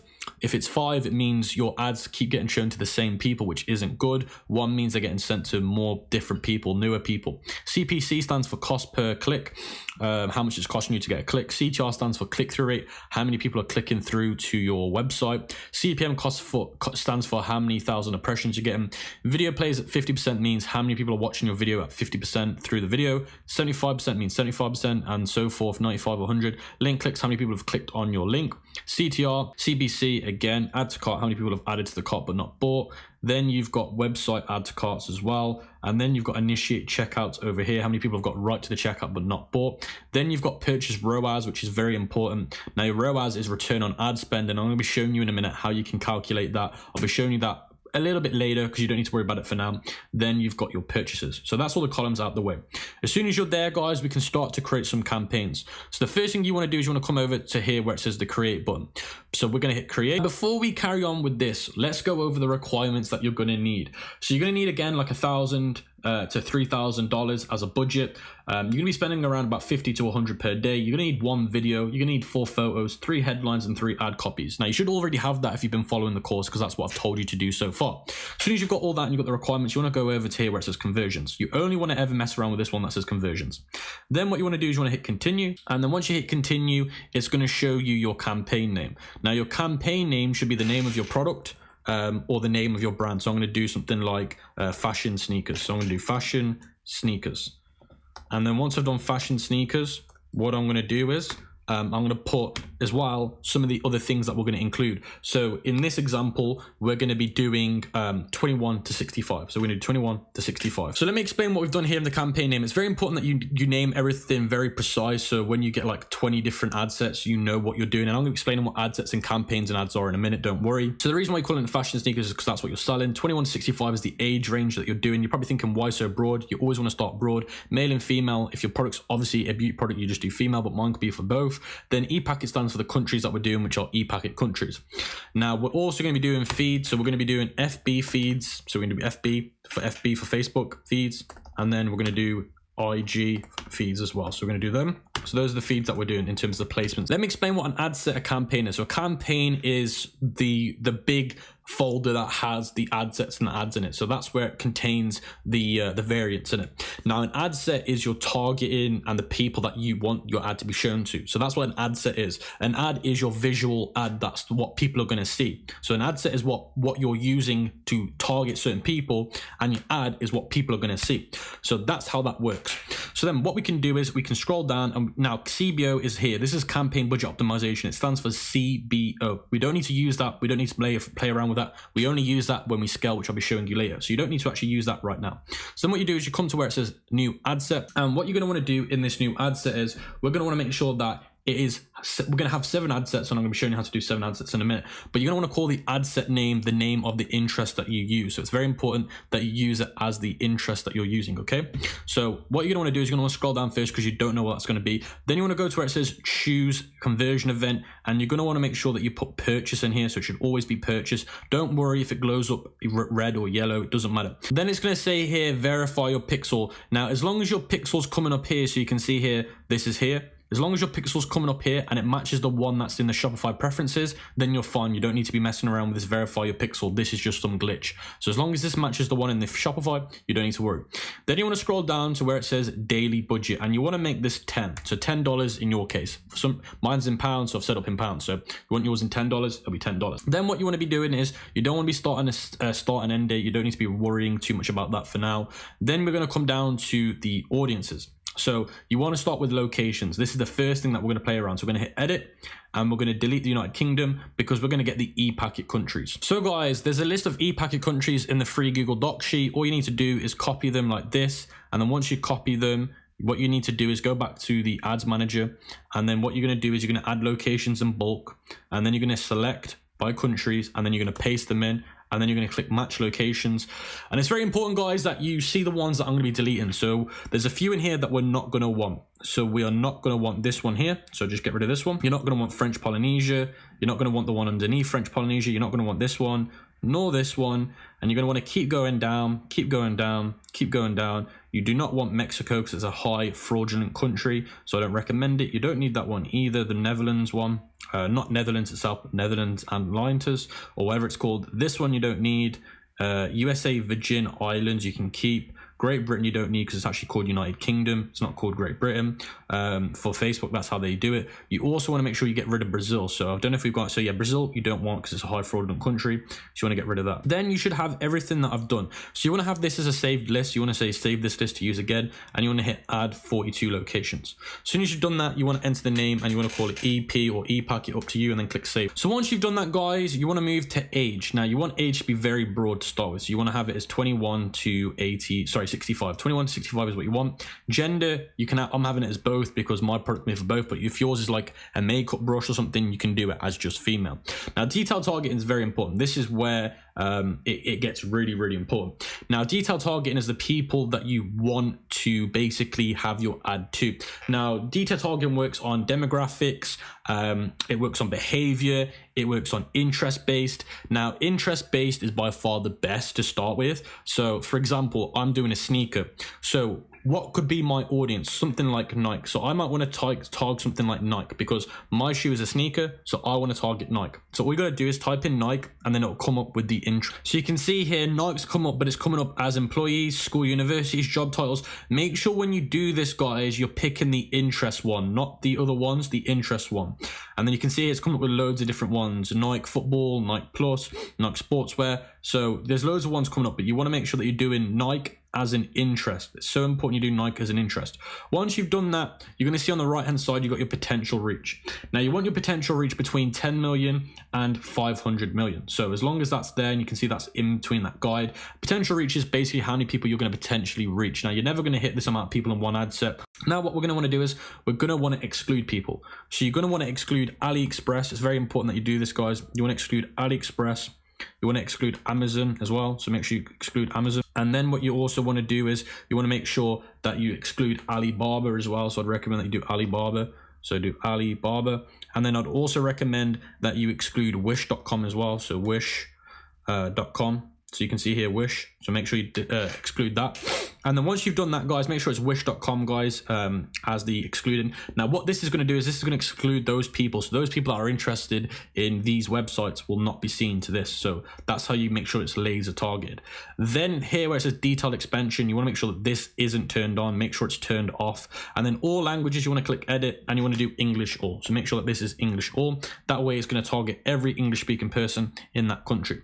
Then it says here automatic placements. You want to change it to manual, and you want to make sure you turn this one off here. So you can see it, audience network, messenger, turn those off. And you just want feeds. So you don't want these ones, you just want the feeds. So you want to turn those off, and then you're going to go to where it says show more options. And you can see here, you just want the feeds. Like, it's so important, guys, you just do feeds, just Facebook feeds. That's all you want. Then what you can do is you can scroll down, and this one is really important. You don't need to be messing around with any of this stuff. So it's very important that you listen to this, guys.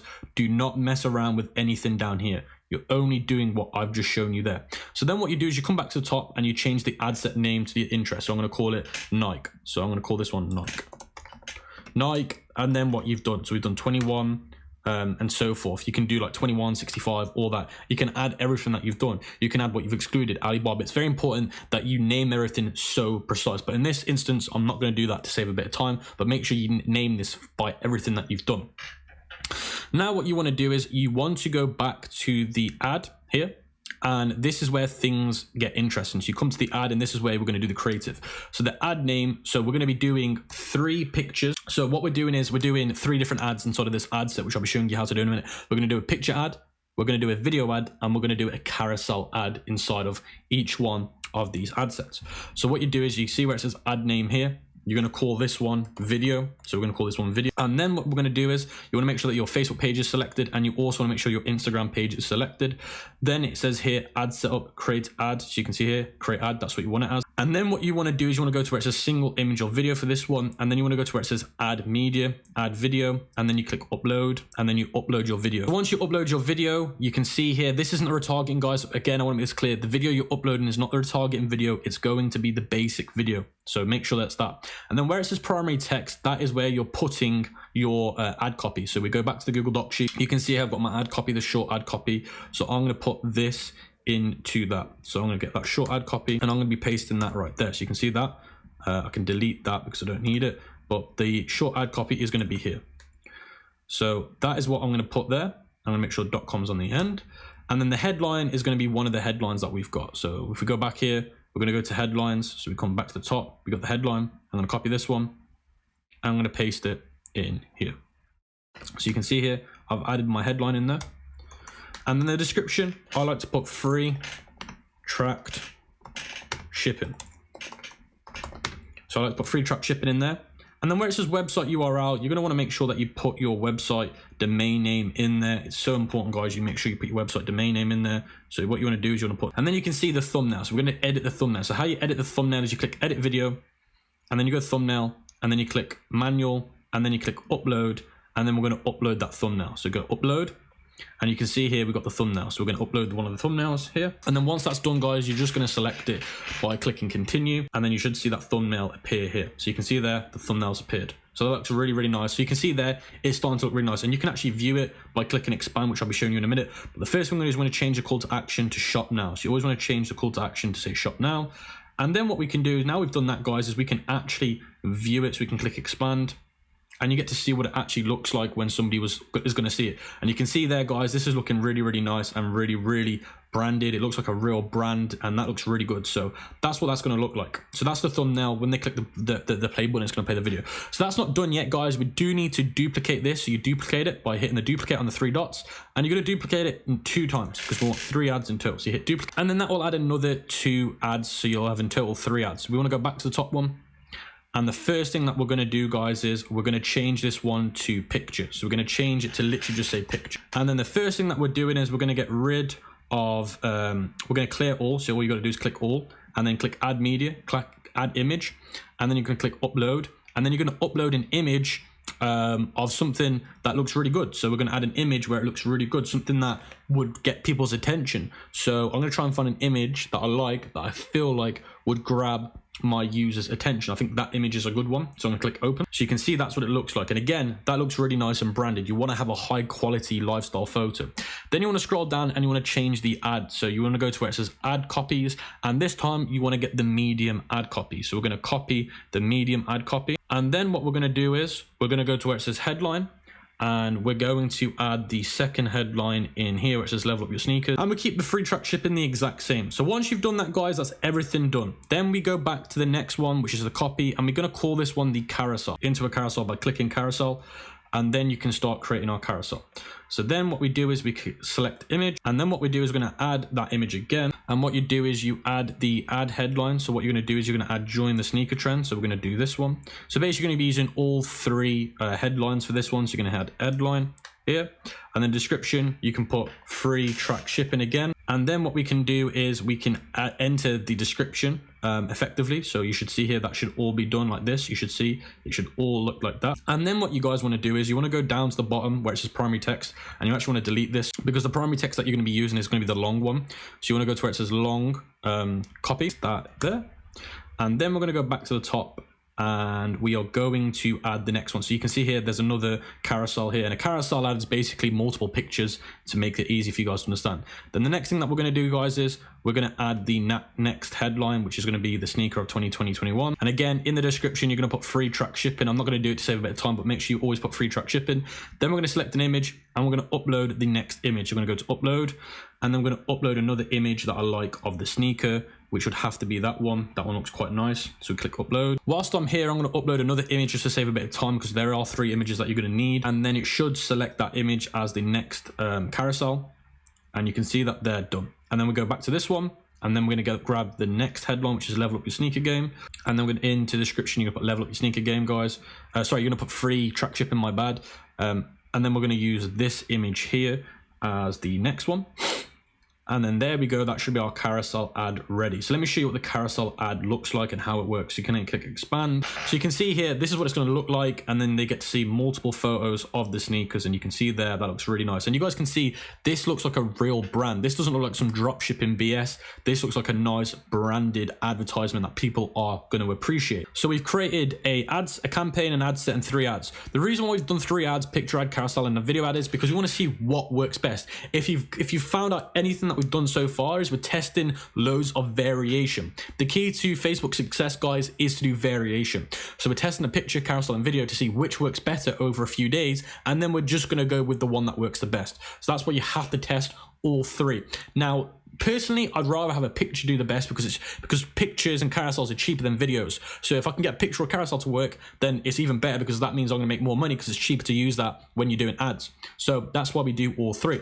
So guys, once you've hit publish, you want to go to here in the top right where it says review and publish, and you want to click publish, because at the end of the day, guys, you've always got to make sure that these have been done. So guys, once you've done that, you want to come back to here where it says ad sets. So you've got campaigns, ad sets, and ads. You want to come to the ad set level, and you want to hover over it, hit duplicate, and you want to duplicate this one by another 6. So in total you'll have 7, including the one you just made. So you hit duplicate, and once you hit that, it will duplicate it 6 times for you. So now what you want to do, guys, is you want to work your way from the top to the bottom. So the bottom one is the original. So this one here that's not in blue, that's the original one that we just made. So you don't want to touch that one. You just want to work your way down. And the only thing you're doing, guys, is you're only changing the ones in blue. So the only thing that we're doing in the ad set, guys, which are the ones in blue with the 4 squares, is we're only changing the interest. So what you want to do is you want to scroll down, and then you want to go to where it says detailed targeting, and you want to click edit, and the only thing we're changing is the interest. So what you might want to do is you might want to hit suggestions, and you might want to change something else. So I might want to go with something like New Balance, and then once you click New Balance, you want to delete the old one, which is Nike.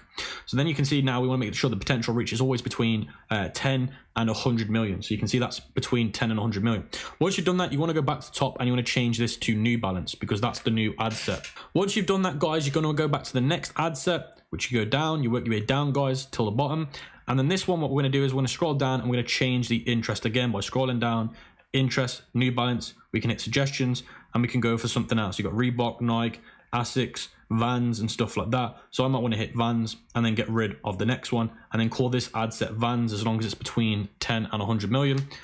And guys, that is pretty much all you're doing till you've done all of them. So that's all you're doing till you've done every single one. And again, do not touch this bottom one. And then once you've done that, guys, you can hit publish. And something else that I want to say is you're not changing any ads. The ads are staying the same. It's just the ad sets you're changing. Once you've done that, guys, you can go ahead and hit the publish button. So guys, once you've done that, we're going to move on to the next stage. But before we get on to the next stage, I just want to say quickly, if you're finding it hard to go along with it, just keep rewinding the video till it makes sense. And I've also left the PowerPoint presentation in the Google Docs sheet. If you just click that link, you can download the PowerPoint presentation that I'm using to read off. So now if we go back in here, you should have all those ad sets done. Now, of course, like I said before, I've only done 2 to save a bit of time. So where you see New Balance, New Balance, New Balance, yours should all be different, but I've not changed mine to save a bit of time. So do bear that in mind, guys. Always make sure that in the top right, you hit review and publish, or it won't work. So always make sure you do that. Now let's talk about what the objectives are for this phase 1. So phase 1 is what we're in now. The objectives for phase 1 is to test different interests and audiences to see what's best. Is it going to be 25 to 30 years old that does well? So we just test in this whole phase. So once you publish that campaign, guys, it should say active. Your campaign should say active. So where it says here, delivery, it says in draft, yours should say active or in review. Now it can take between, I would say, a day to 2 days, even a couple of hours for it to get published. So guys, we're going to leave that campaign to run for 72 hours, and then we're going to be judging it within that 72 hours. So yes, it's running for 72 hours, but there are rules that we're going to look at that we judge by in that 72 hours. So we're gonna be judging it on a 12-hour rule. So the 12-hour rule is gonna be 1 link click per ad set. So each ad set within 12 hours needs to have 1 link click. Now I've changed the ad account to another ad account that I've used to do ads on to show you a bit of data, because on the other one, obviously there's no data. So you wanna come here, and after 12 hours, you should start to see some numbers. And you wanna go to where it says link clicks. And you wanna make sure that within 12 hours, each ad set has a link click. If it doesn't have a link click, you just go over here and you turn it off. And if it's turned off, it should look like this. Now the second rule is the 24-hour rule, which is the CPC. And CPC stands for cost per click. And you want your cost per click to be between 1.75 to 150. If it's above that, you turn it off. So these ones are all fine, so I'd leave it on. So you can see there, these are not above 1.75 or 150, so I can leave these on. Then the 48-hour rule, guys, is one add to cart or one initiate checkout. So you want to come to where it says add to cart. So you can see here, add to cart or initiate checkout. You want to make sure that you got at least one add to cart or initiate checkout within 48 hours. If you don't, you turn it off. Then the 72-hour rule is a purchase. So within 72 hours, you want to make sure that you've got at least a purchase. So over here, you can see where it says purchase. You want to make sure that you've got at least one purchase after 72 hours per ad set. If you don't, you turn the ad set off, guys. So guys, if you have at least one sale for the whole campaign within those 72 hours, you can move forward to phase 2. Now, if you don't have that, you want to go back and start again. Now, you want to duplicate the campaign and only change the interest per ad set that worked the best. Now, if that doesn't make sense, don't worry, I'll show you what to do. But before you can do that, you also need to find out what ad performed the best. So what you want to do is you want to head over to the ad section. And you're going to see all your different ads, picture, video, carousel. Now, what you want to do is you want to scroll across to where it says add to cart and CTR. So you want to scroll across and you want to go to where it says CTR and add to cart. You want to pick whichever one's got the most CTR, and you also want to make sure that it's got the most CTR, but also the most add to carts. So you want to be judging off add to cart, which is here, and by CTR. Now, the best way to do this quickly is if you just click CTR, it will actually sort it by most CTR, and that way you can go through it a lot quicker. And you want to make sure that you look at them and see which ones are working. And then if you do that, you're going to work out which one's better, picture, video, or carousel. So for example, let's say for me, the picture is doing the best. So again, let's say for me, the picture is working the best. It's got the most add to cart and the most CTR. So that's what I call the winning creative. So then what I'm going to do is I'm going to go back to the ad set level and I'm going to be picking the ad set with the most sales. So guys, this is super, super important. I can't explain this enough. So you want to be picking the ad set that had the sales. So you know what I said to you, you have to have at least one sale within 72 hours. That ad set, we're going to go to it. So let's say, for example, this ad set Vans was the best performing ad set, had the sale, or the other ones didn't have a sale. If you have another ad set with a sale, you do the exact same with it. So let's say this ad set here was the one that had the sale. So I'm going to click it. I'm going to hit duplicate. And then it says here, new campaign. So we're going to duplicate it into a new campaign. And then what you're going to do is you're going to call the campaign name Winning Creative and Ad Set. And then you name the ad set name, which is Vans. So you put Vans. So then once you've done that, what you're going to do is you're going to see where it says number of copies. You're going to be doing another 5. So you're going to hit 5 and then you're going to hit duplicate. So guys, once you've done that, your screen should look like this. You should have a new campaign and you should have those ad sets, the winning ad set Vans and the ads inside of that campaign. Now, what are the objectives for phase 2? Because we're now in phase 2, is to get consistent 1 to 3 sales per day by testing similar interests to the winning ad set with the most sales. Also by using the same winning ad with the most ad to cart or CTR. For example, if an ad set which was called street fashion had an interest that gets sales, we'll hit the suggestion button on that and then we'll find new interest for that ad set. For example, if creative 2 gets the best CTR and ATC, we'll be using that creative for the next round. So that's basically what we've just done, guys. I'm just kind of giving you a conclusion on what we've just done. So now what we're doing, guys, is we're going to be moving forward. So again, Vans was the winning interest for me personally as an example. So what I'm going to want to do is I'm going to want to try and find interests that are similar to Vans, and we're going to hit the suggestion buttons to do that. So this one, we're going to delete this because obviously it's not going to be called Vans. So we're going to scroll down. You want to keep the budget to 10. You want to keep scrolling down. This is all fine. And the only thing you're changing is the Vans. So you hit suggestions and you want to find anything related to Vans. So for example, Reebok. So then what I'm going to do is I'm going to get rid of Vans. So we're going to go back down here to where it says Vans, delete it, and call this one Reebok. What we're going to do is, remember, I said that the picture ad was the winning ad. So this is so important now, guys. The picture ad was the winning ad. So what I'm going to do is I'm going to delete these. So I'm going to click the little 3 dots. It's very important that you do this. Click the 3 dots and you click delete. So guys, I can't emphasize how important this is. You click delete. We go to the video. We click delete. So we click delete on the 3 dots. Because again, guys, what are we doing? We're only using the winning interest suggestions and the winning creative, which was the picture. If the video was yours, you'd only use the video. If the carousel was yours, you'd only use the carousel. You can see now we've narrowed it down to that. So then what we do is we do the next for the same ad set. So for the next ad set, we do the exact same. We're going to find something related to Vans.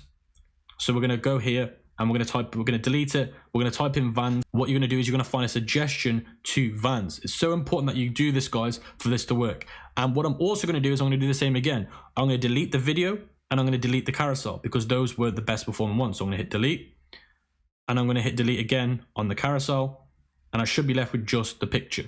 So you can see that's what I've done. Every other one. So remember, we have 6 ad sets. We leave the original one as it is. So the original ad set, we leave it alone. So the other 5 ad sets, so we duplicated it 5 times. So in total, we should have 6, the original and the other 5. You're only doing this to the other, and you're also doing it for the original ad set. The only thing you're doing to the original ad set is you're deleting the other ads. So the original ad set should be running, but only for the picture ad, because that's what worked best for me.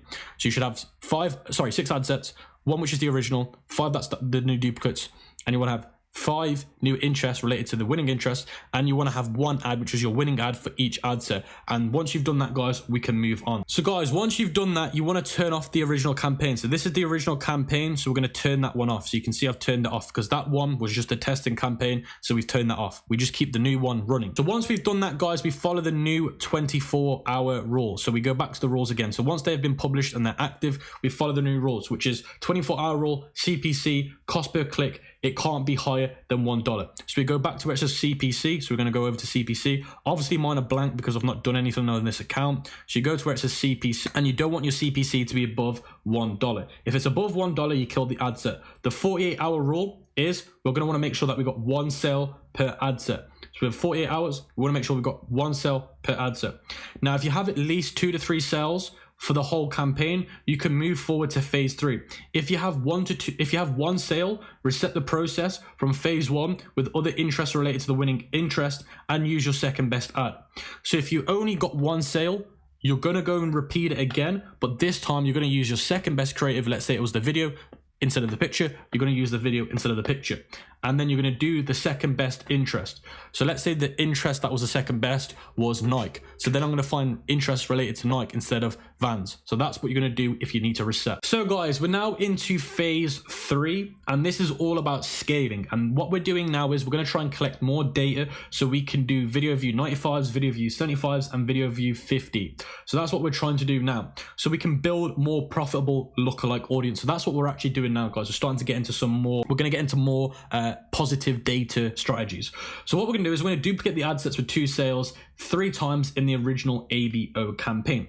So for example, let's go back to that campaign. So this campaign right here is the one that we've just done, the scalable one from the winning ad. We're going to click it. Now, the one that had 2 sales, so let's say for example, Reebok got 2 sales.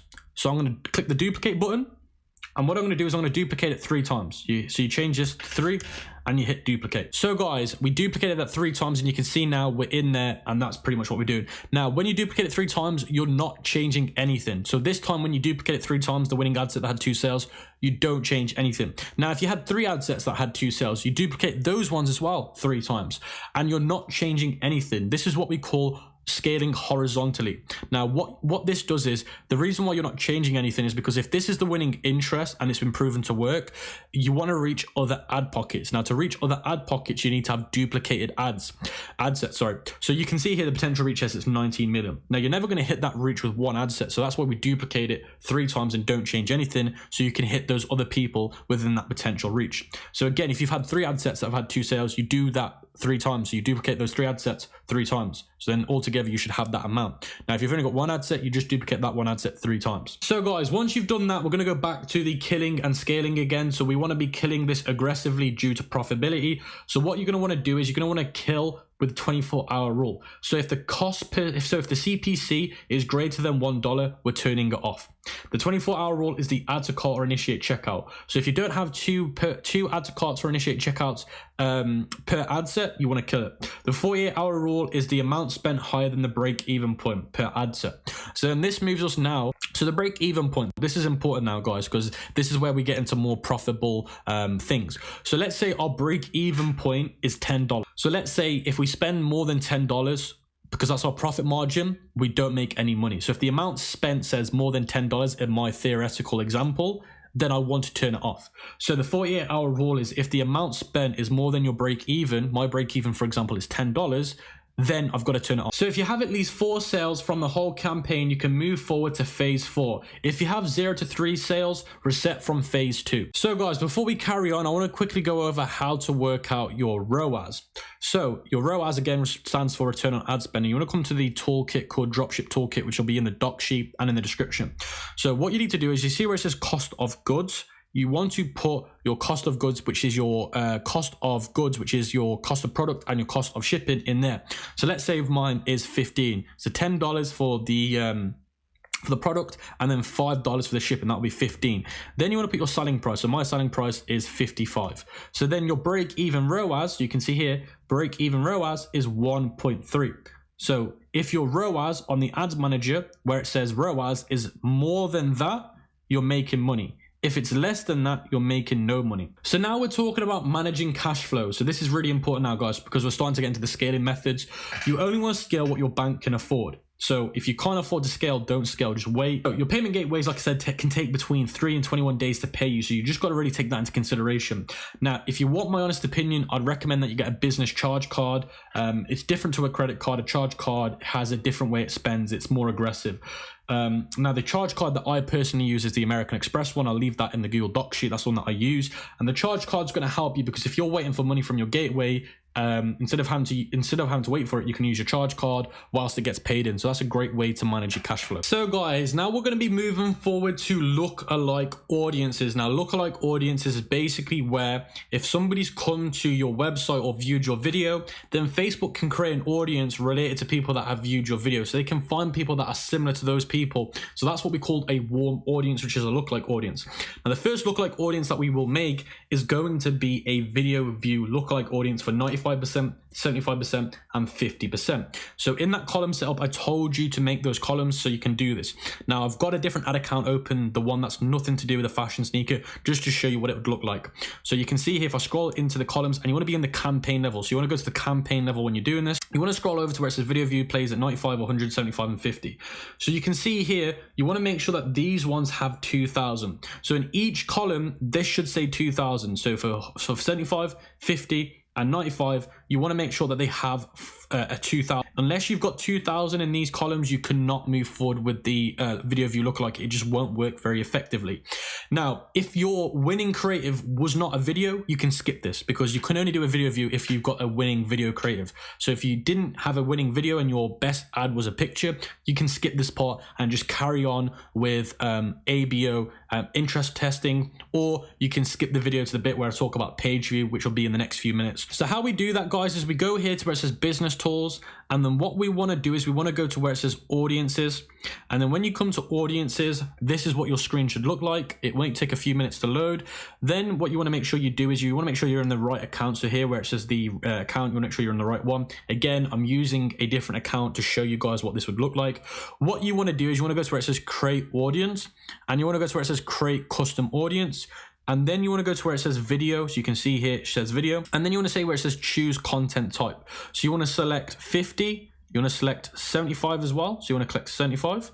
And you also want to select 95. So you should see 95. So you should have those three in here. So you can see 50, 75, 95.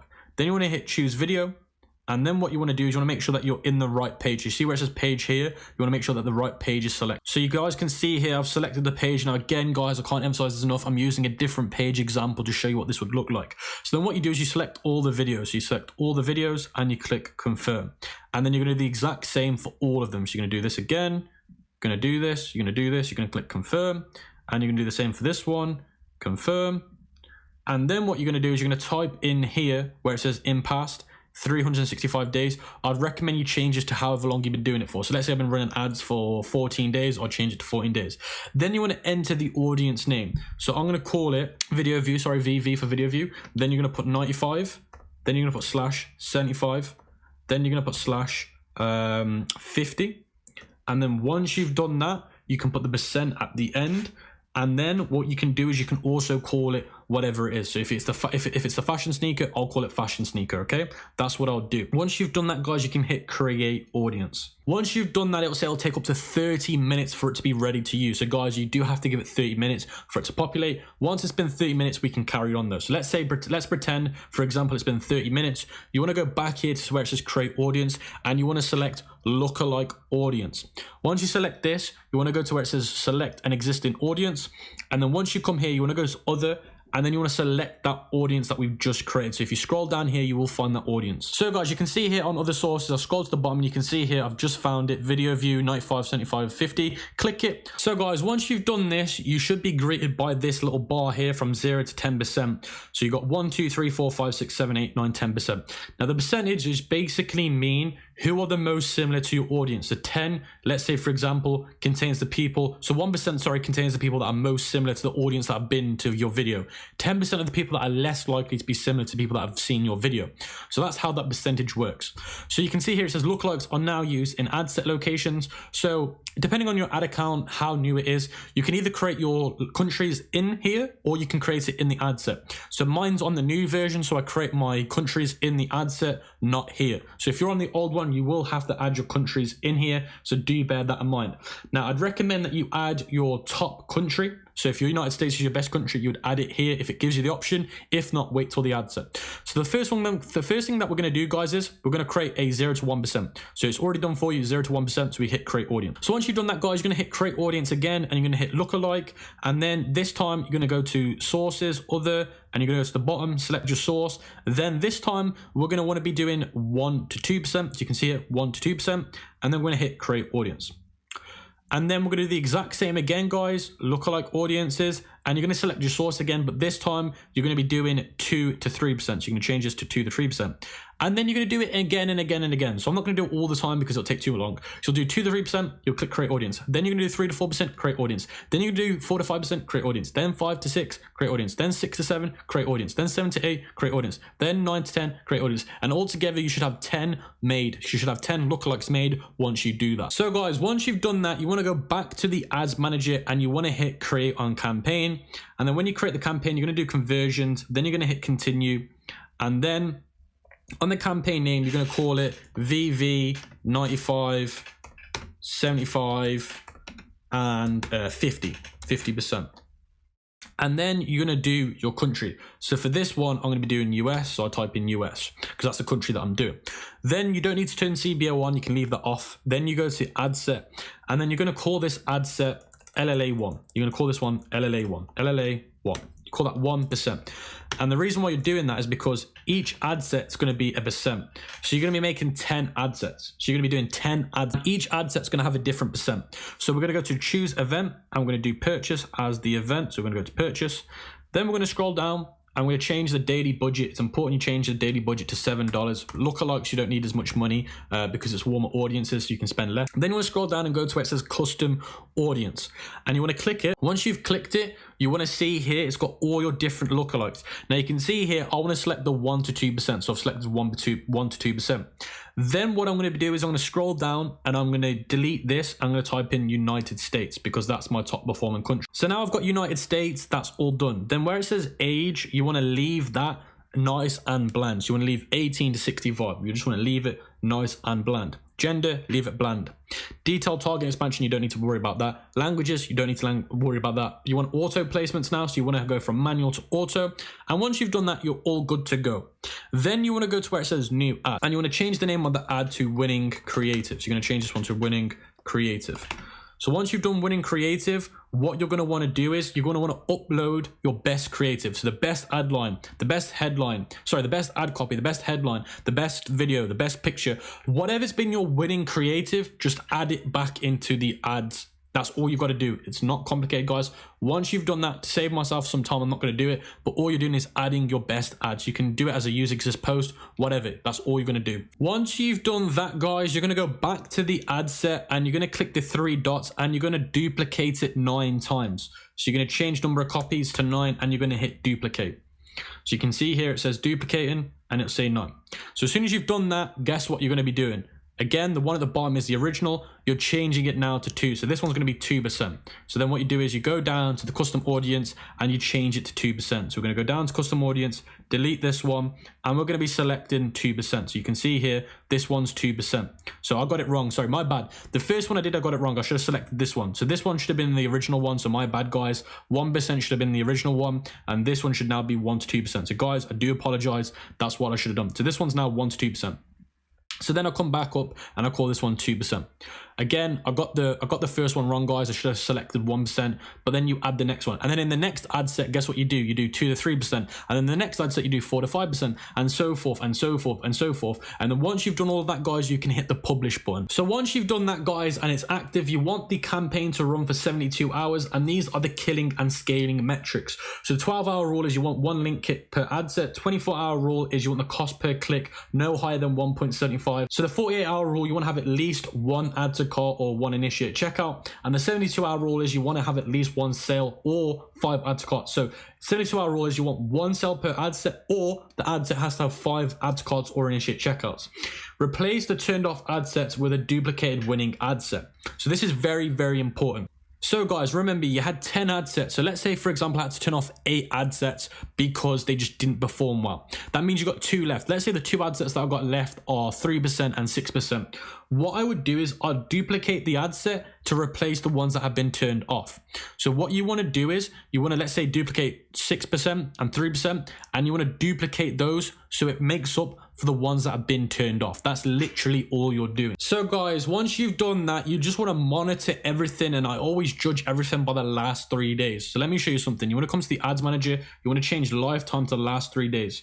So today it's currently December the 12th. So I would change it from the 9th to the 12th, and I'd click update. So you always want to be judging your ad sets on the last 3 days because they're only as good as their last 3 days. And you want to be judging them on the last 3 days by the 3 rules that I always give you: the 24-hour, the 48-hour, the 72-hour. So that's how you want to be judging your ad sets when you launch new ad sets. Last 3 days with the 3 rules that I've been giving you throughout this whole strategy. That's how you want to always judge your ad sets. And guys, do not get attached. If they need turning off, just turn them off, but make sure you always replace them with something that has been working well in the past. So guys, that moves us on to the next part, which is the testing phase, part 5. We're now in phase 5, and this is going to be the campaign setup for page view lookalikes. So we're now onto page view lookalikes. And as I was saying to you guys before, if you didn't have a video as your winning creative and I told you to skip past that part, this is the part you should be on now if you skip the video part, which is page view. Now, how you go to page view audiences, you need to go to where it says business tools, and you need to go to where it says events manager. Once you click events manager, you should be greeted by this page here, and it should say here page view, view content, add to cart, initiate checkout. So where it says page view here, you want to make sure that it says 2,000 to 3,000. You want to make sure that your page view is 2,000 to 3,000. Now, the sweet spot is 2,500 if you want me to be honest with you, but you can only do this, guys. I can't make this any more important. You can only do this if you have between 2,000 and 3,000. If you don't, just carry on doing your video view lookalikes, carry on doing interest targeting, just carry on. But for now, if you haven't, like I said, you can't do it. So if you have got 3,000 or 2,000 page views, this is what you're going to do. You're going to go back to the audience section. You're going to hit create new audience. You're going to hit custom audience. Then you're going to go to where it says website. And then what you're going to do is you're going to see where it says in the past. You want to do it to however many days you've been running it for. So let's say I've been running my ads now for 25 days. I'm going to change this to 25. And then what you're going to want to do is where it says all website visitors, you're going to want to change this to page view. So you can see where it says all website visitors, page view. Then you're going to name this audience and you're going to call it page view lookalike. So by doing LLA, page view LLA, and the name of your product or the name of your store, whatever you want to do. Once you've done that, guys, you can click create audience. And again, the same with the page view, guys, you have to give it 30 minutes. Now, once you've done that, guys, we can go back to where it says create audience, lookalike audience. And guess what, guys, you're going to do the exact same again. You're going to click the select source. You're going to click other source. You're going to scroll down to the bottom and you can see it there, page view LLA. You're going to select it. And then what you're going to do is the exact same as what you did with the video view. You can do 0 to 1, 1 to 2, 2 to 3, 4 to 5, 6 to 7, 8 to 9, and what so forth. And you should have in total 10 different lookalikes. So that's exactly what you're going to be doing. The exact same as the video view structure. If you don't remember it, rewind back, watch it again. You're doing the exact setup as the video view, but this time you're doing page view. And the same with the actual campaign itself. So when you set up the campaign, you're doing the exact same. A campaign, 10 ad sets, ABO, $7 a day, and you're just making sure that each ad set has a different page view lookalike value, 1%, 2%, 3%. It's the exact same setup. The only difference is the value being page view, not video view. So guys, once you launch that campaign, you've got some rules. Again, 72 hours, you're going to leave the campaign, but you're going to judge it on these few rules. 12-hour rule, 1 link click, and then the rest of the rules are the same. 24-hour rule, the CPC has to be under $1.75 or $1.50. And then the 48-hour rule is you're gonna have to have at least one add to cart or initiate checkout. 72-hour rule, you're gonna want to have at least one sale or 5 add to cart. So the rules stay the same, but this time you have the 12-hour rule, which is the 1 link click per ad set. So guys, we're now on phase 6. We've now gone to phase 6, and phase 6 is all about view content lookalike audiences. So what you need to do is you need to go back to the events manager and you need to look at where it says view content. Now you need at least 1,500 to 2,000 view contents. If you haven't got that, carry on doing page view, video view lookalikes, carry on doing interest targeting. That's what you need to be doing. Now, if you have got a view content at 1,500 or 2,000, what you need to do is you need to go back to the audience section, create audience. You don't need to do a custom audience. Anything above view content and above, you don't need to do custom audience. You just go straight to lookalikes. So you hit lookalikes, you click this, and then you go to where it says value based, and then you select the pixel. So make sure you select the pixel. It's very important that you do this. So you select the pixel, and then what you do is you change it by clicking other amount, by clicking it, and then you select view content. So again, you go straight from the pixel this time, and then what you do is you go to where it says other, and then you click view content. And then once you've done that, guys, you can go straight into doing again 0 to 1, 1 to 2, 2 to 3, and so forth. You click create audience, and then you do the same again and same again. So anything that's view content and above, you do it this way in the lookalikes. So once you've done that, you go back to the ads manager and you do the exact same setup. You're gonna be doing one campaign ABO, $7 a day with the 10 ad sets,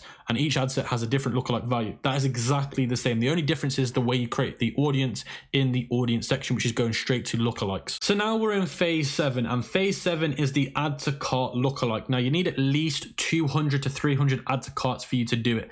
And again, if you've hit that milestone, you go and do the exact same thing. You go to the audiences here, create audience, lookalike, you select the pixel again. So you select your pixel, you go to other, and you select add to cart. And then you do the same again, the same amount of lookalikes, which is the 10. You do the exact same campaign. Everything's the same. Killing and scaling is the exact same. And again, everything's on that PowerPoint presentation that I've created for you so you can have a look at it. So we're now on to phase 8, which is the purchase lookalike. And again, you want to come back to here, and if you've had any purchases, it will tell you how many you've got. You need at least 100 to 200 purchases to do a purchase lookalike. If you haven't got enough, carry on doing add to cart, carry on doing the other ones, carry on doing interest, and work your way up to purchase. As soon as you've got enough, you go back to the audiences again, guys. You go straight to lookalike. So you can see here, lookalike. And what you want to do is you want to go to the pixel, and it should already have purchase checked. So purchase already checked. And then you make those 10 lookalikes and you do the exact same in the campaign, 10 ad sets and so forth. Everything remains the same with the killing and scaling. And as I said, everything is explained in the PowerPoint presentation for those that want more detail. So guys, let's talk a little bit about how to scale lookalike audiences. So the best way to scale lookalike audiences is to start to group the most successful LLAs into one ad set. For example, if you have an add to cart 1 and 3% that are performing well, make a new LLA for 1 to 3%, and then create it for an ad set. So what I'm saying is, let's say 1, 2, and 3% doing really, really well on their own, group it up. So that's what I'm trying to say. So what you'd do is you'd go back to the audience section. So you go here, you go to audiences, and you're going to group them. So how you group them is, let's say I'm doing add to cart as the example. I'd go straight to lookalikes. I'd select my pixel again. And then what I'd do is I'd do add to cart. So you can see it, add to cart. And what I'd do is I'd do 1 to 3. So I'd change this to 3 and I'd change this to 1. So then I'm doing 1 to 3%. So you're grouping them up. Let's say, for example, add to cart 4 to 6% has been doing well on their own. Then I'd do a group one. So I'd do 6 and 4%. So I'd group them up. The reason why I want to group them up is because it becomes more powerful. And then once you've made that audience, you go and create it into an ad set, and you publish it 3 times. You create it and you put it into a new campaign, and you have 3 ad sets, the exact same, 4 to 6%, and you just let them run. And that's the best way to scale grouped lookalikes. So guys, another great way to scale lookalike audiences is to start to test other performing countries. So for example, when I've been doing these lookalikes, I've been doing US only. So what you might want to be doing is you might want to be testing your second best country. Let's say, for example, the UK is my second best. I might want to do UK in this. So all the audiences that I've made in lookalike, I might want to do it for UK. So change the US to the UK, or you can group it, do US and UK in one lookalike. I'd recommend that you test both to see which one works best, because it really depends on how your ad account reacts to it. So guys, now we're in phase 11. Now phase 11 is all about retargeting. Now retargeting is completely different to lookalikes. Lookalikes is where Facebook based it off similar people that have seen your stuff in the past. Now retargeting is where you're actually showing your ad back to somebody that's been there before. So let's say somebody's been to my website, added to cart, but didn't buy. I'm going to retarget them and try and show them a new ad that's more more created in a way where it's going to get them to buy it this time instead of just adding to cart. So how we do retargeting is we go into the audience section of the ads manager, we hit create audience, we go to where it says custom audience, and we're going to hit website. And then we're going to go to where it says all website visitors, and you're going to want to be learning the funnel. So the funnel is page view is the bottom and initiate checkout is the top. So page view is the start of the funnel and initiate checkout is the bottom of the funnel. So we always start with page view. Now, I'd always recommend that you start your way back and then you move your way forward. So starting your way back would be 180 days. So you want to be retargeting it to the last, so basically you're doing a retargeting ad for the last 180 days of people that have viewed your content. Now you want to start at the back and you want to work your way forward. So that's what I always like to do. I always like to make an ad set at the 180 days, and then I like to make other ad sets other ways in. So the other ones you can do is you can do something like 90 days, you can do something like 7 days, you can do something like 14 days, 30 days. So those are the different ones you can do. So for example, like I said, you can do the other one I would recommend that you do is 90 days. The other one past that is 30 days. And then the other one that you can do is 14 days. And then the other one you can do is 7 days. They're the different funnels that you can do when you're doing retargeting. And again, you want to be making one ad set per that amount of days. So 7 days, 14 days, so forth. So once you've done this, you want to exclude people. If you're doing a page view retargeting, you don't want your retargeting ad to see anybody else but page view. So what you do is you come here and then you do view content. You click exclude people again, and this one's going to be for add to cart. And then you can do it again, but this time this one's going to be for initiate checkout, because you want your page view to be seen. You want your retargeting ad to hit those people that have seen your page view, but you don't want your retargeting ad to see these people because you're going to do those separate. So that's why you exclude them. And you want to make sure the days always match. You want to do 180 days here. Once you've done that, guys, you can go ahead, you can go away and create an audience. You want to name your audience first. So I'm going to call it page view retargeting. And then I'm going to call it exclude ATC VC. And then I'm going to do IC. So I'm going to exclude those. So once you've done that, guys, you can carry on and create. So there we hit create audience. So the next thing that I'm going to want to do, guys, I'm going to create the exact same retargeting, but this time instead of doing 180 days, I'm going to be doing 90 days. And then you exclude the same audiences. Then you do it again, but this time for 30 days again, but this time 14 days again, 7 days. So in total, you should have 5 different retargeting funnel days. And then you do the same, but this time you do it for view content. So you do the exact same for view content, but then you exclude page view, you exclude the other ones that you aren't trying to target for. And then once you've done that, we can then create the campaign for it. So guys, now we're going to be creating the campaign for the retargeting. So we hit the create button, then we're going to hit conversions, then we're going to hit continue, and then we're going to call the campaign name retargeting. So you just call it retargeting. I'm just going to put RT for now to save some time, but you call it retargeting and then the actual ad set name. Then once you've done that, you go to the ad set, and then you call this ad set the retargeting that you're doing. So this one would be page view. Now, something else that I should have said is the campaign name should also be the value that you're doing. So you should do one campaign per value. So view content would have its own campaign. Add to cart would have its own campaign. Same with the lookalikes. Every lookalike has its own campaign in the value. So always have its own campaign per value. Then what you want to do is you want to come back here. What you're going to do is you're going to change this one to, let's say, 180 days. So we're going to do 180 days. So this one's going to be all 180 days. So then what you're going to do is you're going to scroll down, go to where it says conversion event, and you're going to go for per. Then what we're going to do is we're going to scroll down and we're going to make the budget $5. So with retargeting, you actually don't need to be spending that much money. You can do it really, really cheap. So I'd recommend that you do it for $5 or £5, whatever, because retargeting, you don't need to spend that much money. So £5 or £3 would work really, really well. Then what you're going to want to do is you're going to want to scroll down, and then where it says custom audiences, you're going to want to select your custom audience, which should be here where it says page view retargeting, exclude ATC, VTC. And then that's all good. And then where it says countries, you want to add every single country that you've been doing. So because we've been doing ePacket, I would add the ePacket countries here. So what I can do is I can click where it says here, browse, saved locations, and then I can hit ePacket. And then that would add all the ePacket for me. Then you're going to leave this broad. You're not going to change this. And then you're going to leave it as automatic placements. You don't need to change the placements. Leave it as automatic. And then we come to the ad. And now this is the important part. You're going to call the ad name retargeting. Retargeting. If I could spell, that would help. So we're going to do retargeting. And then we're going to create a new ad. So we're going to add media, add video. Now remember, I got you guys to make that retargeting video. So you go here. You go to downloads, and we're going to add the retargeting video, which is this one here. So we're going to add the retargeting video, and then we're also going to want to add the retargeting thumbnail and ad copy. So you can see here, we're going to go back and you can see here the retargeting headline. We're going to copy this and we're going to put it in the headline. So we're going to put this here in the headline. So headline, I'm going to put the 4.9 star reviews again, because your retargeting ad, the creative, is different to normal creatives. Then where it says ad copy, I'm going to want to get this, and then I'm going to paste the retargeting copy there. Then what I'm going to do is I'm going to go to description and type in free shipping again. But now what I do is I go to edit video and then I click upload, and then I'm going to upload the retargeting thumbnail. So we're going to hit testimonials and we're going to hit open. And then once that's done, we're going to hit continue.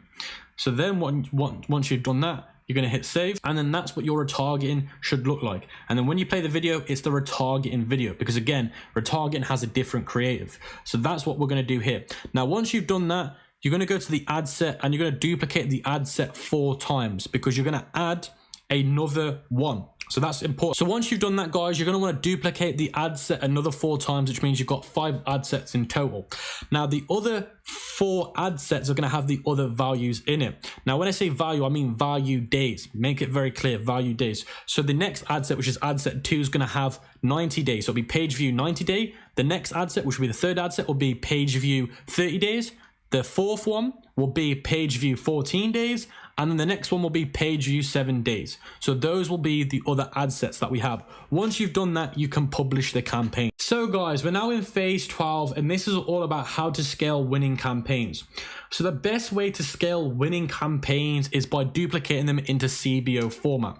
So you can see here, let's say, for example, this is my winning campaign. Let's pretend you'd select it. You'd hit duplicate and you'd change it into CBO format. So you hit duplicate, and then what we'd do is we'd go to the campaign level, we'd scroll down, we'd turn CBO on, and you'd make the CBO budget 100. So you'd change the budget to 100. That's 1,000, sorry. And then we'd go in here, and then what we'd do is we'd set the minimum ad set spend. So there's actually minimum ad set spends inside of these. So you'd have to scroll to the top and it should say budget and schedule. You can see it here. And then what you want to do is ad set spend. You want to click edit and you want to hit ad set spend. And then where it says daily minimum, this is what you want to be doing. And you want to be setting this to 7. 7 or 5, it really depends. You don't want to be setting a maximum. Do not set a maximum. Only need to do minimum. And you do the same again in this one. You'd set the daily minimum spend to $7. And then that's all you need to do, and you can hit publish. So guys, once you've done that, you're going to be increasing the budget on the CBO between 30 and 50%, depending on the profitability. And they do that every 3 to 4 days. So that CBO has been running now, let's say, for example, 4 days. It's profitable. Let's say it's profitable by, let's say, 0.1%. I might want to increase it by 30%. Now, let's say it's profitable by like 1 ROAS, an extra 1 ROAS. I might want to increase it by 50%. And you always want to be adjusting the minimum spend on what ad set's performing the best. So let's say if we go back into that ad set, so let's go back here. So let's say this ad set here is performing the best. I might want to change the minimum ad set spend from 7 to 10 or from 7 to 20, depending on how well it's doing. And again, you're going to want to change it based on how many ad sets you've got. It all depends on all those different variants, but that's pretty much how you want to scale your Facebook ads in CBO format. So guys, those were all the 12 different phases of Facebook scaling and testing. So I hope you guys have enjoyed that. Now we're going to be moving on to some more advanced little things that you can do inside of the ads manager to really help automate it and get the best results possible. So the first thing that you can do is you can do something called automated rules. So if you click this, you can actually apply something called a rule. So if you click it and you go to rules, you can do something called apply existing rule or manage rules or create rule. So let me show you what rules do. So the rule that's really good is that if you're not active on Facebook and you just can't do anything because you're busy, you're on an airplane or you're on a bus and you want Facebook to turn off things for you, then you can create rules. So depending on certain variables, it will turn off certain campaigns and ad sets for you. So let's say, for example, I want this rule to turn off my ad set or campaign if it's below break even point. So what I can do is I can change this to be break even points or ROAS. So I might want to do ROAS point. And then what I might want to do is I might want to make it apply to one campaign, turn off campaign, and then where it says cost per result, you want to scroll down to where it says website purchase ROAS, and then you want to do in between. So let's just do 1. So let's do 1 to 1.3. So let's say that's my ROAS. So anything that's between 1 and 1.3, it will turn it off. And then where it says time range, you want to do for the last 3 days. Because remember, guys, I said you're only as good as your last 3 days. So it'll judge it every 3 days. And if the ROAS is between 1 and 1.3, it will turn it off. And then where it says attribution window, I would always do account default. And then schedule, I would always do daily at 12. Always at daily at 12. That's what I do it as.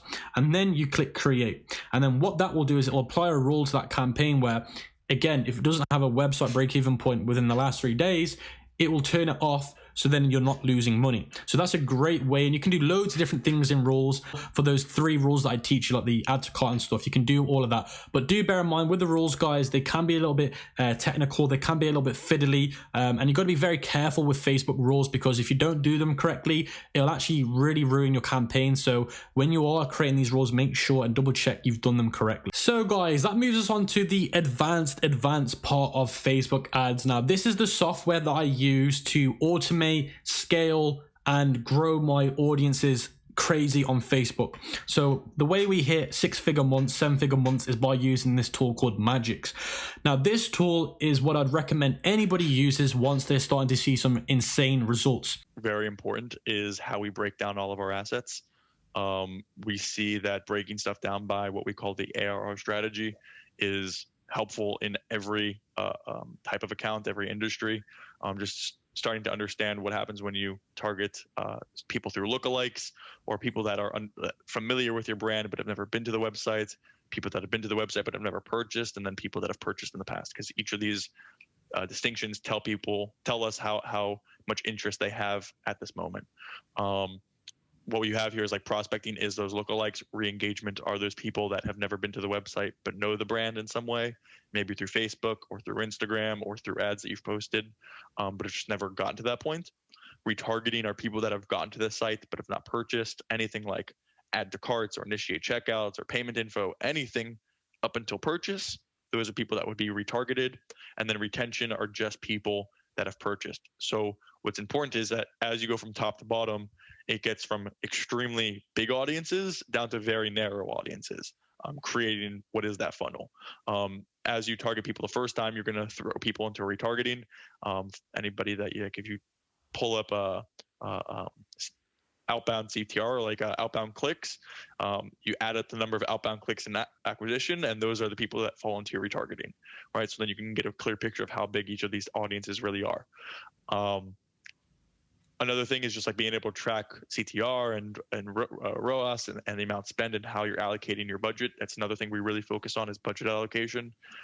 We actually like to break it down to like almost a percentage of like 80%, 15%, 5%, just because like that's how the budgets tend to create like a nice flow of people into eventually retention. One of our favorite graphs on the entire site is this third one down here. It's called the drill down. This helps you to see like a clear picture, not just within the advertising, but in that entire funnel as a whole.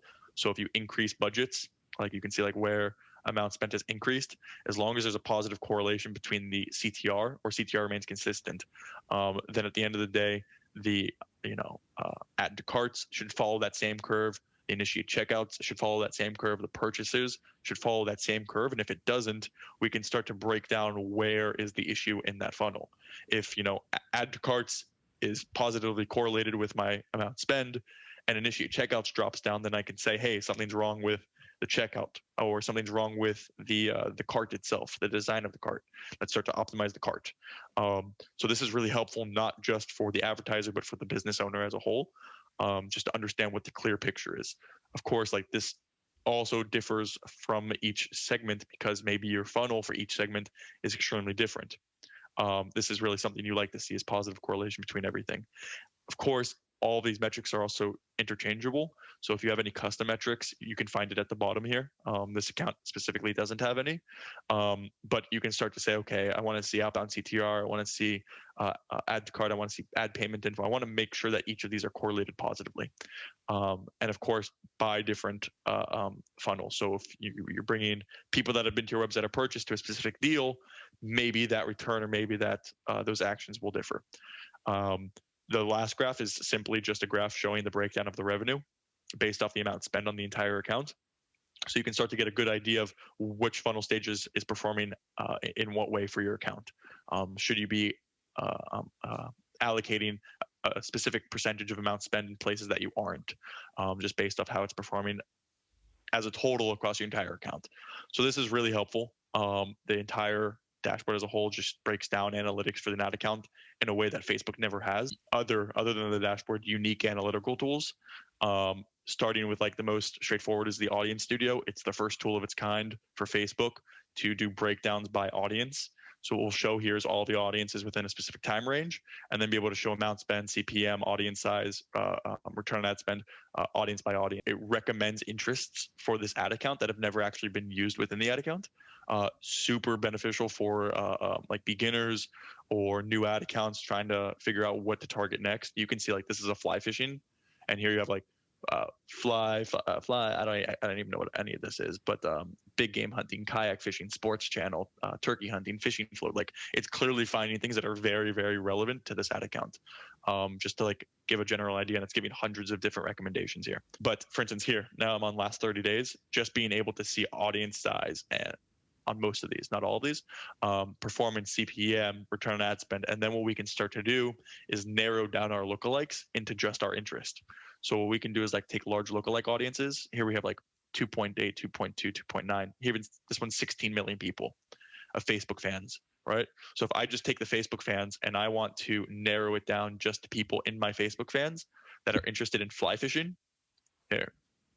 Now I've taken an audience of 16 million and narrowed it down to 1.6 million. I'm not sure what fly tying is. I imagine it's relevant, but if I include that too, I can expand it a little bit more, 1.6 still. And then we can start to do like a ton of different stuff. Is like find me people that are also interested, like they have to be interested in one of these things, but maybe they are specifically interested in bass fishing, and I can add that as a second intersection. So I take that 1.6 and I narrow it down even significantly more. So you can save this as a preset or launch it directly. You click launch, it takes you into the launcher. Exactly. Or you can just launch it directly, but I'll save it as a preset. I'll pick it up later in the tutorial. How's that? So that's Audience Studio, showing you just two more analytical tools. On Facebook, you have the three tabs. You have campaigns, ads, sets, ads, right? We think, and we have it with tens of thousands of ad accounts, that seeing analytics on an ad level just doesn't cut it, because you may have a specific creative A that performs really well, and creative A is in ads 1, 2, and 3. So we say like, great, for that creative, let's combine all those analytics and show it as one for that creative. What you end up with is like an amazing tool that shows you creative performance one against the other. So you know which creatives to scale, which types of creatives to scale. Maybe videos run better than pictures, maybe longer videos run better than short, maybe dynamic product ads run better than everything. And now you can start to understand, great, how do I relay this information to my creative team in order to get the best out of my ad account? Is how spend is allocated between them, how the conversion rate is pretty consistent between each of them, but we see Carousel performs really well with a very low budget so far. DPA's performed really well, a bit of a bigger budget, so maybe we want to start allocating more money over to dynamic product ads. Images run quite well, and this is just a way to see how everything's working within the account, right? Second aspect is how Facebook's optimization works, and this is something crazy that we've seen change over the last 2 years, and one of the key drivers to creating this tool as a whole is the way Facebook optimizes their ads is in 3 different sections almost. It's high, medium, and low spenders, and what we almost always see consistently is that medium and low spenders are performing better than our high spenders. And the question becomes is, why is Facebook optimizing to give these two creatives the most amount spend? Okay, and what you'll see is like if I put my mouse right here, we have a 3.99 return on ad spend. Let's just call it 4. And then just check out like this one, for instance, 7.78. Like the question is like, why are we not spending more on this creative? So what we can do is take that creative, just click on it, open in the ads launcher. And what I'm going to do is have that creative and show you all of your top performing ad copies. Oh. So now you can make brand new combinations of this creative and just make brand new ads 1, 2, 3, 4, 5. And then you see how it's already colored in these 2 places. These 2 combinations already exist, but they're missing from 500 plus different ad sets. Okay, so let's just take this creative, trick Facebook by just making tons of copies of it with different ad copies, and then launch it into existing ad sets. So now when I click this, we have 5 ads. 3 of these 5 ads are brand new. Okay, and you'll see that the creatives that already exist, you'll see like this one is going to launch into 59, this one in 68, 71, 71, 71. You'll notice that these two are launching into fewer because where it already exists, we exclude it automatically. So we're not doubling up the same creative and ad copy in the same thing, in the same ad set. So this is just a crazy, crazy way to scale this creative. Imagine if I hit next, it would launch over, almost 300 different ads. I think you and I both know how long that would take to do in Facebook. Yeah. Probably the entire day's work is just scaling this creative. No, hit create, boom, 300 ads created. Okay, that's just one example. Now that's not even like the most powerful aspect of this tool. Where this really comes into play is smart performance filtering, where you can say, I want to acquire new male customers between 45 and older. It's going to take a second to load up. As that loads up, because it's just the first time I'm doing it today, this graph down here, it lets you see creative against creative week by week. And now without even question, without even having to look twice, all I do is with my eye, make an imaginary line between 0, 0 and every dot on the graph and just find the steepest line. Steepest line is this one for sure, but definitely like these two are definitely really scalable. Even one down here might be pretty scalable. Yeah, 5.9. This one barely spent any money, but brought in already 2 purchases. So that's at 10.31. So here we have for that demographic to acquire older male customers, we can just use this. It performs really well. It's brought in 76 purchases and barely spent over hasn't even spent £1,000, right? So this is just like a crazy helpful way to it literally takes away the guessing game of what creative works as long as you're testing a bunch of them. Okay. The other aspect is exactly with I'm going to show you this as well, is feature tags. Something like a lot of users love is just understanding what features within your creatives work best. So showing the guy's name is Tom. So when Tom's in this video, like his ads perform really great. A lot of the spend goes there and a lot of the revenue is driven from that. When he's outdoors or in waters or there's plants in the background or he's wearing sunglasses or grass, what works best within these creatives, and you can show a bunch. We also have ad copy insights. So instead of type, it's more of length. What length of ad copy works the best? What type of emojis work the best? What type of links work the best? This is just, again, extremely helpful. We can actually see this account should probably steer closer to medium, which is between 150 and 450 characters, right? Pretty clearly, right? You don't know this account. I know this account because I work with it a bit, but you can almost tell immediately. Return on ad spend significantly higher, even when the spend is higher. Let's put all our spend into medium length ad copies. Those perform really well. What are the phrases that we use the best, that work the best? What are the words in quantities? Like what quantities do I say? Single-handed, double thumbs up, 20 pound. You know what I mean? Like what do you say in your ad copies that work the best for your ads? And again, you can filter this out of like which copy is best for acquisition. Like something as simple as that. Like tell me another way on Facebook where you can try to figure that out. You just can't. You just can't. So if you apply filters, everything shifts around. This is acquisition. Boom. Here's the easiest scalable ad copy for acquisition. Even if it's product specific, let's use it as a template to make it less product specific. If you say, hey, like best fishing lines, make it, hey, best fishing poles. Hey, best fishing boats. Hey, just like use it as a template and just like switch out the product specific words in it. So this is just extremely powerful in the way it can help you. And again, when you do it from the ad copy side, it's the exact opposite. So we give you the best. You take your ad copy and all your best creative. You can also do this on like a mass scale within the ads launcher. Just click the ads launcher. It's actually part of this link, so I'm just going to refresh it.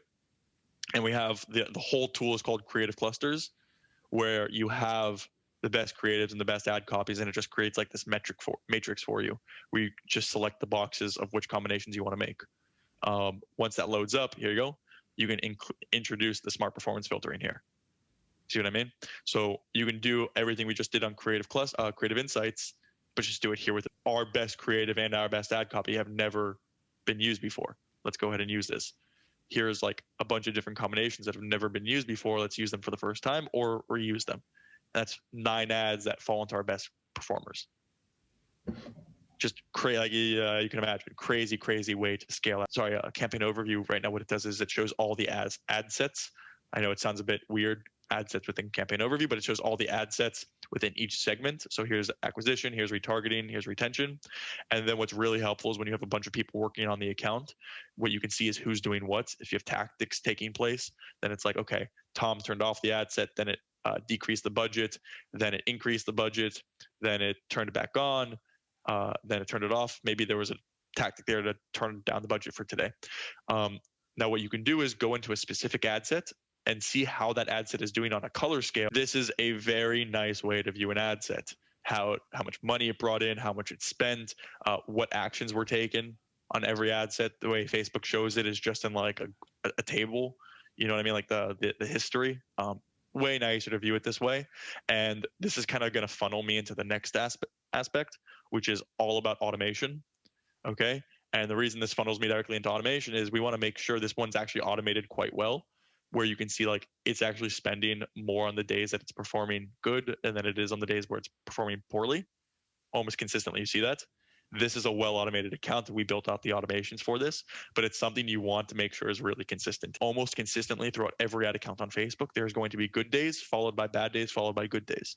The reason being is Facebook, I want to say like roughly a year and a half ago, 2 years ago, changed the way that they optimize to the point where it's a bid war between your ad account. And what we want to make sure is on the days that you're winning, not necessarily as an ad account, but on an ad set level, on the days that ad set is winning, we want to scale it and then bring it back down before the end of the day. And on days that you're doing poorly, we want to cut it in its tracks before it continues to spend. And you can see like that almost happens really, really well on this ad account. Like spends a lot on good days, spends a little on bad days. And like that's really what you want to aim for. Otherwise, imagine spending 40 pounds on these days, this day, and this day. Wouldn't look too great. And now he's just consistently around 3. He had a sick day that I don't know what happened that day. That was a crazy day. But consistently around 3 or 4 now, ever since automation tactics kicked in. Just to understand what they are, Surf, we have campaign and ad set. It's to increase budgets. The reason you don't see ad is because there's no such thing as ad budget. So if we're surfing an ad set, it means that the ad set's performing really well. Increase the budgets for today, decreasing at midnight. Why at midnight? Daily bid. Doesn't mean you're going to perform well tomorrow. Same thing with campaign. Stop loss is the opposite. Performing poorly, stop the loss. Turn it off for today. Turn it back on at midnight or 2, 3, 4 a.m. Revive is just the safety net to stop loss. Let's say it's noon, we turn something off, and all of a sudden purchases come through attribution. We can just revive it. So these just turn stuff back on if performance is actually pretty good. And then sunsetting, out of these 7, sunsetting is the only non-daily tactic. Sunsetting is permanent. It's how much money an ad set has spent. Here, let me just zoom in. It's how much money an ad set has spent since its last purchase based off its performance over the last 3 and 7 days. So if it's above average last 3 and 7 days, it gets more spend. If it's terrible last 3 and 7 days, we're not going to let it spend much before we decrease it. And then before we completely turn it off. Before we turn it off, there's also a sanity check that we incorporated, which is this still profitable? Yes or no. If it's not, turn it off. If it is, let it keep running a little bit till it's not. We're incorporating everything into tactics. The other thing is like on Surf and on stop loss, you'll notice that when it comes to setting it up and you hit next, we only let people choose. I'm going to go back, but we only let people choose acquisition, not retargeting retention, because then when you start messing with those, you actually just like can ruin your account. So we don't even let people choose those on the 7 default tactics. Now, when it comes to surfing, okay, let's say an ad set, we're doing e-commerce. It's going to be based off purchases, okay? What the rule will default to something for your ad account. It's going to look at like history of the ad account. I think it's a cost per purchase, so like 2 times the cost per purchase. And what it says is if the ad set reaches 2 purchases and the spend is less than this, let's increase the budget. Okay. Now, when you're increasing the budgets, you have to be really careful to make sure you don't put something back into the learning phase. We found the algorithm. It's this. It's based off of how it's performed over the last 3 and 7 days and what the budget started at today. So if it started really low, we can increase it by a lot. If it started really high, we can only increase it by a little. Okay. And this is, again, to make sure we don't ruin anything or put something into learning phase. And then the last part is when we reset it. Maybe you want to reset at midnight. Maybe you say, okay, I don't get purchases till 4 a.m. anyway. Let's start it at 4 a.m. So tons of ways to automate. These basic 7 are really straightforward. It's actually this, which is where the real power comes into. These were just, we worked on these for like 2 months or so. This is where it gets like really, really fun, where, for instance, permanent stuff is like you have to be really sure you want to turn something off before you do it permanently, right? So for instance, pause losing ad sets permanently, that's going to be a lot of checks like that, okay? Where it's either spend is a certain amount, purchase is last 7 days a certain amount, hours since creation it's old, or all of this is too much, all my costs are too much, or maybe we paused it permanently and then somehow, some way, attribution kicked in and it's actually quite well, we can turn it back on. This is just like one of those strategies that's like really in depth. We also have like tons of like a bully method. This uses bid strategies. We can automate to increase the bid to really, really high, or then decrease it. We can do like tons of fun stuff with this. It's like a bully method, getting the most out of your ad sets using high bid. One of my favorite things is like on big catalogs. Sometimes you want to do naming structures on ads automatically. So like maybe on like a poor performing ad, you'll do like a pause ad set for today, and you'll say like, okay, XYZ, like these triggers, you can add different groups or different conditions, make one an or, make one an and, but then you can add another action to add to the name like an X, and then you start having a naming structure form over a few days. Like after 5 days, if you see XXX, you know this ad or maybe the product being shown in this ad isn't performing well, let's turn it off. If you see 3 or 4 ads that feature the same product, you can say, okay, maybe it's not an ad issue, maybe it's the product we're presenting. And that's how you can start to incorporate different naming structures. And these are like heavy presets. These are also presets because they're still using dynamic values from the ad account. Okay. What I see on this ad account, like attribution delay, like this return on ad spend didn't come from anywhere. Like it's based off something within the ad account. These numbers within like penalizing low performing campaigns, like these numbers aren't just from anywhere. It's from the ad. It's dynamic values from the ad account. If I look at another ad account and I click the same tactic, they'll see different. The other thing is all of these automations. Like let me just show you one thing. Let's say you're like I'm personally on testing. I do like strictly ABOs. So like I know like if I set a custom automation up and I want to pause an ad set for today, let's say I want to reset it at 2 a.m. We can base that off of like spend, and we can base that off of return on ad spend. And if I'm pausing it, it means it spent too much. So spend today that's what is called the static rule. It's what you actually saw in everything up until now. Where it gets really interesting is where you start to make things dynamic. So like if you have an ad set who has a budget of 30 pounds and you have an ad set that has 300 pounds, that 300 pound is going to spend this way quicker, right? Yeah. So it doesn't really help you to make the rule based off 25 pounds, but maybe if you switch to dynamic value, you can make it dynamic based off ad account values or off the ad sets values. And we would want to do it based off the ad sets daily budget. If a spend is over 60% of its daily budget and it's below my average significantly, then turn it off for today. That's where it gets really freaking smart, because it doesn't matter what you set your budgets at or how the ad accounts perform. So like it gives you a visual of what 80% of that average is. So if it's, and that makes sense for this ad account, that makes perfect sense. If it's spent more than 60% and it's less than 80% of my average, yeah, I do want to turn it off. That's exactly what I want to do. Maybe you want to incorporate into this rule, like, okay, make sure this is actually 3 days old at least. So like hours since creation is at least 72 hours. You just like time is greater than like noon, like let it run for at least half the day. If you don't want to do noon, maybe you only want to run things off like specific days of the week. So your days of the week is not, maybe on weekends, is not like Saturday and Sunday. Like there's so many different things you can incorporate into the rules. Like it's endless. Now, when I ask you to increase, how you want to increase, like it's really important. We ask you a lot of information. So like when you hit increase, it's going to say, okay, do you want to increase it by a percentage or by a pound amount? Do you want to apply it to all or to only active? Do you want that budget to reset? Yes or no? Okay. How often? What's like the maximum it can increase? Do you want it to increase every 15 minutes if it's doing well? Only let it do it once every 12 hours if it's doing really well, once a day, once in a lifetime. The thing that makes the biggest difference when you're going from a situation of no automations to automations is stop loss. Okay. If you're chugging along and you're doing, let's say like you need to be at 3 and you're doing 2.5. Okay. If we just take the days that your ad sets are spending when they shouldn't, and we remove that ad spend, let's say we check at 60% daily spend. Let's say we remove 40% of those ad sets that don't perform well. Let's call it 1 out of every 4. That's roughly like 16% of your budget. I remove 16% of your amount spend. Revenue stays the same. That alone should increase it to where you need to be. That's ad care. We did Creative Studio. We did automation. We didn't touch bid testing. Super freaking easy. You just click bid testing. We even recommend audiences here at this point.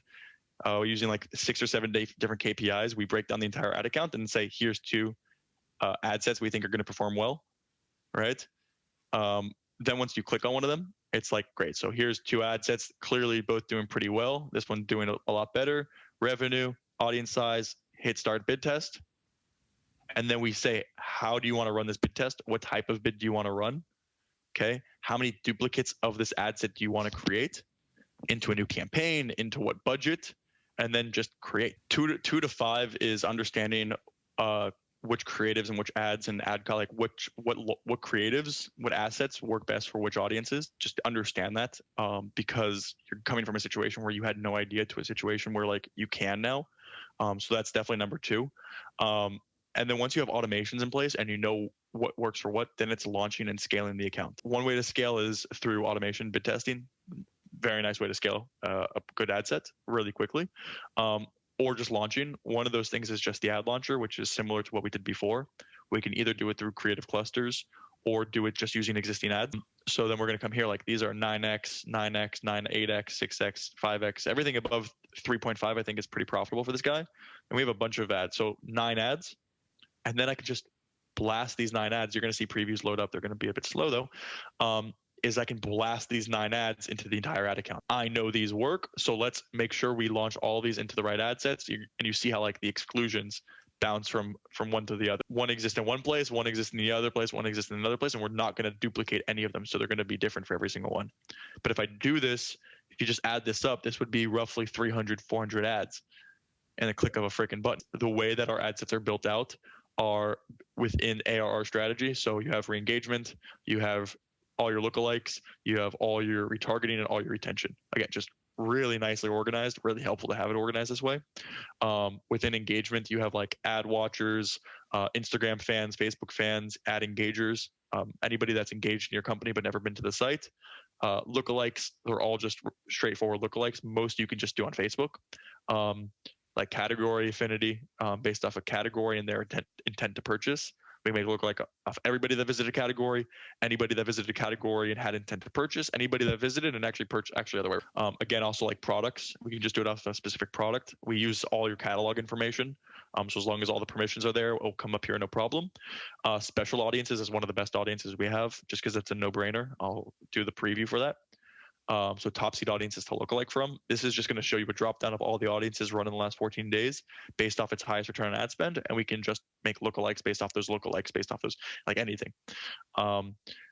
Social media fans make lookalikes off that. Video viewers make lookalikes of them. And let me just filter these out so you can see it. All of them 10 seconds, all of like the whole thing. Watch 75%, 95%, 10 seconds.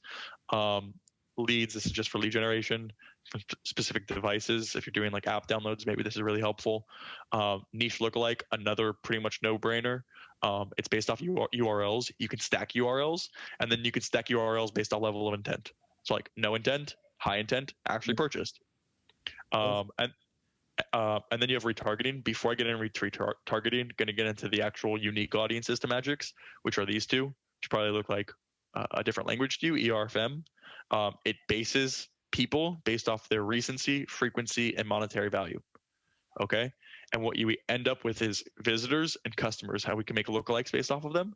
And what we do is we break them into 2 types of categories into 3 branches. So you have, let me do a 3x3. Perfect. You have infrequent, frequent, and occasional people that shop. And you have silver, gold, and platinum. The silver, gold, and platinum isn't just some random number. It's based off of the values on your site. So if you're a jewelry company, gold necklaces and diamond rings, then there's a clear differentiation between silver and platinum. Okay.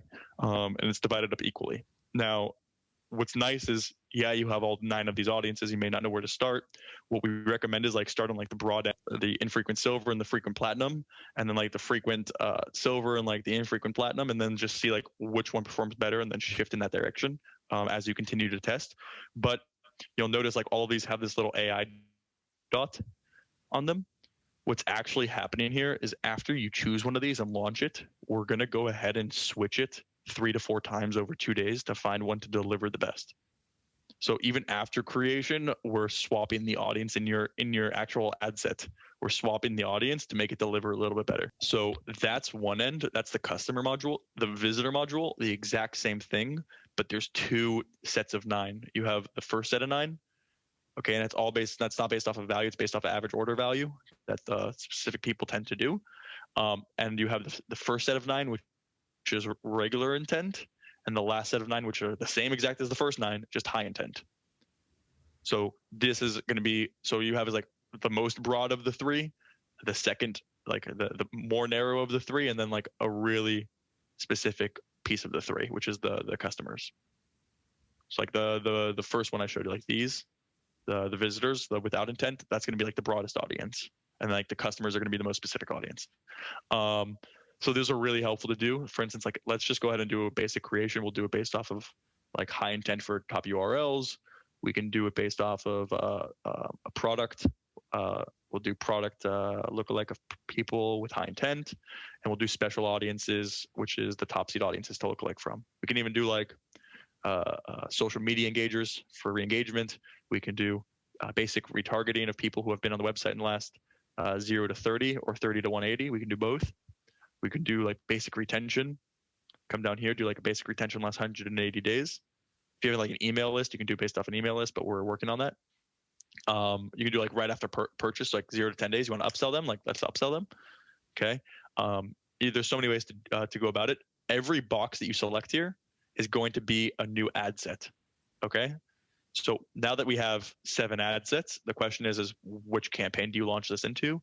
Next step is selecting a campaign. We have what we call a default structure, which is actually really nice. It just makes its own campaign for every segment. So prospecting lookalikes, re-engagement, retargeting, retention.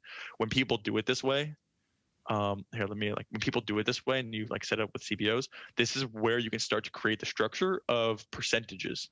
So like you can have 80%, like 80% between these two, like this, then you can have like 20%, 15%, and then 5%. And like that's how you start to build the structure of your budgets within your ad account. Yeah. This is where it all starts from. So when somebody comes and creates for the first time, they'll see it like this. They can name it whatever they want, and that's how we help them build their structure. Or we can launch into an existing, which is very common. So here's all the existing campaigns, or launch a brand new one. Here's the name. Here's the ad set budget. We want to do ABOs. Here's the campaign budget. You want to do CBO. Hit create campaign. It creates a campaign right when you hit this button. It'll be like you hit this, you refresh the ad account, it will create the campaign. So for instance, for this, I've now selected an existing campaign. Now we have ad sets campaign. All that's missing is ads. Now you just have the ad picker, which is what you've seen on all the other ones. Okay, we can do the same thing. Last 30 days, highest return on ad spend, spent at least 20 pounds. You can go segment by segment. So I can say like, okay, select all in this view, deselect all in this view. I only want the acquisition. Show me the best ads right now for acquisition. Hit apply. And now we have the best. So we can choose 1, 2, 3, 4, 5. Maybe we can go 10, right? Let's just do a mass launch. Let's go crazy. Hit save changes. Now these are all checked off. Retargeting. Show me the best for retargeting. Okay. And now we can, first of all, deselect everything else. I think they might all just be the same. They're all just the same. Whatever worked for acquisition worked for retargeting. So we'll just leave this checked off. Okay, hit save changes. Let's just say I use them all for the same, and then retention, I'll use the same 10. None of them are selected, so we'll just use these 10. So once you have everything selected, I selected 10 for each, all right? That's actually a lot of freaking ads. You can see like when we have the product specific, it's going to say pick your catalog. I have a lot of catalog. Okay, select the products. We'll show all the products. We'll show all the views within the last 30 days, so you know which one to pick. Maybe we can like sort by that. So here's like the most popular. Let's just do all prospecting at the same time. So like here's the catalog. It's going to ask me for my URL based off the URL audience. So here's the URLs of this ad account. Again, the URLs I'm selecting, it's only going to pick the people with high intent. So we can just pick the most engaged ones. Maybe if you don't want to choose the one with high intent, remember like there was high intent, no intent, and purchasers. If you choose the one with no intent, then you're going to make a lookalike based off people who visited the thank you page, the shopping cart, the login page, places that even showed intent to purchase. So like there's tons of ways to go about that. Then there was one here, top seed audiences to look like from. What are your top seed audiences? What does that even mean? Here are your top audiences. We just show you a drop down of your top audiences. So anything that's profitable, let's say above 6, we can just make a massive lookalike. This is almost a no-brainer of an audience. If you're choosing your best ads and you're making a lookalike of your best audiences, most likely it's going to be a good performing situation, right? So we just come up here. I think there's even one more there, 9.8. Great. Now when we're choosing locations, do you know this ad account? No. Okay. But if you just got this ad account today and I told you where to target, maybe if you're just targeting the US, maybe you want to see it by DMAs, which is designated marketing areas in the US. And it's just large cities like New York City, Los Angeles, That's exactly what we show you. Purchasers, New York, blah, blah, blah, blah. You can see at one point, you can clearly see at one point he wasn't tracking revenue. But what we can do is tell you how many purchases came from each place out of the amount. Facebook's API breaks things into two things. One's called an object story ID and one's called an object story spec. You can't use both to create an ad. You can only use one or the other.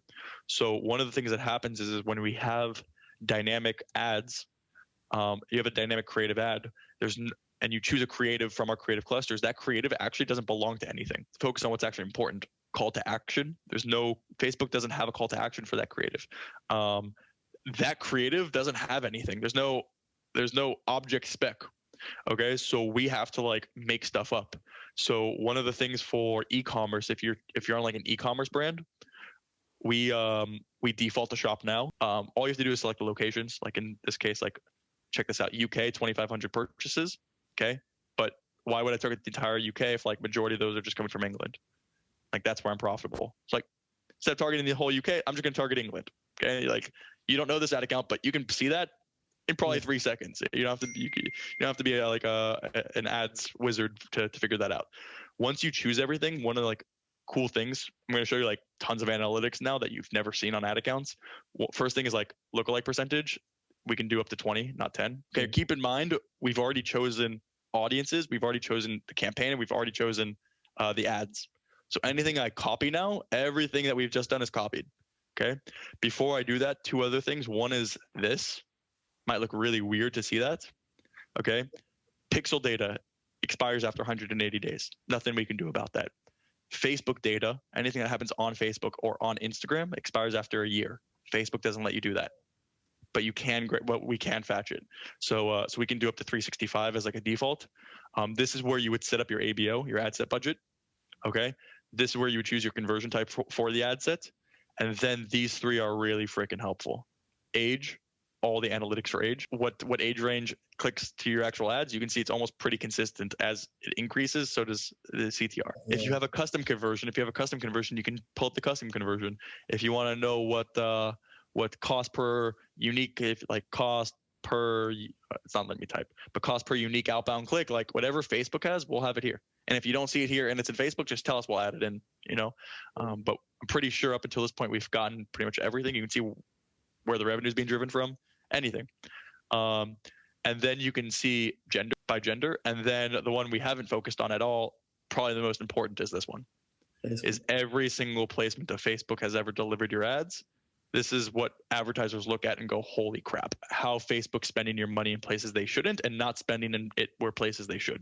So for instance, and again, it doesn't just have to be off amount spent or return on ad spend, but sometimes what happened in the past isn't what's going to be in the future. So you just want to know where people are engaging. And you can be like, okay, if Facebook sees like low engagement, that's why they're spending low. If they see high engagement, that's why they're spending high.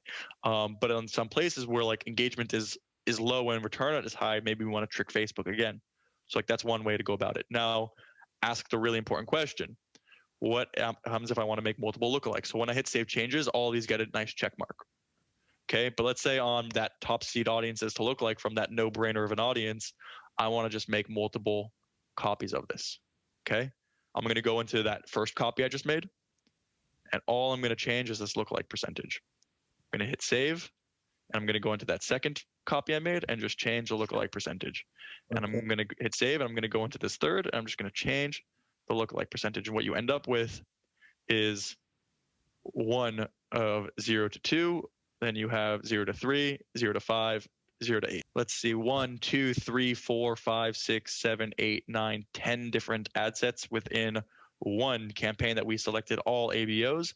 And we have 10 ads that would be a one campaign, 10 ad sets, 100 ads that we just made together in 10 minutes. So guys, we're now on to the influencer marketing part of the course. Now this influencer marketing part of the course covers Twitter influencers, YouTube influencers, Instagram influencers, TikTok influencers, Pinterest influencers, absolutely all of them. So that brings us on to the tool that you're going to need to use to help you find the best influencers, which is a tool called Heapsy. And I'm going to be coming back to this tool a little bit later on, but if you use my link in the actual Google Doc sheet, you will get a few benefits with it. So you're going to want to be working with influencers under 500 500k followers to start with. Unless you've got a big wallet, then you can go with ones that are over 1 million.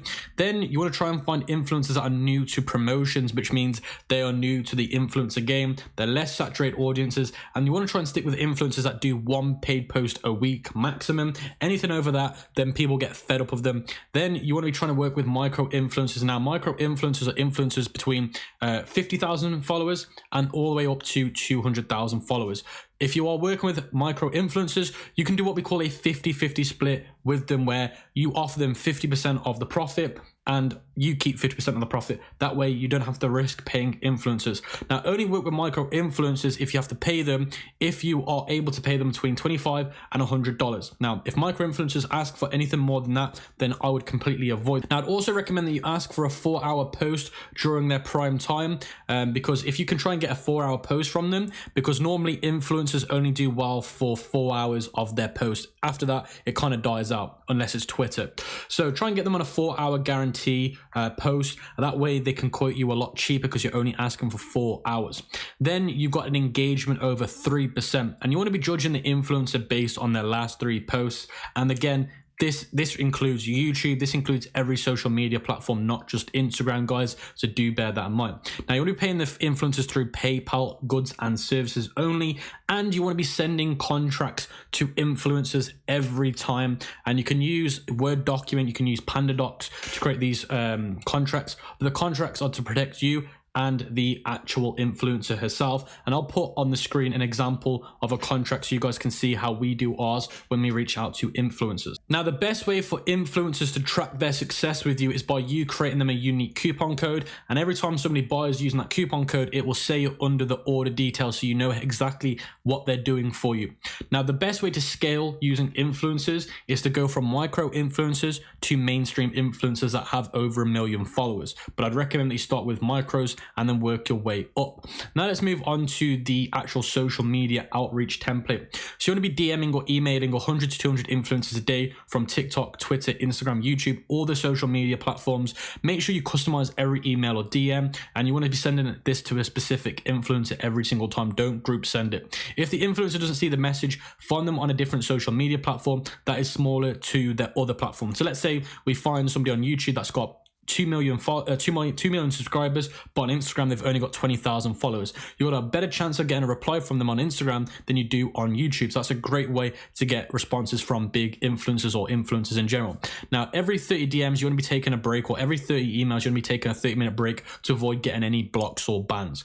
Now, if you don't get a response after 3 hours, I'd recommend you comment on their last 3 posts saying check your DMs for free gifts, or email them saying subject line, don't miss out on free gifts. And then you can say in the email itself, hello, this is a kind reminder to check your previous email where we are offering you a free gift and potentially money. If you have any questions, please don't ask to hesitate. Kind regards, then your brand name. Now, these are some of the comment post templates that you can be using when you post on their Twitter post, Instagram posts, whatever. Check your DMs for free gifts. Check your DMs for a paid collaboration. Now, these are the best converting email subject lines when you're reaching out to influencers. So the first one is free products collaboration. Make $30 to $100 with us. VIP collaboration. VIP collaboration, industry leading collaboration. So this is the social media outreach template. Hello, my name is Caroline. I'm the so forth. You want to put the social media name here. So you're going to put, hello, my name is Caroline. I'm the YouTube influencer manager, and then your brand name, which is Fashion Sneaker. We are our new upcoming sneaker brand in the Fashion Street community. We love what you've built on your social media platform, which would be YouTube, for example. We find it truly inspiring. For that reason, we are reaching out to the leading influencers in the industry about a VIP partnership. We'll send you the hottest pair of sneakers so you can post them on your social media platform. We'll also send you $30 to $50, or you can receive 20% commission of the profit for the next 60 days. So you give them the options there. The more options you give them, the higher chance you've got of using them as an influencer. We will make you a unique coupon code in your name so your audience gets an exclusive discount code on our store. Thank you for your time. If you have any questions, please don't hesitate to ask your questions. I'll reply within 1 to 3 days. Caroline, relationship manager of If You're Doing YouTube, do YouTube. So guys, the best way to find influencers on Instagram and YouTube is by using the Heapsy tool. And you can see here in the top left, you can change from Instagram to YouTube, but let me show you Instagram first. So what you can do is you can change the categories, location, followers, engagement, contact, and all that. So the first one we're going to do is the engagement. So we're going to do it from low to high. So we're going to do it from low to high. Then we're going to do the engagement at 3% because that is the industry standard. And then we're going to drop this down to around about 20% and click apply. Then the next one we're going to want to do is we're going to want to go to advanced metrics and the cost estimate. So I'd recommend that you do the cost estimate to around about 25 to, like I said, 100. So we're going to change this down to 100. 150 is probably better because you can negotiate them down. Then post per week, you want to make sure that it's 1 per week. And then you want to get rid of this one and you want to make it 1. Then you can apply this down. So you can apply this now. They are all the key metrics that we look for when we're looking for an influencer. Now, the next thing is you can search for keyword kind of words. So what I'm going to do is I'm going to type in fashion. So, or fashion or sneaker. So if I think sneaker would be better, because we're looking for a sneaker influencer. So I'm going to type in sneaker, and then it's going to bring up every influencer that is related to my sneaker search based on those results.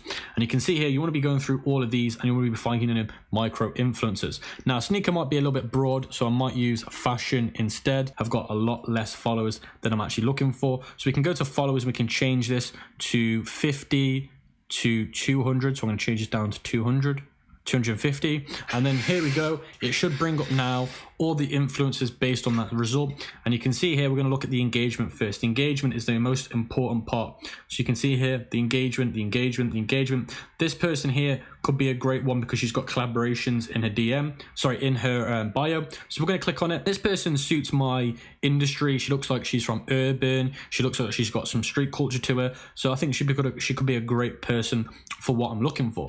So then what I could do is I could scroll down and click view report. You always want to view report because if you review the report, it'll tell you the quality score. So they're saying that out of 100, this one's a 55. It's going to show you the average like. It's going to be showing you the audience insights, how many are real followers, how many suspicious, audience location, if it's important to you, audience age. Now, this one is the main factor to me. Now, if you're working with women and you want those women to potentially buy women products. So let's say I'm working with this woman, but her main following is men.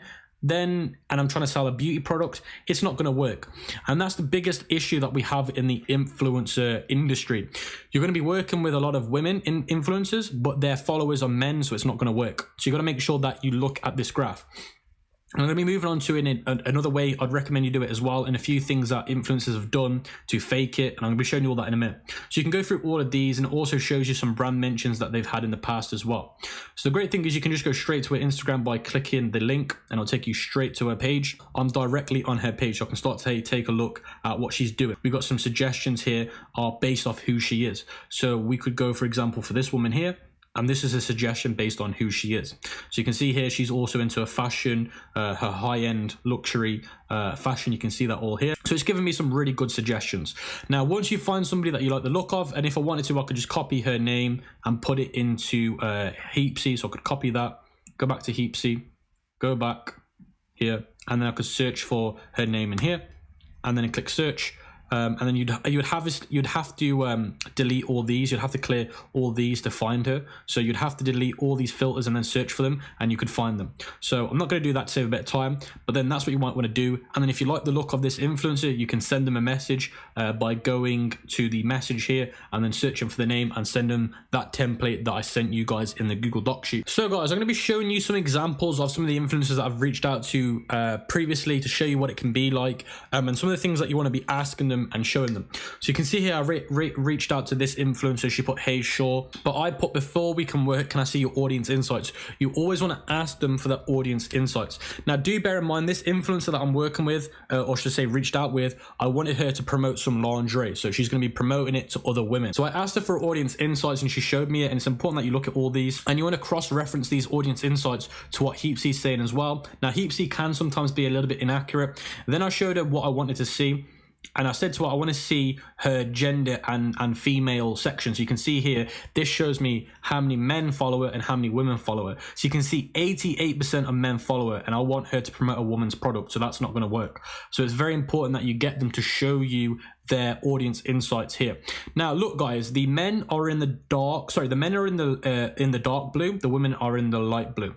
Now, what a lot of influencers do is they know that this is where they're going to struggle. They know that they have too many men following them and it's not going to be good for potential brand deals.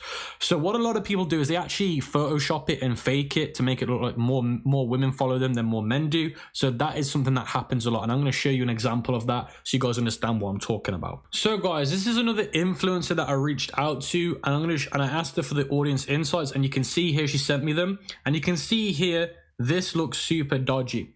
The actual men itself is the wrong way around. So you can see this graph is different to the graph because it's been photoshopped, it's been played around with. Now, I actually asked her for the audience insights at around about, what time was it? Let me have a look. So I asked her for this at what time? So normally, I think I asked her for these in the morning. So it was like, I think 9 o'clock in the morning, but this screenshot shows that it's in the evening. So she's obviously not sent me a recent one, which makes me a little bit suspicious. Why is she sending me something that's out of date? I want to see a recent one. So again, they've faked the genders and stuff. But what I'm trying to say is, always look to see if they make mistakes like sending you the time, because if they do, you know it's not that right time, and this person's based in the same country as me, so I know they messed up. So that's what stopped me from working with that influencer, because their audience. So guys, this is the best way to find influencers for completely free on Instagram. So I was giving you guys the example of the lingerie brand that we own, and trying to find influencers that way. So what you can do is you can go to Instagram and look for big brand competitors. So loungewear is one of the biggest competitors in the industry. So I want to go to the hashtag. Don't go to the actual loungewear underwear page. I'm going to go to the hashtag.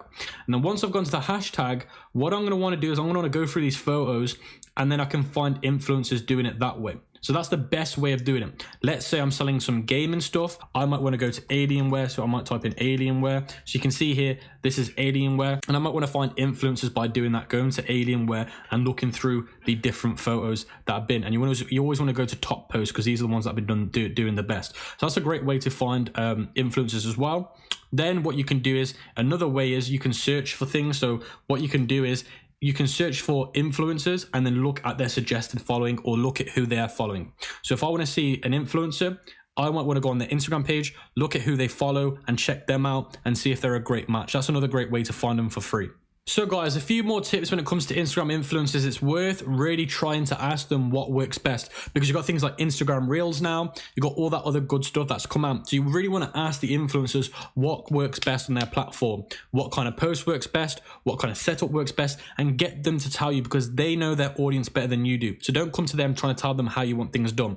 You want to ask them for as much information based on what's worked the best. You might want to say what brand posts have worked the best for you. That's probably the best thing you can do. Ask them what other brand partnerships they've done in the past that have worked the best, and take a look at what they've done, because the last thing you want to do is work with an influencer and it flops. The best way to do it is what I've just said. Try and dig out as much information, what's made their influencer posts in the past successful. So guys, the best way to find YouTube influencers is to head over to YouTube and search for things like beauty haul or tech haul or gaming haul, and then you're going to get loads of different industry leaders in that niche that you're typing in come up, and you can see here loads of ones are coming up here.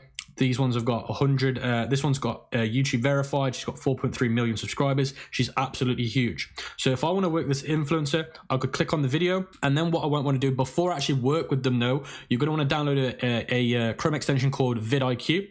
And vidIQ is going to tell you about their videos and stuff like that. So you can see here, it tells you what they've got on their channel. So it tells you the vidIQ score, the views per hour, the views, the duration, the likes to dislike ratios, the YouTube likes, the YouTube dislikes.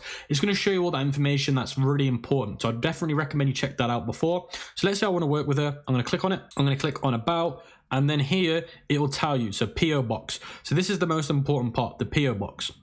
Now, this is really important, because if you want to send them a GIF with a letter, now this works really, really well. When you're working with influencers, just sending them a product with a personalized letter to their PO box can get you a free shout out. Now, I've actually made a case study in my video where we worked with little baby's baby mama. And we did that for free. We sent her to a PO box a special gift with a personalized letter, and she promoted it for free. So these PO box addresses are so important, because you can send a free product to them. It is a bit of a risk, but as long as you do a personalized letter, a personalized gift to them, it will do it for you. Now, it also shows you where they're from, the location, the view, their email address, so you can email them. But you really want to be looking for the email address, the website, and the PO box. They're the most important parts. So once you've done that, guys, you can also send given them the template that I've given you, but the thing that I've learned that works the best with YouTube influencers is the PO box strategy by sending them stuff. That is by far the best one. Now, in the PO box letter, you might want to say something like, I love your channel, you're an inspiration, check out our new product. It would be amazing if you could mention us in your next haul or beauty haul or something like that. We'll even give you a 20% rev share or something. That's what you want to be doing with these YouTube influencers. Now, another great way to find YouTube influencers is to go back to Heapsy and change it to the actual YouTube version. And then what you want to do is you want to change the subscriber count to at least 100,000, because on YouTube you need at least 100,000, and change it down to 500,000 and click apply. And then you want to go to views and you want to make sure that they're getting at least at that range. They need to be getting at least 25 to 100,000. So you need to get at least 25 to 100,000. Click apply. You can start searching for your niche. So I'm going to type in fashion and then click search. And then this is by far the best way to do it. So you can see here, these people are all into fashion. I'm going to click on it and then I want to go through their audience insights. So you can see here, it gives you their contact, their YouTube channel, their most recent viewed video, their last video and whatnot. And it gives you their link as well. So this is by far the best way to find YouTube influencers without having to go to each channel individually and look at their likes, dislikes, views, sub counts and stuff. This is the quickest way by far of doing it. So guys, something that's super underrated is Pinterest influencers. You want to head over to Pinterest, type in things like beauty hacks, tech hacks, all that stuff, change it from pins to people, and it's going to come with loads of different people that are on Pinterest. And you want to do the exact same with these lot. You want to click on their accounts, you want to reach out to them and ask them for collaboration posts, and you want to offer them revenue share, or you want to offer them a paid post, or you want to send them the gift themselves. The great thing about Pinterest is you don't actually have to send them the product because they can just use your images. That's the thing that I love about Pinterest is you actually can save a lot of time and money by not sending them it, because as long as you've got good images that work on the Pinterest format, you will have to create content in the Pinterest format, which is easy to do as long as you use Canva. You can do it, and this way you can save time, save money. You might have to give them a little bit of like a $20 to $30 promotion, or you might have to give them a revenue share, but this is by far the most underrated, most easiest way to actually do influencer marketing. And the great thing about these Pinterest people is they also have Instagram as well, so you can ask them to do it on Instagram as well and be cheeky. So guys, the next part of the free course is going to be how to find virtual assistants that are great for your business. Now, virtual assistant is somebody that's virtual and is assisting your business for things like customer support, order fulfillment, social media management. And it's very important that you get a virtual assistant to do those jobs for you, because those jobs you shouldn't be doing as a business owner, because you should be focusing on income producing activities like marketing, average order value, email marketing. All of that stuff should be as you as the business owner doing. Now, in all of my dropshipping stores, I don't do any of this stuff. I always manage my marketing, my remarketing, my average order value, my customer lifetime value. I don't focus on these things that are not income producing. You should always be hiring a virtual assistant to do those kind of things for you, especially when scaling, when you're doing 30 to 50 orders a week. So now I'm going to be showing you how to find virtual assistants, and it's good to know this for the future as well. So if you're somebody that's not in a position to get a virtual assistant yet, it's still good to know how to find them. So when you are in a position, you know what to do straight away. So the best place to find virtual assistants, guys, is to go to Fiverr as the first place. Now, if you go to the link in the cheat sheet, it should take you here, and it's called Dropshipping VA on Fiverr. And you can see this guy's put, I will be your Shopify or Dropshipping VA for £23, and he's got 5-star reviews. This person saying I'll be your VA for eBay dropshipping and any other dropshipping platform. And then you've also got these other people that'll do customer service, sales, VA dropshipping. So you've got lots of different VAs on here. And again, you want to make sure that you're finding a VA for what you need it for. Now, the most common things you'll need a VA for is customer support, customer live chat, emails, order fulfillment. So obviously you want to look for a VA that obviously specializes in the one that you're going to need. So obviously you can go through there and find which one you want. Now, if you click on a gig, you can also contact them as well. So you can simply just click that and you can click contact seller, and then you can ask them questions like, obviously, what is your experiences in VA professionalism? And you can see here, I've even given you questions to ask VAs here. So you can actually send these to them on Fiverr to make sure that you're getting good responses. So that's what I'd recommend you do to find a VA on Fiverr. So guys, the next way to find VAs, now this is my most favorite way to find VAs, because I find that these are the highest quality VAs that you can find, And what you want to do is you want to go to a website called Upwork, create an account,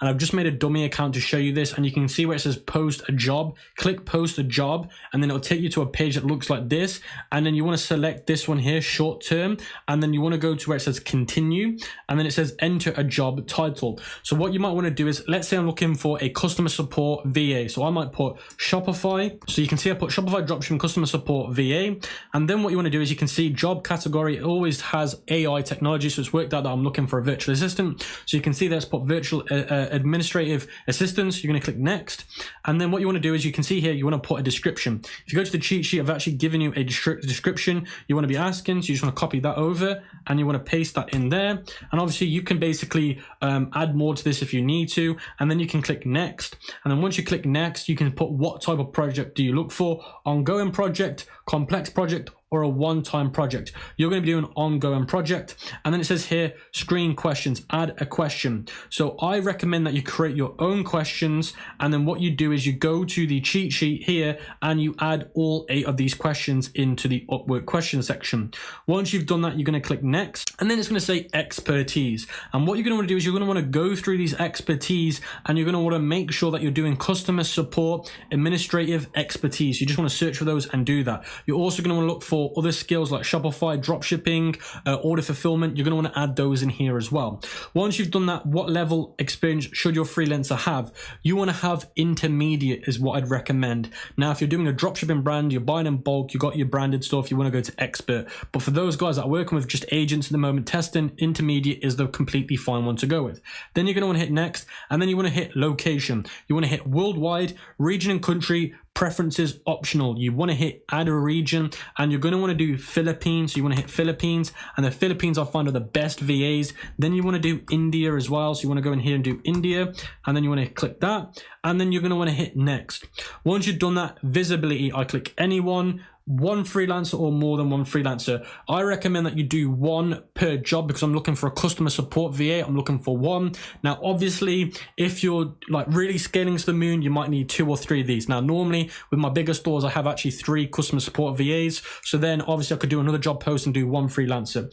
Then it says talent preferences. You want to specify what your talent preferences is to be seen if you're qualified. So obviously you can add them there as well, and then you can click next. And then it says here budget. You want to do hour budget, and you can see a set an hourly range, and you want to put $3 to $5 per hour.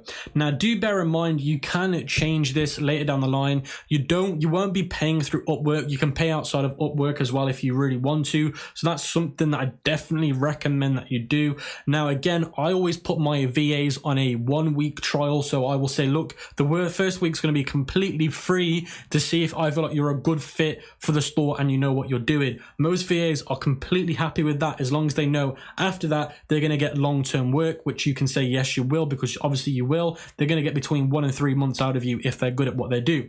So that's what I always do. Then you want to hit 1 to 3 months, and then it says here, do you have time requirement for this project?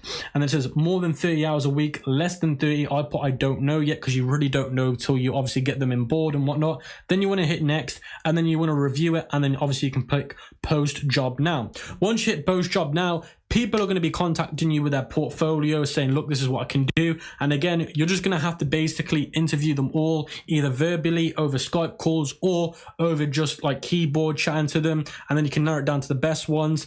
And then obviously once you've done that, you can add them to your Shopify store, which I'll be showing you how to do a little bit later on. But that's the best way, in my opinion, to find the best VAs on Upwork. So guys, that was the 2021 Shopify dropshipping free course on YouTube. Make sure you show your support, smash the like button, leave a comment, because this took so much time to make. This took me over a month to come to you guys with. Now guys, if you're a little bit disappointed because I didn't talk about YouTube ads or Google ads, that's going to be in a separate video course that will be coming out this year. So don't worry, I've not forgotten. Everything that I've given you in this course is going to be able to get you to that 6-figure mark as long as you're consistent over the next 1 to 3 years and you put your head down and get to work. Like I said, I will be coming out with YouTube courses, Google ad courses separately on the YouTube channel, so don't forget to subscribe.